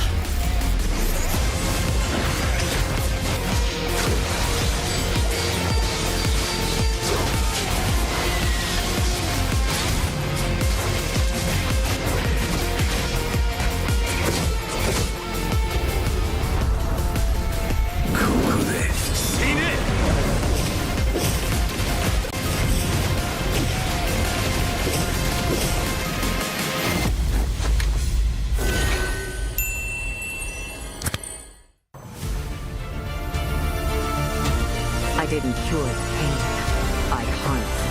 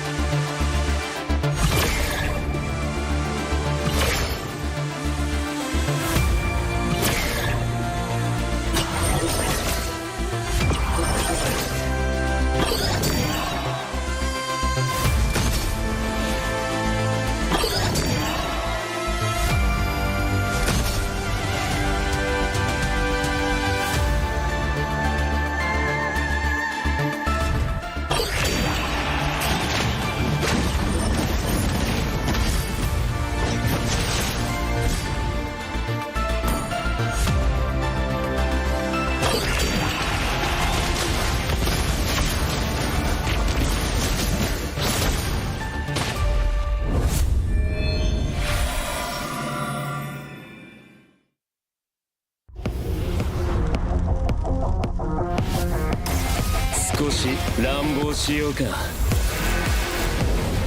私は強くなるんだ。そのためなら何だって。自分の良心に従って人を助ける。オーラってやつは隠してもにじみ出るもんだからな。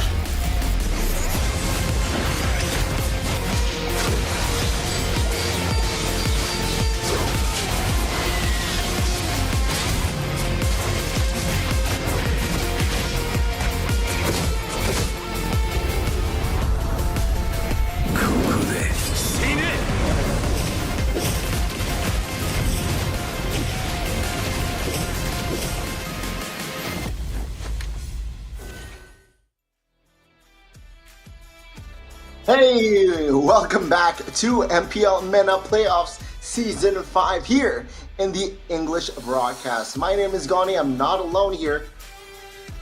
I'm accompanied by Shepin. How are you?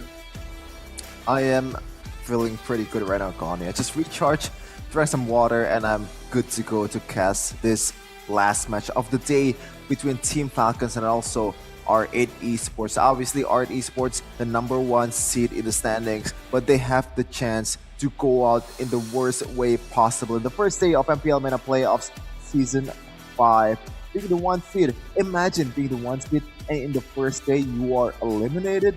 That's not the way to go, man. I feel like this is the first time I saw this, or maybe I will possibly saw this since MPL SG/MY when Nara Esports were the number 1 seed at that time, and they just went out in the fastest way possible.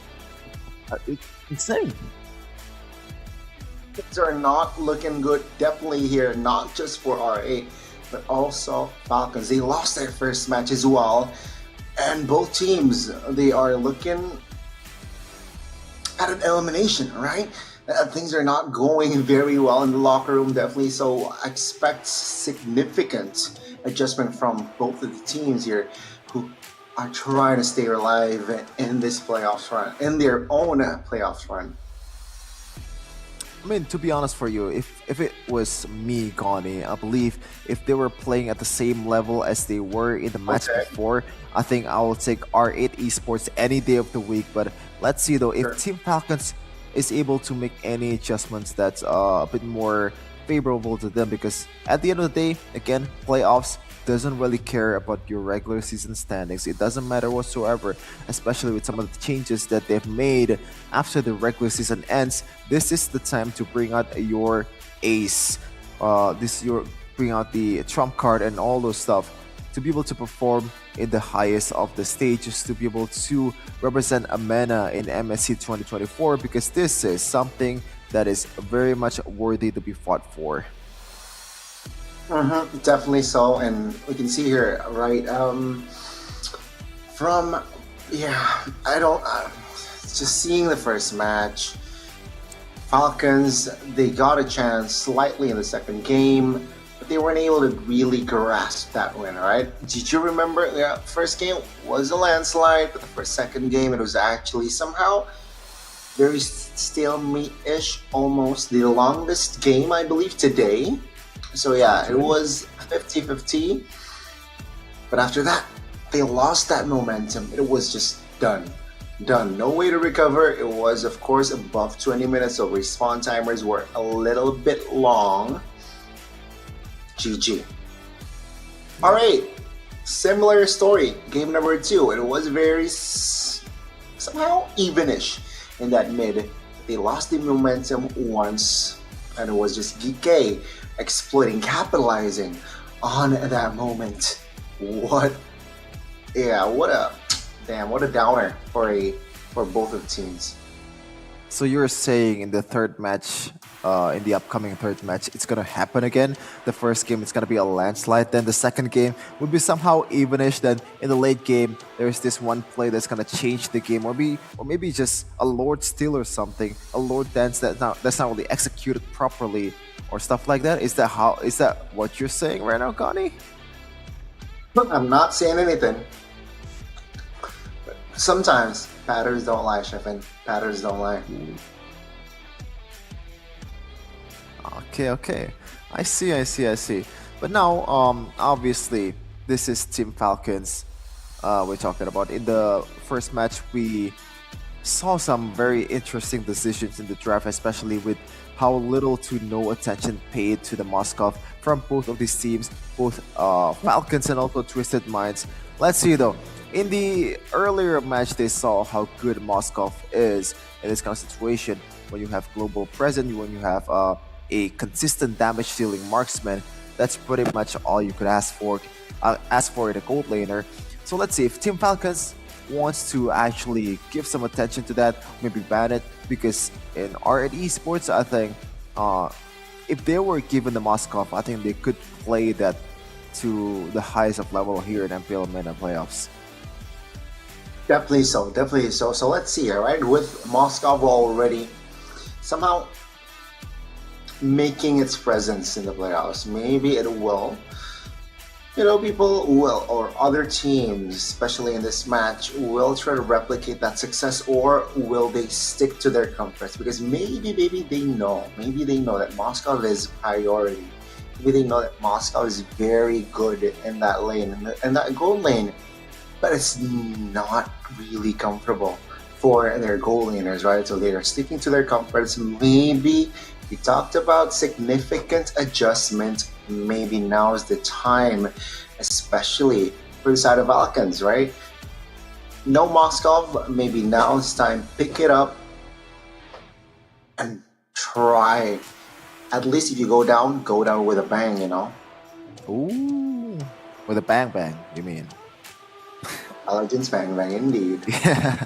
Well, yeah, one thing that I noticed about these two teams, one of the similarities in banning phase is the fact that they really like to ban those Fredrin and also Angelas in the second phase, or maybe even if they're on the red side. So I think these two bans are kind of like, it's more of a, it doesn't really signify, yeah, I don't like this hero and stuff like that. It's more of like, this is the hero that usually people ban, and Fredrin is something of a hassle himself, like a lot of utility, you have durability as well, even some damage in the Appraiser's Wrath. Angela, once again, one of the best global presence hero in the game. So, what do you think is gonna happen here? Is there gonna be a shift from that tradition here in the first two match that Angela and Fredrin ban in the red side, or is it gonna change in this third match of the day in MPL MENA playoffs? I do think it's gonna change. Wow, that's a statement, Chef, and that's a statement because I believe that Fredrin and Angela, I don't think it will come up, man. I don't think it will resurface. I think it will stay that way because I think that's the meta here. Respect the environment, respect the region, and Fred and Angela. They're the top two most picked heroes, or if not the most. Yeah, they're the prio. So I think it's just an auto ban at this point here, Angela and Fred. But what I do believe, and we saw it already multiple times, I believe Chip and Luo Yi will be the hot commodity in this coming match, right? They might trade it a couple of times and ban more towards respect heroes here, I believe. Yeah. I'm gonna talk about something, Connie. So one of the most beloved caster here in MENA is Yasu, and he made an appearance in MPL Indonesia Day 3. We actually interviewed him about what's going on in MENA and all that stuff, and I believe when we asked him about who's gonna win the MPL playoffs in this MENA region is gonna be, well, who do you think, or what do you think he said? Which team? Falcons. No, he said R8. So already not looking quite good here. Your prediction, Yasu, is already, one step closer to not being true. Maybe you can join my club of fraud and sham shepherd. Oh, champagne. I mean, technically, there's still a chance. They have, yeah, exactly. They still have a chance. Maybe they needed that loss to really propel them more upwards, right? Because sometimes when you're confident, when you're underestimating things, even in life, when you're just in your comfort zone, sometimes you need a little slap. Sometimes you need a little, pinch maybe to wake you up and gain something and do something. And maybe that is what R8 needs right now. I think that's their state right now. After that loss against Kike, I think now's the time to really be disciplined, really communicate. And against Falcons is not easy still. It's not going to be an easy ride. Falcons going to give you a tough job in this match. The first statement kind of reminds me of Miracle Gane. The way you said that maybe you need a little pinch, a little more, a bit down to get you up, to propel you up. Kind of like him saying, oh, we lost MPL Indonesia playoffs. Oh, we're now representing Indonesia in MSC 2024. Oh, we're gonna win M6 for sure. We're gonna win M6 for sure. I don't know if that's cope. I don't know if that's just the the pattern that we are used to seeing, or maybe that's just you know a reasonable thing to say. But for me, I think it's more of a hope. Not gonna lie. Not to ask Miracle, but I believe he is doing a-okay right now. Maybe. I mean, I think he has moved on from season 15.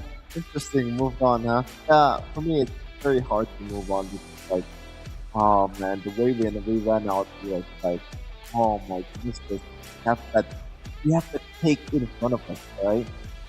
We slice the cake. We try to eat the cake. Somehow, we just got like artwork burned.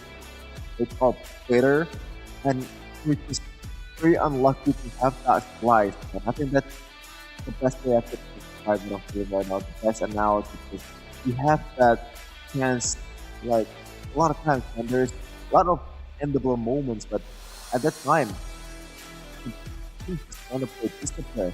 And maybe this is something that weird thing to say, but maybe being over discipline is something that we shouldn't be. Because a lot of times when people had it, we thought they couldn't pull the trigger, and it ended up costing them their game that they towards their own pace instead of going for fluffy after. And the mortality is quite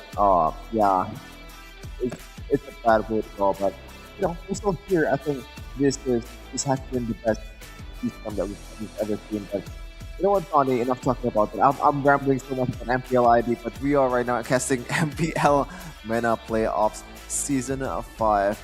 You know, I haven't asked you something yet, man. You haven't answered yet. Go. Quick prediction. Go. Quick prediction. Match 3. What's gonna happen here? Who's gonna win? And what score? Again, what's gonna happen? Okay, I think this score is gonna be 2-0. Ooh. 2-8. Right? I think the last match, I'm not gonna say it was a fluke for Geeky, but I think R8, they haven't warmed up, right? Their gears have not been set properly, and after that loss, 2 games by the way, then I think they're up and running. I think they needed that loss to. Yeah, they're. I think they're alright. But then again, I don't mean to underestimate the Falcons, but Falcons, they are going to need discipline and execution. I think communication also needs to be shown in this match, right? Because we saw Ding in the EXP earlier, which showed a little disconnect. So I hope they are more in sync in this game. Rather than just doing their roles, they need to also be aware and know, sharing the vision in game. Oh, fun fact, I do agree with you, but the result, I do think it's going to end up 2-0 for R8, but I totally agree with the reasoning about they haven't warped up just yet. I think that's more of a, I don't believe in that kind of stuff, but I think my conclusion is they showed some qualities in that match, which leads me to believe that they are gonna be able to perform better in this match, or maybe learn from their mistake, or maybe that's what you meant by warming up. The fact that they are gonna realize their mistakes in that match earlier and try to fix that in the next game. Speaking about realize gonna cast tomorrow with me. I don't know, but yeah, I think 2-0 for R8. I'm not really expecting a major changes on the draft. I think Coach Dale has to stay true to his nature, to that Filipino meta, which emphasizes a lot of discipline, a lot of micro prowess, and also precision on their execution. I think that's the best way to play currently in this Mobile Legends esports scene. Fair enough. I believe so too, right? I mean, considering the evolution of the season, we saw how Vixana was, well, in ID specifically, Vixana was such a hot pick. It was either banned or picked. You saw through the week 6, week 5, week 8, Vixana wasn't really a hot commodity in that mid, right? It was either Valentina, Faramis, Novaria. We saw a couple of, I believe, yeah, it was either those three. Those three are the main mid laners. We saw Vixana slowly stepping down, and I believe in MENA as well, right? We saw some, perhaps some carries, the Natans as well, but it's not like the Harith. You know, Harith is such a hot commodity in Indo, but it doesn't seem like so in MENA. Different region, different vibes, man. Yeah, maybe it also being affected by different personnel. Maybe one of the most of the players here doesn't really like playing that Harith, or maybe not really well first. I'm not saying that they're not good, but they're not really used to playing these kind of heroes when you are more used to playing marksman. Even that's kind of the thing in Indo as well, right? Back then, a lot of marksmen is just pure marksman. The guys like Brands is being like shunned for not being able to play those Lunox, play those Harith in the gold lane when it's kind of meta back then. I don't know, but now I think Brands is much better Harith player than he was back then. I do agree. So yeah, maybe that one of the things that affects the meta as well, the personnel that they have, and also their preferences are coloring the meta of the league itself. And that is what we can expect, perhaps, in this region as well, right? So you asked me, Shefin. I want to ask you, Shefin, who do you think will go to MSC representing MPL MENA? Well, based on the 2-game evidence that we have, I think GK has a solid chance if they still continue to their nature, this run and gun glass cannon composition, and they can execute it perfectly. I think they're just gonna do fine in MPL MENA. I don't know if that can be replicated in the highest of stages in MSC 2024, but with this kind of momentum that they have, I think they're just gonna roll through the competition. Again, if and only if they're still playing that way in that first game against R8 Esports. But I don't think that's gonna be the case. I think there's just gonna be a lot of trials that they have to go through, and even right now, I think R8 is still kind of like one of the favorites to win it all, to be honest. Well, enough talk already, ladies and gentlemen. Let's see and witness the draft. Alright, we'll take the blue side, Falcons will take the red.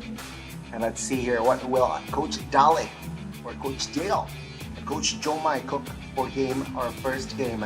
Baksha, Valentina stand out, and it seems like Falcons, they will not be though with a hero that can teleport, that is Louis. If they want to commit again, Chip is still available for the ban, but no, they instead will go for the Moscow. Interesting. So Coach still has the option to pick that one global presence hero, either Angela or a Chip. If they do ended up banning not one of them, let's see though if Coach Dale want to go to that route.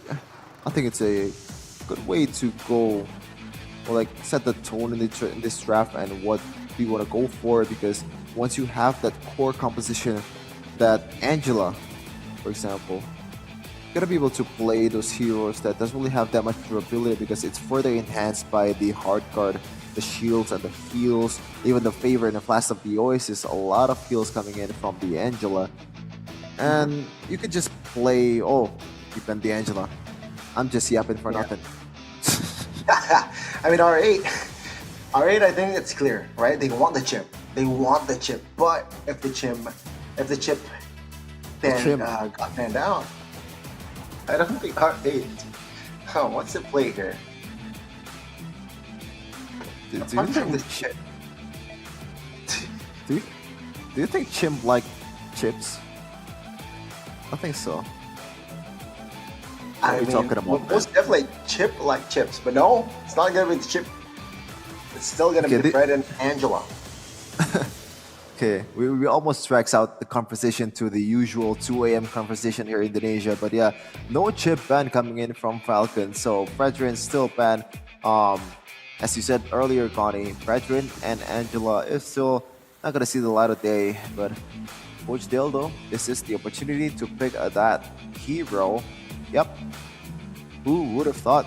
Chip 66.7% win rate. You know, if you can't do math, that's at least 1 out of 2 at the very least. I think it's more than that. High. Yeah, that's very high though. So let's hear the response from the side of Falcons. I think they're gonna go Faramis here early on. Faramis, and they might go Yuzong early as well, or the Churizla. I think it's a half. Oh, we forgot. Yeah, the Harith being picked out by Team Falcons. This is definitely a force to be reckoned in the gold lane, and a Baratza as well, a hero that is gonna fallen off his grace in MPL Indonesia and MPL PH. Doesn't really see that much playing time in the playoffs, and if he does see some playtime, he's gonna get punished real hard by some of the heroes that we currently have in the meta. And you know, to be honest as well, if we're talking about objective taking, Baratza isn't really that strong of a hero as well. You kind of just rely on your retribution and doesn't really have that extra skill to further enhance the damage, the combo that you have with your retri. And at the end of the day, there's only one CC that Baratza offers compared to the Brethren, compared to the Akai, which can provide you with continuous CC. I think that's one of the reasons why Baratza has been a non-priority in the playoffs of other MPL regions. But other than that, look at this. Roger and Vixana, very mobile, very standard, and also Minotaur to punish some of the dives that Coach Dale or R8 Esports gonna bring to the table. Yeah, I think Minotaur is a good momentum breaker, right? Because with a hero that will dive on you, like the Chip, like the Roger, a good response is the Minotaur. Someone that can provide peel and also break the momentum, break the potential dive coming from the Roger or the Chip. Let's see those second phase. Very fast bans here from Santa Falcons. It's going to be Churizla, eliminating another hero that can dive towards the back or just disrupts that back line. And good response from R8. Man, I think we can't really deal with split pushers now. So let's ban the Paquita out. Speaking about split pushers, there's another hero just that functions the way Paquito does. That is Benedetta. I know what you're doing. Yeah, there's no Benedetta at all in this 4 matches that we've played so far in this day. Now it is only 4 matches. Let's see though if that's gonna be the case. Still in game number 5 and game number 6, possibly game number 7. We do 1-8-2-1 here in the casting desk because that's gonna make the game even more interesting. And also the stakes are higher. And when you are down to your last life, one game decides your fate on whether you're gonna continue in the competition or not. It's gonna be much more exciting to watch. Most definitely, man. And you can see the Falcons really respect Defender, right? Again, 2 bans in the second phase towards that EXP. Thamos being that last ban, and R8, they respond with a Faramis ban. I expected Faramis to show up in that first phase, but then again, they prioritize more towards the Minotaur. So let's see here. Benedetta. We just mentioned Benedetta earlier. A hero that can pressure the far lane, adds killing pressure as well, and will show up in our first game of this match. Yeah, and a way to bypass some of the CCs that Jockey is gonna offer, right? Because the first skill and also the Eternal Guard, it's gonna be hard for you to bypass if you don't have that eye for an eye, an Electrifying Blow that has a lot of range to cover. Also, that Petrify can lock Jockey in place if it's needed. So far, I really like the composition coming in from Falcons. They wanna clash, and they also have some solution if they do have to split push in this Benedetta. Now the question is, what's gonna be the roundup here for both of these teams? It's going to be the Carmilla and also the Yu Zhong. So Carmilla jungle presumably And also, Yuzhong on the XP lane. First debut for Carmilla in this playoffs, and Novaria to close out the draft. And to be honest, Connie, like there is some slim possibility of this Benedetta going to the jungle, but I don't think that's gonna happen. Looking at the composition right now, yeah, I think it's better for this Vendetta to be in the X-Men. There you go. Yep. And Bing is on the Vendetta, but yeah, I really like the addition of that Carmilla. It adds more question on the approach of Falcons, right? When you're clumped up, when you're 5 men, 5-0 with the rotation, 5 formation. What are you gonna do? Because Carmilla just negates all of that pressure, right? It will lock you up instantly and potentially actually initiate with that Carmilla. So let's see here the approach from the side of Falcons with the Barats. For sure. But yeah, I'm very surprised by the fact that with these frontliners that they have currently in the draft, there's also not much love being shown to export. Yes, we have seen him in a game with Sanji using it, but other than that, I don't see a lot of emphasis being put on export, especially after watching MPL Indonesia and Fluffy prioritizing the export on every depth that he is in. This is quite jarring, you know, because so far there's really not much assassin junglers. Wait, no, that's wrong. We've seen Ling and also Nolan, but that's 2 games from Mark, right? So other teams still prefer tank junglers. So why do you not want to punish the tank junglers with the fires of export with the true damage? I think that's an easy way to victory, at least for me. See, the victory, yeah, I mean, I understand your point, but it's not as straightforward. But, ladies and gentlemen, this is going to be the 10 heroes that will enter the Land of Dawn. Remember, one team will be eliminated. Will it be Falcons? Will it be R8? Please cast your predictions in the comments below. Because why, Chef, and why? Why do you have to cast your votes? Because you can get free diamonds right from Moonton. 500 diamonds is waiting for you to get picked up, and that's equals to 1 spin, or like 110 times draw of Jujutsu Kaisen event. And also maybe if you're gonna go for a Starlight, that's like 60% of Starlight, so you still have some diamonds to spare. Man, ladies and gentlemen, check it out, right? 500 diamonds, predictions, cast your votes now. We'll pick 10 lucky winners. Straightforward, right? Put your member ID and server ID as well in the comments, and we will hit you up if you're correct with your prediction. So, ladies and gentlemen, almost, we are getting there. Remember, best of 3, 1 more life for both of the teams. Do or die in MPL MENA Season 5. I wonder what these players are feeling, because I don't really have the luxury, I don't really have the honor to be able to play in these kind of stages. Is it like a mix of anxiousness, confidence? Like what's the ratio there? Or is it just full on, I just want to win, I don't care about anything else? I think it's a very interesting study if you want to do that. I think there's adrenaline, there's nervousness,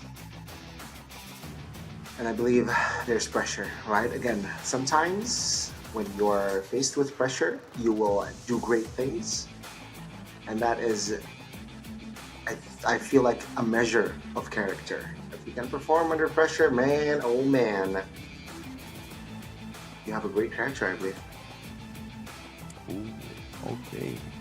So right now we're waiting for the games to start. I think we're just preparing ourselves for the game itself, because we want to have a fair match fair to everybody that's participating. Look at the faces. Yeah, I think they're just locked in, right? at this point they need to be locked in, but still remain at this remain that sort of intensity, but in a controlled environment. You don't want to go overzealous. You don't want to overcommit. That will lead to mistakes, and mistakes will lead to failures. And they do not want to fail. They want to stay alive. They want to represent their country. They want to be the champions of MPL MENA Season 5 as well. Yep. That's the goal. That's the ultimate goal. Not only being the champions of MPL MENA, representing MENA. And it doesn't stop there. Going for glory at MSC 2024. You're technically home ground in Riyadh, Saudi Arabia. So you have that home court advantage. The supporters supporting your own region. Let's see though if that home court advantage will gonna do them any favor, because so far historically it's not really that effective either. The only time when home court advantage is something that's effective to the team that has it was M5. Other than that, not really much, isn't it? Even MSC, when they're in the Philippines, Indonesia won. When it's in Indonesia, Philippines won. In Cambodia, Onyx. In Malaysia, Philippines, RCPH. It's just doesn't really mean much. The home court advantage. It does mean much though. Imagine if you are in the finals playing for Indo, and it does matter, Jeff. It really does. Sure, history-wise, yes, but it matters. So, ladies and gentlemen, let's talk about the picks again here. Defender. Man, I don't know. Based on his performances in the previous match, especially, things are looking shaky, man. Things are looking very, very shaky, right? He was on a lead earlier on. I don't know. Have to see. So you want to build damage, of course, as a Khalid. You want to have that killing pressure. But it wasn't. There was no threat whatsoever from his lane. There was no threat whatsoever from his lane. So yeah. Amazing stat there, by the way. But, ladies and gentlemen, we are going to stay a little bit here. We are going to build the suspense here before entering the Land of Dawn. Yeah, I like the pick though. Yu Zhong from Defender.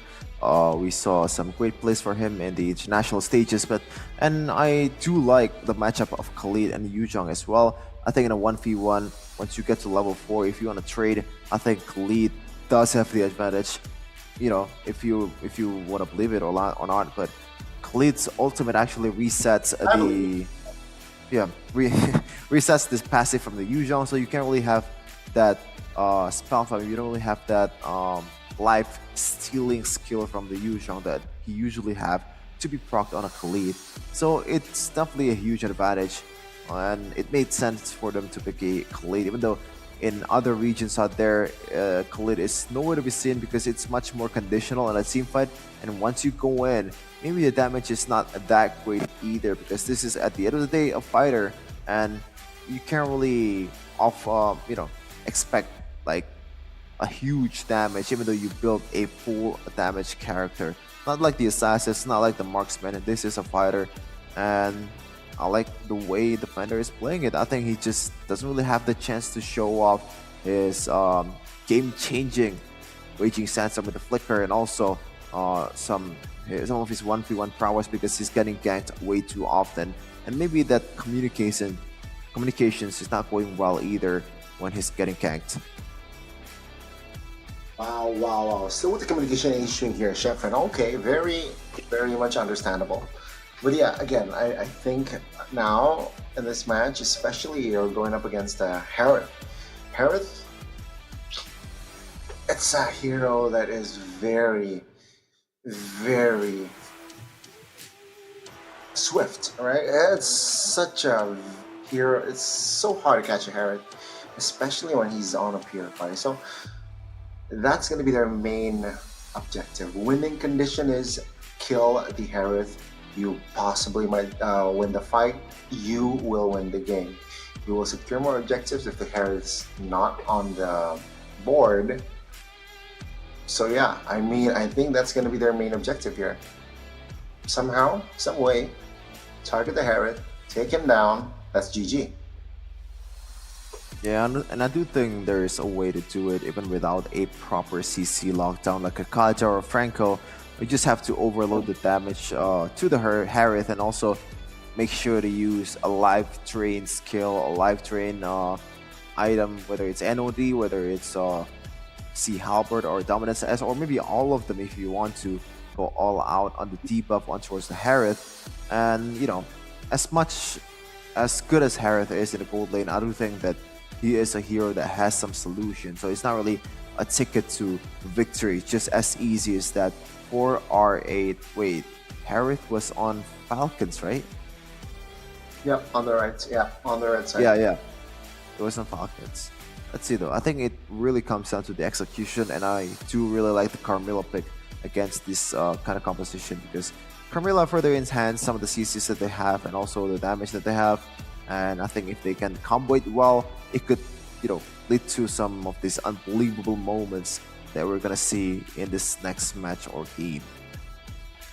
Yeah, but ladies and gentlemen, I would also like to remind you that we saw the previous match. There was a cool Julian skin, right? What is that skin? Guys, hello, 8th of June. It's up and running.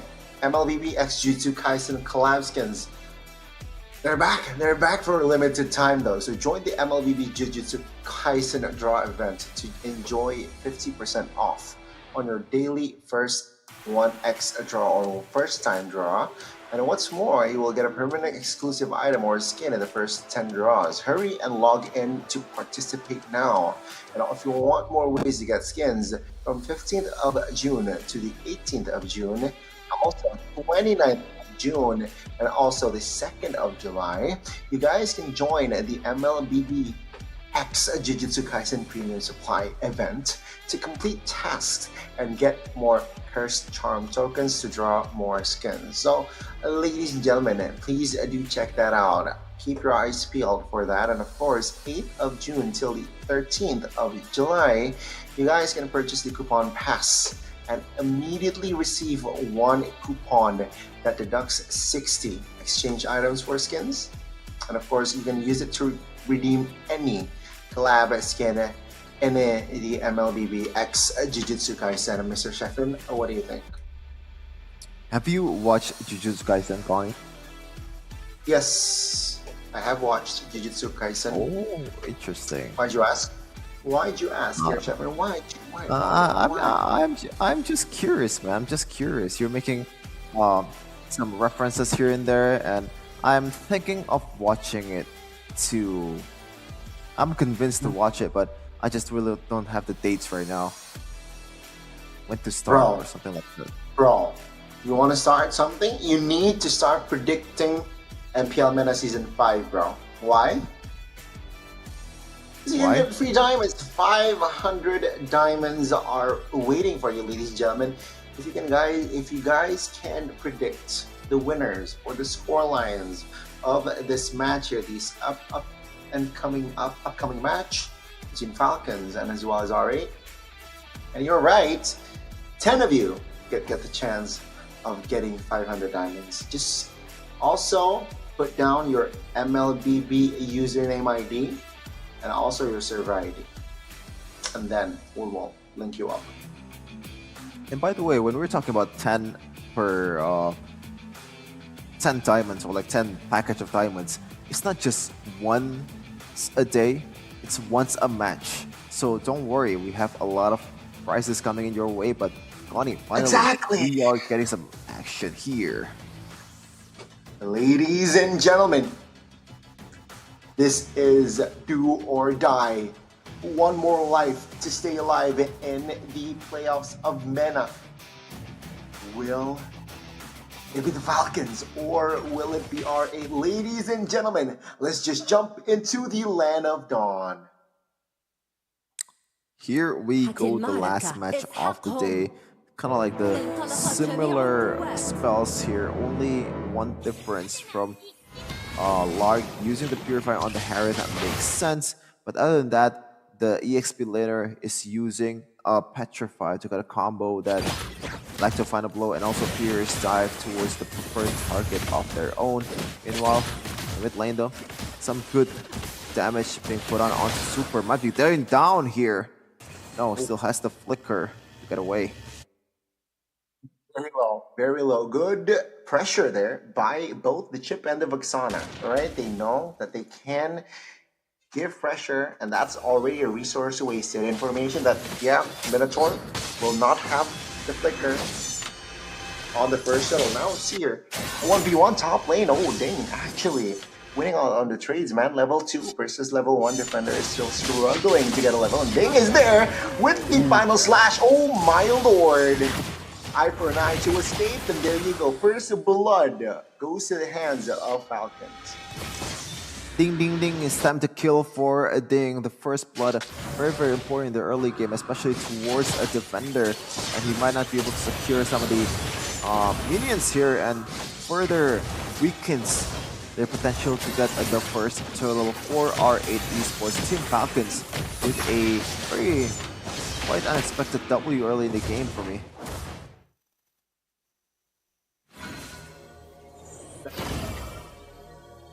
Ten seconds towards the next turtle here. No spells for a defender, but also super ending. So that's 2 spells already wasted actually from the Falcon side.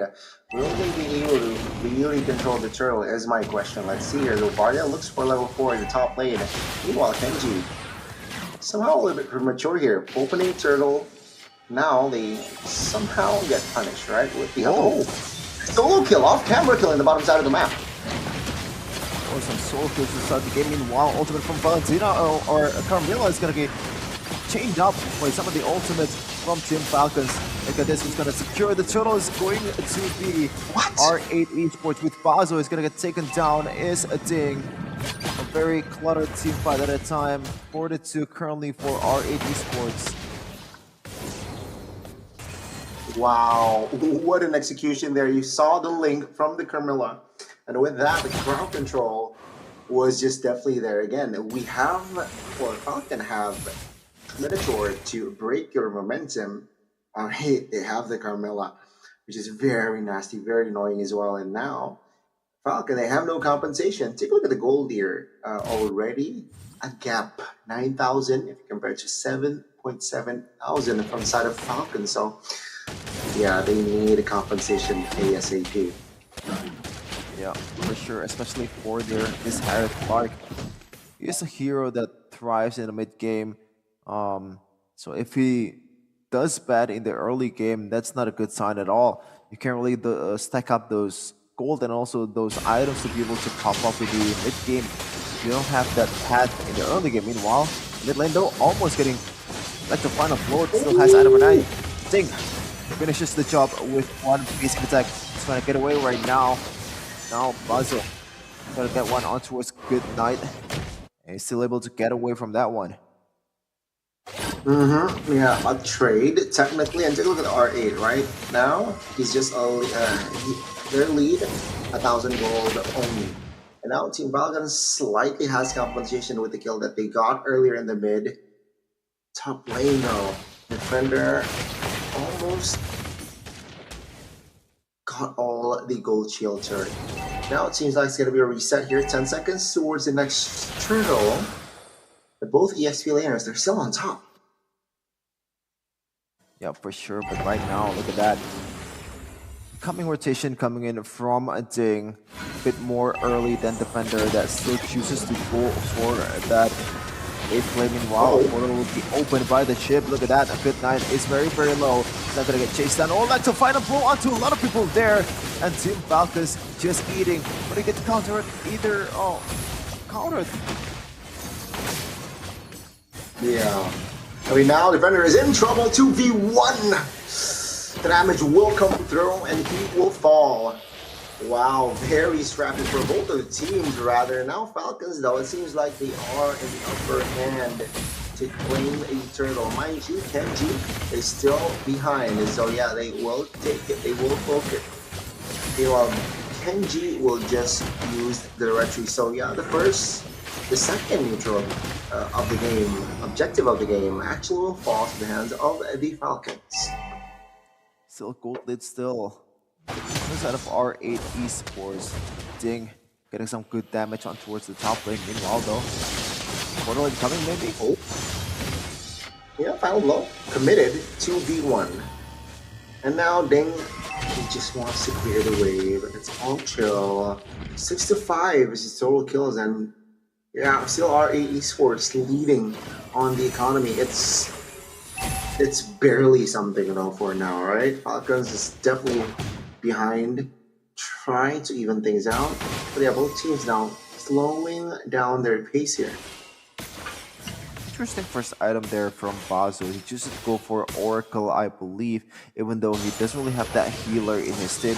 Yes, Chip does get, or maybe gives you some bit of shield when you go through his portal, but I don't think it's really that worth for you to build an Oracle in the first item, but maybe there is some uses that I don't know that this team knows, Bazo knows in this case.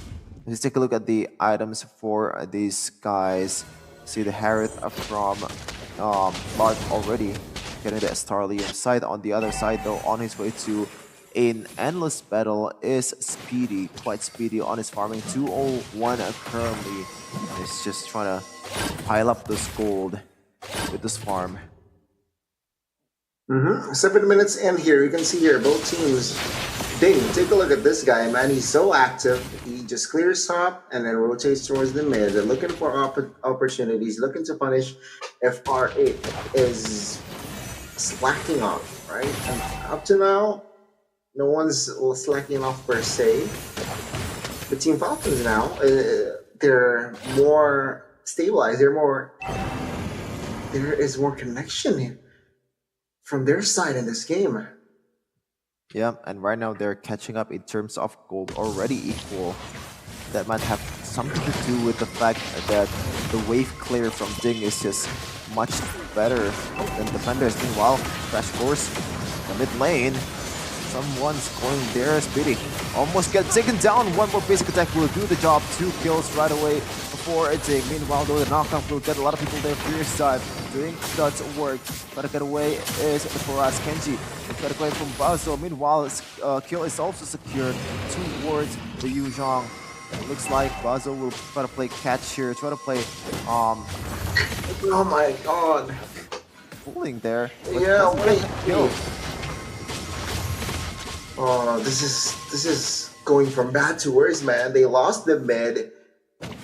Kenji didn't fall, and yeah, now Team Falcons, they have more space because of that mid base third eliminated. So now they need to think twice now whenever they want to go out towards the lane. Their mid is weak. Take a look at the top side now already, right? This is a good idea. Roger taking on Benedetta alone. Sure, Ding has no petrify, but I believe he definitely can poke. Right now, R8. I don't think this is wise. Initiating on Turtle when things are not going your way. Well, ultimate right away. Initially can be used by Super. Look at that, Badius going to pile up there. A kill secured by Ding. And another kill right now towards the DPS of Team Falcons. Arc goes down, and that might be a good sign for R8 Esports. A winning trade for them. Definitely, man. And take a look at the bottom side. Oh, Ding versus Defender, man. Look at here, Falcons. They are already very, very much ready to commit and to contest this board take. Ding in position, looking for a push. R8, they're behind just 1,000 though, slightly, almost 1,500. And R8, they're just taking their time here. They know they're behind, so they're taking their time very slowly. How about Ding though? 7-3-2. responsible for 70% of the kills that Team Falcons has, and also 90% on kill participation. His Electro final blows has been very on point with the Petrifier as well. Meanwhile, Good Night, ooh, too close there. I want to back out just a little bit. But now, with the presence of Chip, Speedy can catch up right away. Yeah, now Falcons, they need to be careful here because they want to blitz this. Okay, the turn is welcome committed. Now, Minotaur Fury, oh, it's not enough damage. It's actually come through, and R8, they are the victors. Carmella securing the Lord. Take a look at the mid side here. Lord trying to get away, trying to hide, finds one. 2-4-2, but still R8, they got the Lord. Yep, the good sign for R8 so far. Even though it's a bit cluttered, it's not really the prettiest Lord tech that you've ever seen. At the end of the day, still winning trade 3-3 or maybe 2-2. Was the Lord, and now Ding might be trouble here. Dragon Tail connects. Defender getting some minor damage on towards a Ding. The Lord is already at quarter of HP and is gonna get taken down by Ding. So not much value from the Lord of R8. Now I have to look for more ways to get those items, to get those gold leads to further enhance their current gold lead right now. Maybe no. It's actually no, yeah, R8 Esports is leading, I'm sorry. 11 minutes now, still. I feel like it's anybody's game. Apart from that mid turret, yeah, let's see. But for now, it's Team Falcons who has control, but R8, what are they doing? Winning condition-wise, I believe all they need to do here is they want to pick fight as much as they could, alright? Because at this point, Roger is ready to fight. Use the chip. They can use the youth zone as well to bait out fights, and perhaps that is what they're trying to do in the bottom side of the map here. Falcon diving in, defender clearing, there you go, they want to fight, Eternal Guard pumped. Oh my god, the chip stuck though, Minute Fury committed. Wow, control is there, but oh, take a look at the minute my goodness gracious. With the final blow, perfectly timed, and he is going to enable his team to get the first wiped out in MPL MENA playoffs. 10-3-5. Ding is an absolute monster on this Benedetta. Why haven't you played it earlier, bro? This is just insanity. A really good execution of that. It looks like it's gonna be the end for R8 Esports in this game number 1. They're just gonna blitz this. Team Falcons, with their talents, will take down R8 Esports in this game 1. The first seed of the regular season is on the brink of elimination. What the heck was that, Chepin? I did not expect that to be true, but they managed to get a win out of that wipeout, man. What? What happened? What happened, man? What happened? That fight, I thought it was in favor for a moment for the side of R8, but then the Benedetta showed up. I already saw, man. I saw Ding from the backside. He smelled blood. He knows that he smelled blood, and with that final blow, Petrified connects on towards 3 or 4, I believe. Yeah. Enables his team to keep winning the fights. And that's wiped out. That's GG. The timing couldn't be more perfect as well. No minions. They got the mid wave. GG, well played. Wow. Wow, indeed. That's what Falcons do, man. They're waiting for the rabbit to come out of the hole and just pounce on it. And they're just feasting on it. And I think when they actually executed that Alexio final blow, the hitbox is also further enhanced by the fact that Novaria is also there. So it's a bit more effective when you use the Electric final blow. You don't have to use your Petrify or maybe just execute your Petrify perfectly because there's already an enhancer, a debuffer on that Novaria. And obviously, I don't think we have any say on who's the MVP was, but it's for sure a Ding on this Benedetta. Full damage with Heptasis, Sea Halberd, and Malvicor, and also Endless Battle, rocking that fighter emblem, and also that penetration Festival Blood, and wow, whatchamacallit? Sea Halberd. No, the emblem. Oh, I'm having a brain fart right now. Oh, it's all right. It's all right. You're drawing blanks, but yeah, I mean, what a performance, right? What a performance from Ding. He from start to finish. During his lanes, he was so active. Top lane, going to the mid lane, looking for opportunities, and take a look at Ding right here with the flanks. Final blow finds the Petrify on towards 4, and there you go, and just deleted instantly. And with that, the timing couldn't be more perfect, right? No minions spawn. No, my God, so close, 13 minutes. It's all it took, man. It's all it took. Yep.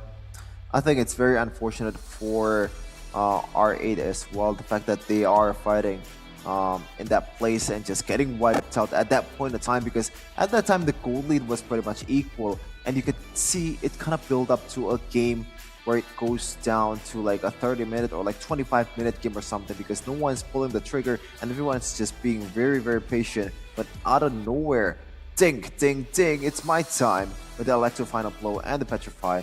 As we take a look at the stats and also the emblems here from these teams. Let's take a look at Good Night though. Still using that Wilderness Blessing, and it looks like for all the mid laners out there in MENA or in other regions out there, the rotation speed is something that they're looking for with that Wilderness Blessing, still with that same pattern over and over again. And it makes sense. As a mid laner, you have the luxury to go from the top lane to the mid lane again, to the bottom lane, to further help your team to be able to deal damage, and also just enhance your team in a team fight. Look at the damage dealing percentage. Benedetta from Ding, 31% as an EXP laner. That is something that you don't really see every day, and Ding was definitely, without a shadow of a doubt, the MVP of that game by a landslide. Yeah, I mean, what a performance, right?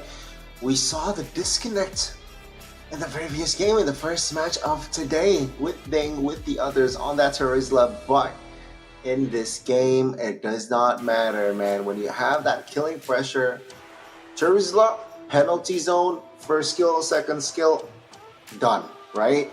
But with the Benedetta, there's killing threat, there's killing pressure, and that is what I feel like Ding can shine with. A hero that can kill. You saw what he did with the Benedetta. Final blow, looking for flanks, looking for the perfect timing. He knows who to target as well in that game.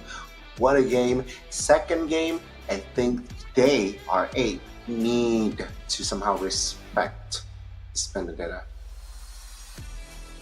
Maybe just play a bit more strategic, because when you are clumping up as a 5, that is pretty much food for any Benedetta player out there with the Petrify as well. That combo will do a lot of damage to your to your units, even though if you are a tank as well, because he already built some penetration item in Heptasis. There's some penetration stats in there as well, and some true damage in the Endless Battle. So it doesn't really matter if you are the one that's tanking or you are the front line, you're still gonna receive a lot of heat from the Ding man himself. Let's see though, if that's gonna be the case in game number 2, will the Benedetta be banned, especially on the second phase, or maybe they'll prioritize it more on the first phase. But I don't think that's gonna be the case, because usually when we see XP lane, it's gonna be something that's not really prioritized. It's more of a like a 2 last picks, I guess. Yep, it depends, right? If you're really comfortable, then maybe, because we saw Terizla being picked up in the first phase a couple of times as well today. But yeah, mostly it's the XP has been in the second phase to be picked, right? To be picked up. So yeah, we might see it again in this match. But overall, what a performance here by Ding. Man, the timing, so perfect. Chef's kiss, of course. And this time, RRQ will also might have the same fate as R8, because RRQ eliminated R8, can be eliminated as well. Tournament favorites, not RRQ, but okay. Wait, why RRQ specifically? Because I don't get it. Because they have Rs, all right? They have Rs. They have Rs? Oh. I don't think that makes sense, Connie. I think you should have compared to BTR or something. True. BTR is also the number one regular season standings, just like R8. Yeah. Also now, And I like one Banter more with game. Miracle. You like Banner with Miracle? Because you're a geek fan? Yeah, we knocked them out. Fortunately, we couldn't go all the way, but yeah, that's it. Close, right? But almost is never enough, Shefan. Yep. Are you mocking me right now? Is that how it is?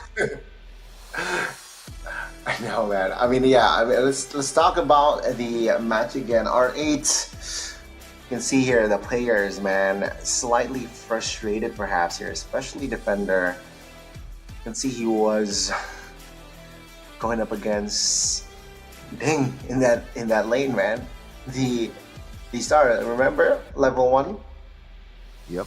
He wasn't able to clear properly. Wow.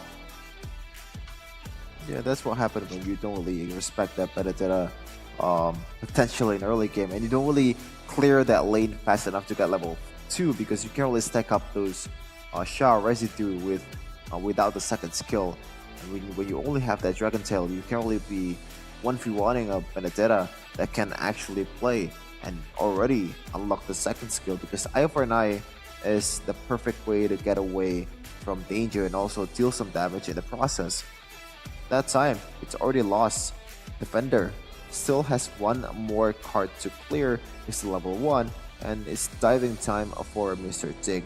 Now, we are about to enter second game's trapped here. I do expect some changes. What? Yes. It's match point, man. It's match point for Falcons.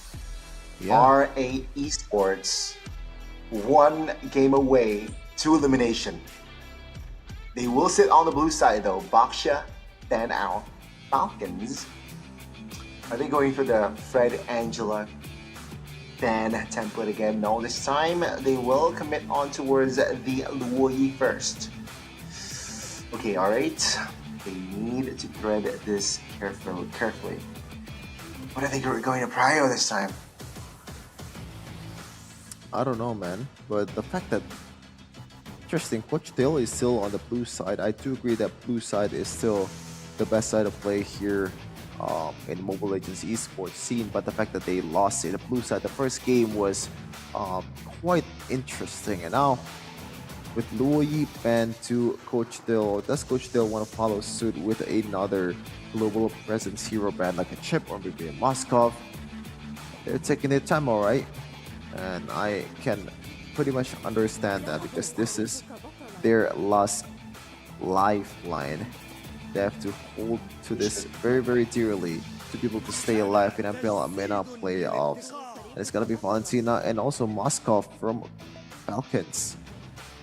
They should really think about what their next move is, right? And again, seems like Coach Dale very vocal here in the drafts, trying to discuss with his players. You can see here, yeah, Moscow will be the ban here from the side of Falcons. 2 global ban, global heroes technically will not come into the land dawn. All right, last ban. What will it be? Oh, I think they're content of letting go of the chip. The question is, what's gonna be the replacement there for that ban? And looks gonna be a Minotaur. Interesting ban here for Coach Dale. Already seeing some minor adjustment from him. I don't know if this is minor or major because Minotaur on the first phase is something that you don't really see a lot in other regions out there. Even though how good Minotaur, how good of a Minotaur player the opposing side's Roamer is, it's still a hero that's not really that prior to the meta. I do understand that it has its uses. It can counter dives really, really well. And when you want to play the chip, you get rid of the Minotaur. But I don't know if you are, or maybe if Minotaur is something that's worthy to be first ban. Let's see, right? Let's see. I think it's more of a respect area, right? Especially after that first game, man. That Minotaur is very annoying. That motivation roar, that Minion Fury comes into clutch. And yeah, Falcons, they realize, you know what, let's just ban out the Harith because they believe R8 will prior the Harith now. But the chip is open, the Angela is open, the Fred is open. The Fred is open, like your prediction. Ooh, interesting. So, do you want to go for the Fred or the chip? I think Coach Dill is weighing on this decision very, very carefully because both are very, very sought commodities, and it's gonna be the Fredrin highlighting his debut in this playoffs of MPL MENA Season 5, and right away a chip and a Roger. The hero and the quote-unquote counter for the chip. The best marksman to play when you are playing against a chip. So this is looking quite good for both of these teams. They know what they're trying to do. Coach Dale, with the standard pick that he has in that Fredrin, he can literally go for pretty much everything and it still makes sense just because of the Fredrin's presence. Yeah, I think Angela here, just a no-brainer, right? And a very smart move here by R8. You know what? We got two roamers. Why not pick the jungler, right? Angela and Chip, they will not pick both up. But even with that, Angela will be neglected. So no Angela here for R8. Instead, it'll be no Varia. It has range, and the Eid is also a hero that I feel like can break the opponent's momentum. Then you have the option to pick an Angela here if you are Falcon, and maybe run it up with Inaton in the second phase of picking. That's an idea, right? Because you're still lacking on that magic damage. You kind of sacrifice that mid lane presence, that mid lane damage from the possible Farsas, the possible Luo Yis and Lilias and all those stuff. You place it with a healer that enhance the capability of another hero. Now you picked another ton. But it's going to be, what is that? Get the Oh, it's Paramis. So, oh man, I'm just yapping for nothing. Bro, come on now.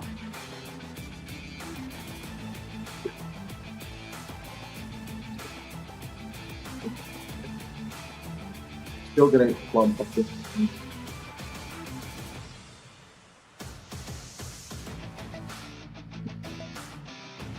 Yeah, I know, Faramis, without the presence of Valentina, it's going to be hard to counter this one. You have to layer your CC, you have to layer your damage to be able to bypass the presence of the Faramis. And mind you, usually in MPL Indonesia or maybe MPL PH, the one that uses Faramis is the side that's more likely to win, because it kind of gives you just an extra life, which is in a way kind of unfair, even though there's been a lot of revamp, like nerfs, but it's still one of the prime heroes in the mid lane, and it's not really that conditional either. You can use it pretty much anytime unless the opposing side has Valentina. Yeah, exactly. So now, what will they go for here? What will?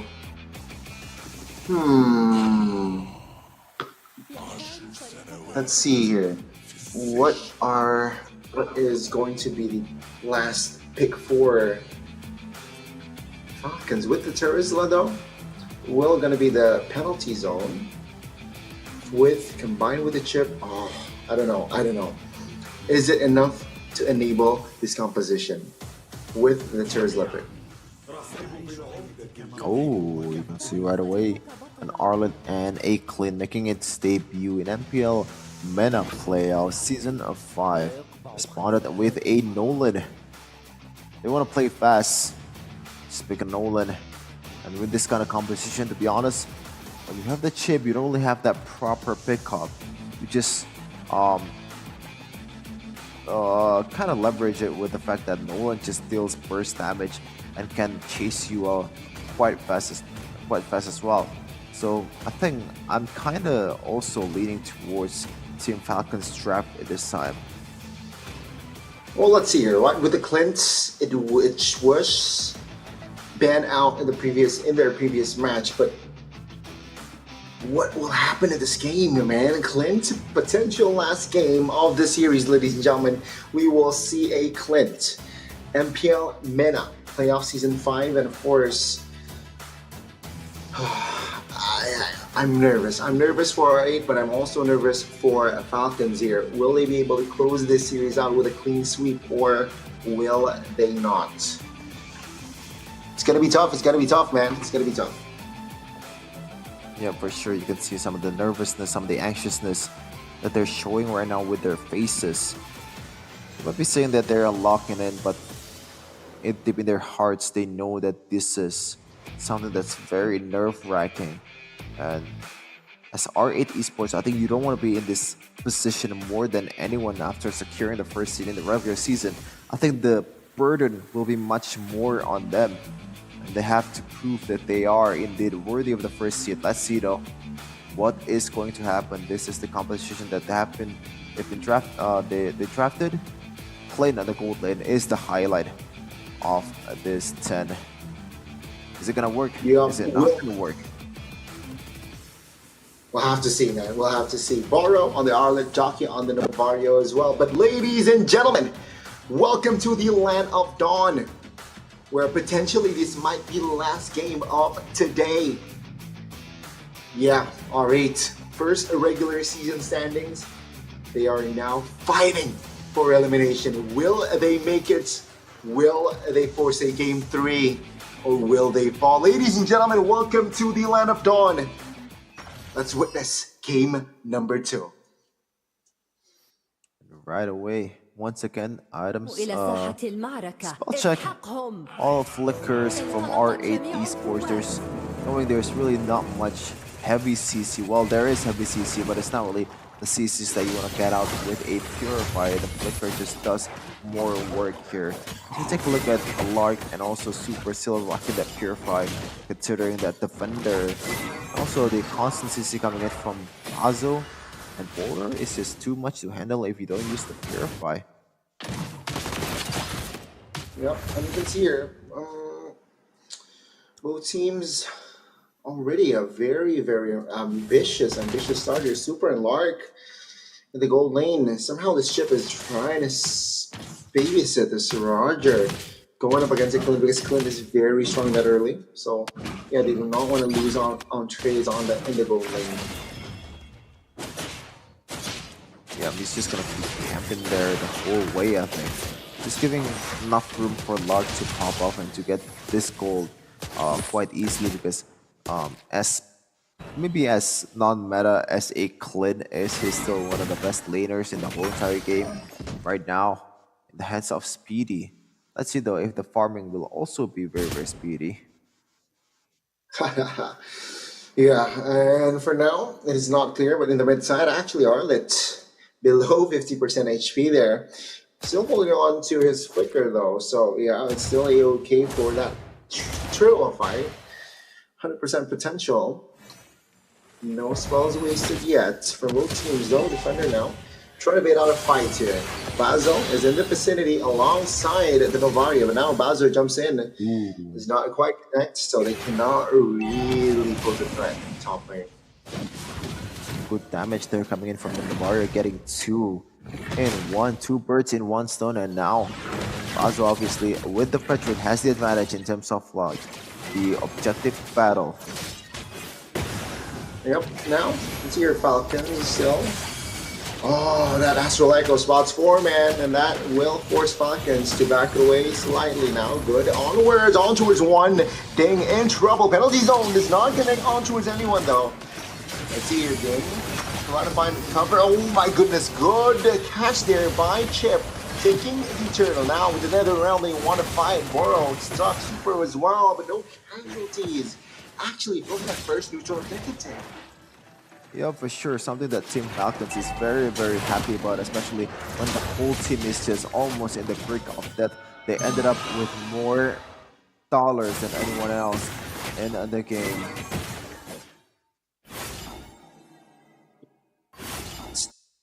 And now, you can see here both teams toning it down. Team Falcons, even after that first neutral objective take, they do not want to step onto the gas too quickly as well. They want to gain more control here. Borrow on the Arlet roam. They're eyeing for that bottom side, and it seems like Lark, he sniffs it. Oh yeah, I just realized it's actually Defender on the Edith.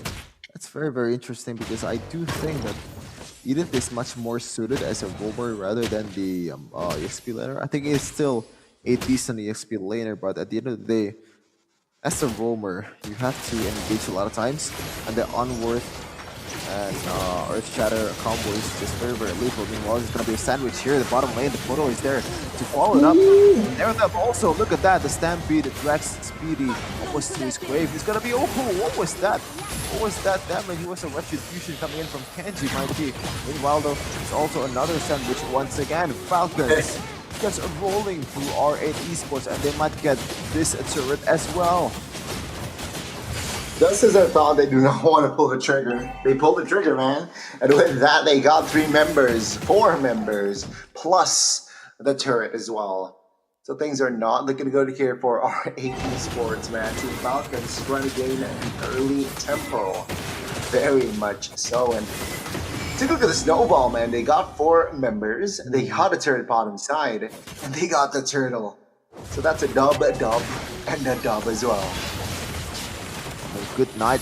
I have to say good night here, getting bursted down by 3 members of R8 Esports. But yeah, right now the gold lead already ballooned to 3K. Ding might be getting caught out here. Multiple CCs coming in his way, trying to do the penalty zone, but finally using one on towards 3.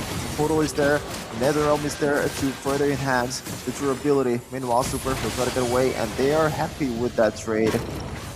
So far, Team Falcons. Man, they want to re-engage as well, right? Take a look at this initiation, right? It was killless. But after that teleportation, got to Speedy, very low, Kenji. Ooh. Nasty execution as well. And they got another. And with that, 17,000 economy-wise here. Oh my goodness gracious. Yeah, the retribution hits as well, and Speedy very low, forced to use the recall, and this is why Clint. Man, if you lose the early game with the Clint, it's not gonna be a good time entering the mid phase. So yeah, Team Falcons are capitalizing that fact. Okay? A-okay. And you also gave a Nolan Kenji stolen 4 kills in early game. That's something that you shouldn't do against an assassin. Meanwhile, though, final slash on towards 2 penalty zone with the response. Corso being put down. Meanwhile, it's gonna be Nolan coming in. Kenji just cleaning the house. Meanwhile, Ding taking some hit in the front line, just taking all the damage. That was actually Lark who secures that one first kill into the game. It's the DPS of Team Falcons. And it shows right now the top and bottom side of the chart has fallen, so yeah, more space to play around with here. Team Falcons, they are moving towards the last neutral objective. I don't think RH should contest this. I don't think this is wise. Let's see though, Falcons, they want to contest Defender. Next, the crowd control, but no follow-up, of course. And yeah, no play whatsoever. Borlo jumps in, Bing, still soaking damage. Bowzo trying to find the retribution. Oh my goodness! The realm committed. Oh, take away the damage here. Kenji secures the turtle. Low HP defender flickers out. But actually, Bowzo is the one to fall. And take a look at Boro. Isolated in the 5-man Falcon. That's another kill onto their board. I don't want to say this too soon, but I cannot believe that I'm seeing a build-up towards an even bigger meltdown than Bigichan Alpha in MPL Indonesia. They didn't even get a single game if they ended up losing this one, R8 Esports. Looking at the items, oh my goodness, look at that. 1 kill also secured towards Defender. And I don't think Bazo has even 1 item secured at this point of the game. Yep. And you can see here already Falcons dancing around the jungles of R8. Things are looking bad from bad to worse here. And you can see Falcon again engaging. At this point, they do not care if it's a 1v4, 2v4, 4v4, 5v5. They want to fight now. They want the top lane. Evasion, no. Penalty zone connecting onwards still. The damage it's not there just yet. The Boro will fall surely. Oh, there you go. Being secures it. Another member will fall here. No follow-up damage whatsoever, but Basil says otherwise. It's a 2-for-1. A good night has the passive and is back in the line of dawn. And they might go for more here. Speedy, good night, baby. Kenji secures the kill. Now Basil is in trouble under the turret. A super secures it, and the base will fall as well. Team Falcons, man, they're flying high. They're soaring high in the land of dawn. And this is like 8k per 8 minutes. This is something that usually Onyx does in MPL Indonesia, and they're replicating it in the playoffs of MPL MENA. Season of 5, Kenji already securing a much needed item there in Malefic War. Now everyone in the front line will get easily bursted down by Kenji's Rupture. They're gonna move on towards the Lord, and looks like there's absolutely no contest whatsoever. The lead, a balloon to 9k gold lead. Super already eyeing for a portal here.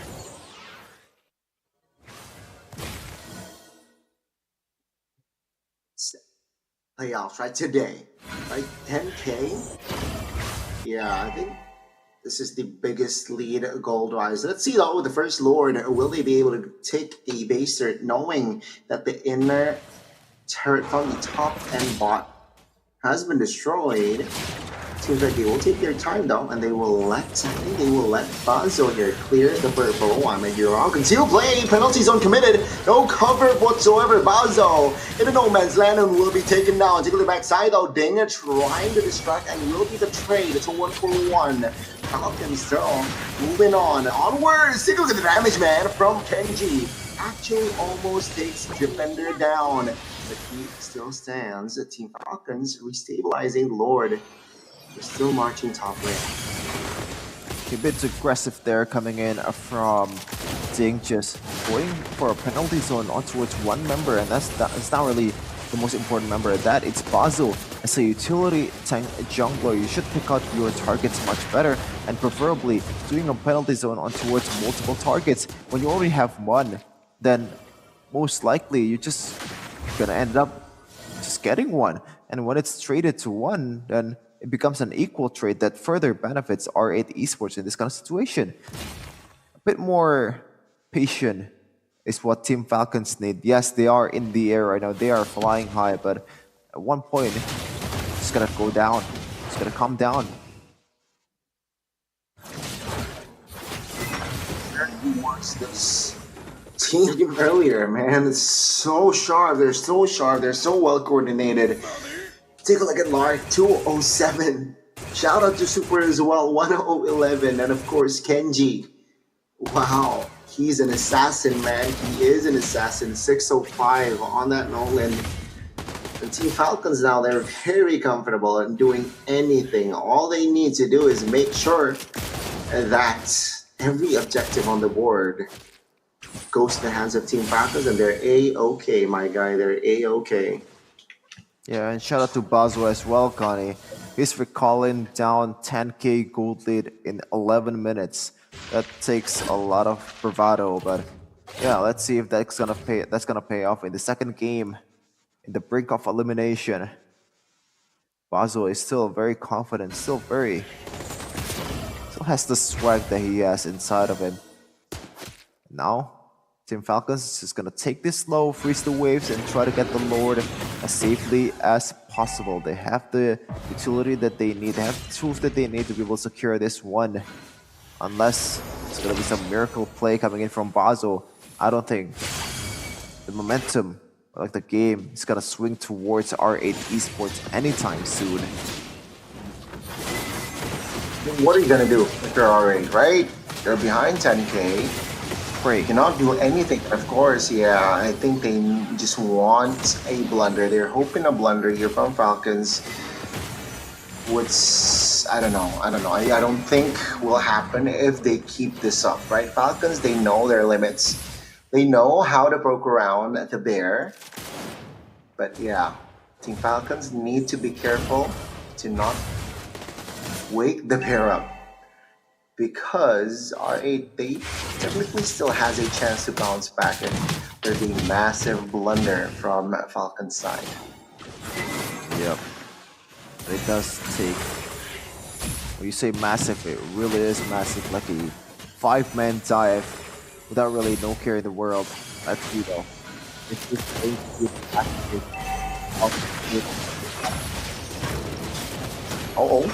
Oh no, we lost a member. Still has immortality in the realm committed. Vaser, top and bot will fall. Good night. Kenji is there as well.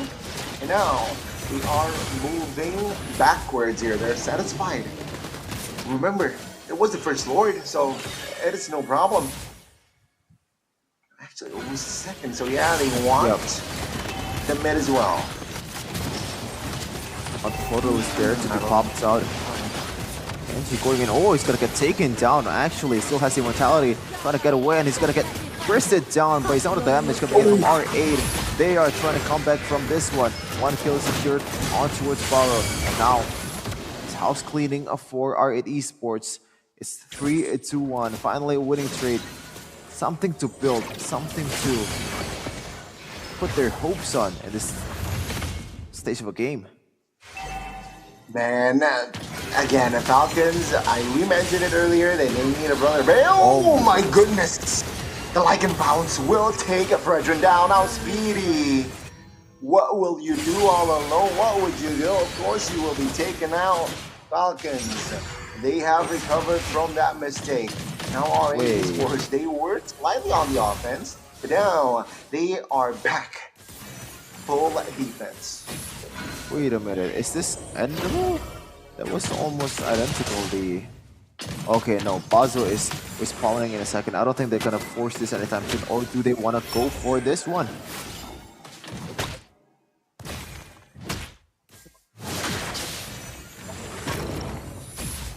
Nope, it looks like they're just gonna go with the disciplined route and try to wait for the Lord.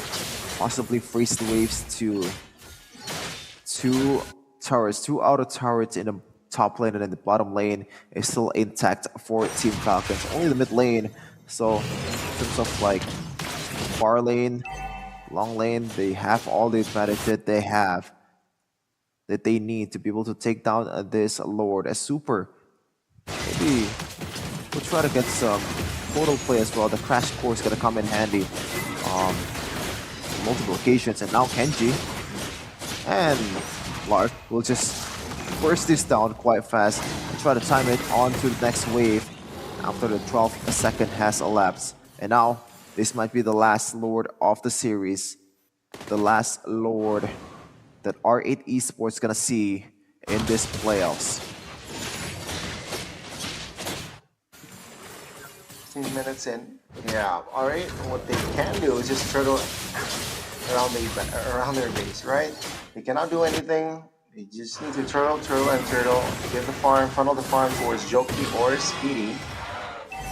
Meanwhile, Team Falcons, they need to somehow freeze the waves. Though, Lord, not evolved yet, but will march in the mid lane.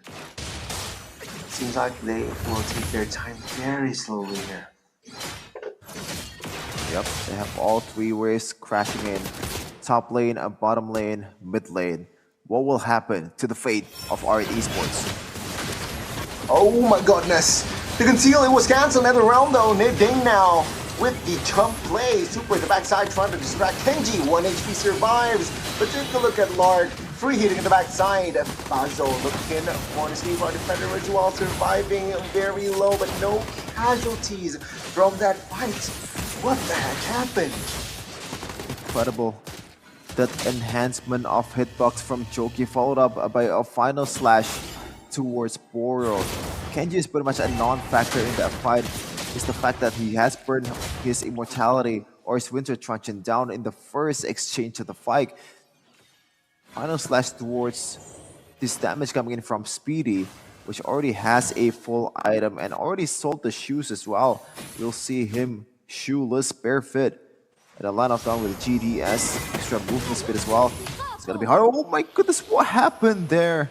a kill towards the premise. Meanwhile, the portal is going to be used there. Penalty zone on towards only one. The Netherrealm is already gone. Meanwhile, the front line mortality is gone for a knockup with the onward from the defender. Doing a lot of work there, but Speedy surely will get chased down for this one. It looks like it's going to be the end of for Team Falcons.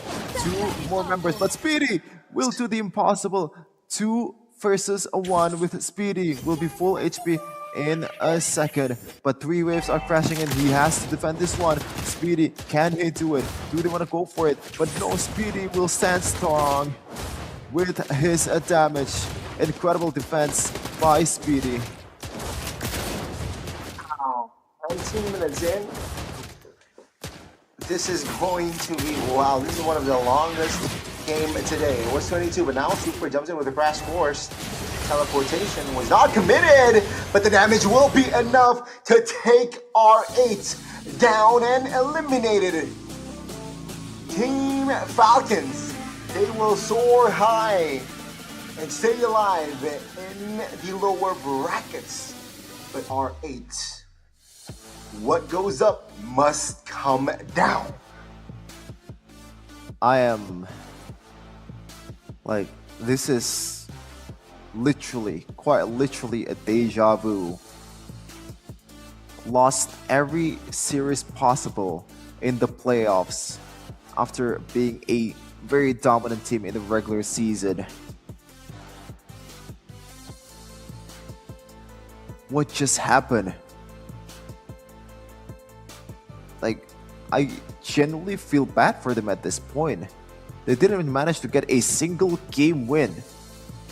Game win. Not a match. Game win. And that is the result of the elimination match between Team Falcons and also R8 Esports. Connie, what are you feeling right now? I feel bad for Defender, man. I wanted to see him on the international stage again, but unfortunately, even though their spotless run almost right in the regular season, it means nothing in the playoffs. They lost to DK and they lost again going up against Falcons, also in a tournament favorite, by the way. Kenji, whoa, that Nolan, practically unstoppable. No one can lock him down, and from the early game he was farming like crazy. Nobody was able to punish him per se. Sure, damage was there, Clint, maybe theoretically, but in that line of dawn, in that game, they were unstoppable. Yeah, for sure. And I think one reasonable criticism that I have right now is the fact that every time they clash, it's always like win a lot or like lose a lot. So there's no in between. There's no like, oh, I just lost 1 member here, so it's time to kite back. It's always like 5 member. It's always done, all of them, or maybe 4 of them is gone, and it's time to just one straight push or like use the load or anything like that. It's always like that with R8 Esports so far in this match, and I think that's a big homework that needs to be done if you want to be the best of the best, or maybe compete in the highest of the stages. As you can see in that game, the MVP is quite apparent for us. It's going to be Mr. Kenji with a Nolan, 50,000 damage, 70% objective rate, and also 819 KDA with a Nolan. Full build. I even built the Guardian's helmet at the end of the game to just heal up his HP when he needed to push that one straight push towards Speedy. Look at this.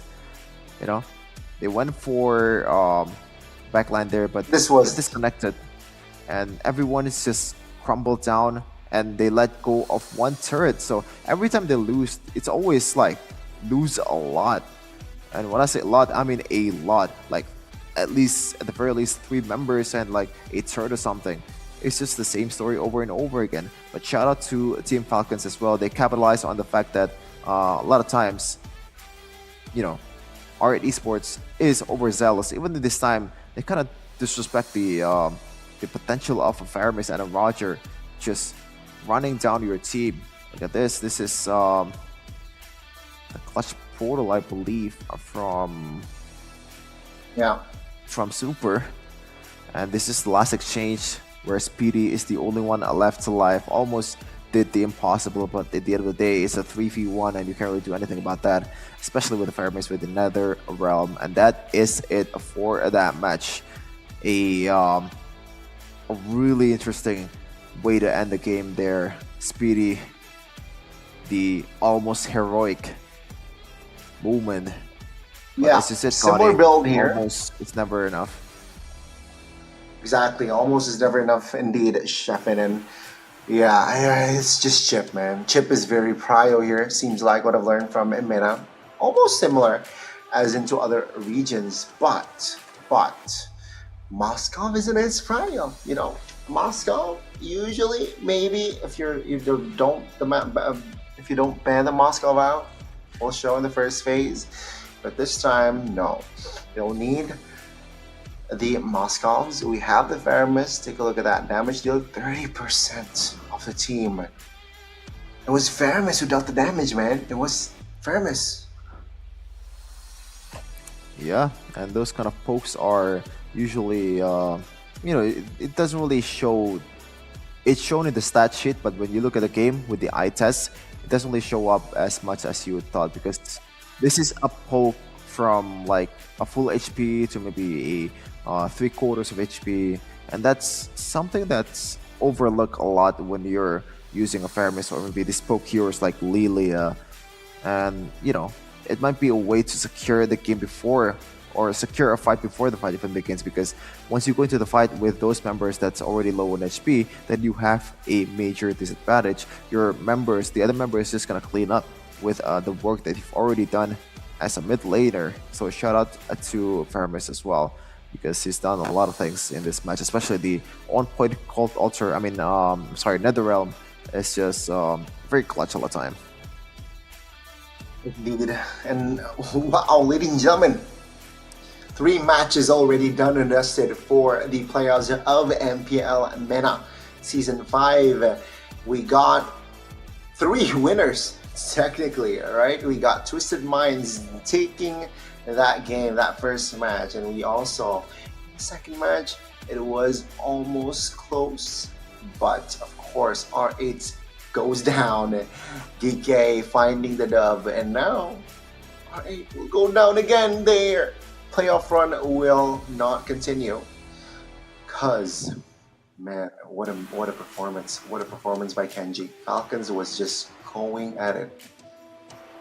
Yeah, it's almost like every time R8 is facing a team, the opponent's jungler is just popped off for some reason. Mark and Kenji is just absolutely incredible so far in this day 1, and we are looking forward to seeing more of that action tomorrow in day 2 of MPL MENA Playoff Season 5, and which decides 2 slots for the MSC in Riyadh 2024.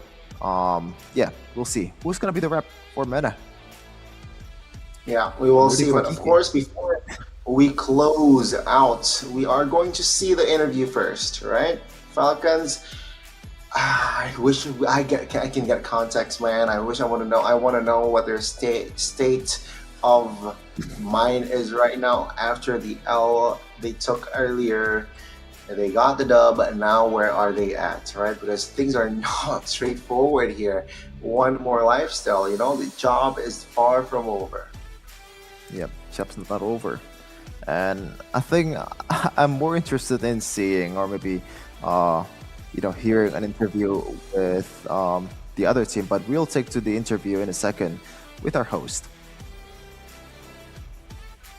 بتوقع للجميع في هذا اليوم، لكن شباب مبروك 2-0 امام الار 8. كنجي، الشعور بعد الفوز؟ والله هو شعور حلو بالذات ضد فريق الار 8، لان انت شفت في التصفيات الريجولار سيزون كانوا مادين اداء يعتبر ممتاز، لكن كل الفرق السعوديه تقريبا كانت واقفه لهم على النقطه ديت، ان انتوا خلاص جايين في بلدنا، خلاص تعالوا لنا بقى.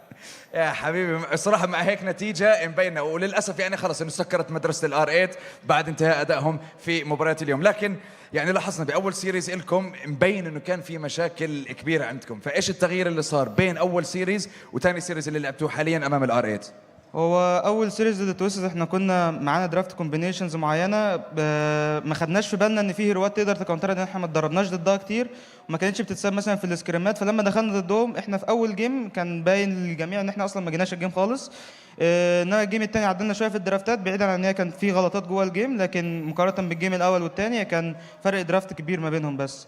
انما رجعنا ضد الار 8 صلحناها، قعدنا نتكلم، ديت بقى فكره الكوميونيكيشن بين الفريق، طلعنا فوق ظبطنا ريست ويلا دخلنا بقى الجيم ار 8 خلاص دو اور داي، قلناها كده دو اور داي. وفعليا كانت دو اور داي لكم في بهاي المرحله من البطوله، خلص بتخسروا بتم اقصائكم وقتها فريق الاريت كان بيكمل. لكن سوبر جايك لانه انتم هلا تاهلتوا للمرحله الجايه، فاحنا حابب اسالك مين بتفضل تنافس في مباريات بكره؟ هل بتفضل تنتقم من تويستد ولا تاخذ جي كي؟ اكيد افضل انتقم من تويستد، وحاب اقول لهم انه هالمره راح تكون غير يعني. يا حبيبي هات، يعني انا صراحه بدي اشوف. واخر شيء حابب اسالكم اياه كنجي، خصوصا من عندك، في اي تصريح للباقي؟ ايوه كيب توكينج وبس. يعطيك العافيه يا كنجي، يعطيك العافيه سوبر، والف مبروك برضه على الفوز 2-0، وبنشوفكم بكره باذن الله في باقي المباريات، وبنشوف مين يا ترى حتنافسوا، ان كان فريق تويستد او ان كان فريق الجي كي. يعطيكم العافيه يا شباب ونقول لكم جي جي. لا خليه معك عادي، اعمل مقابله مع حالي.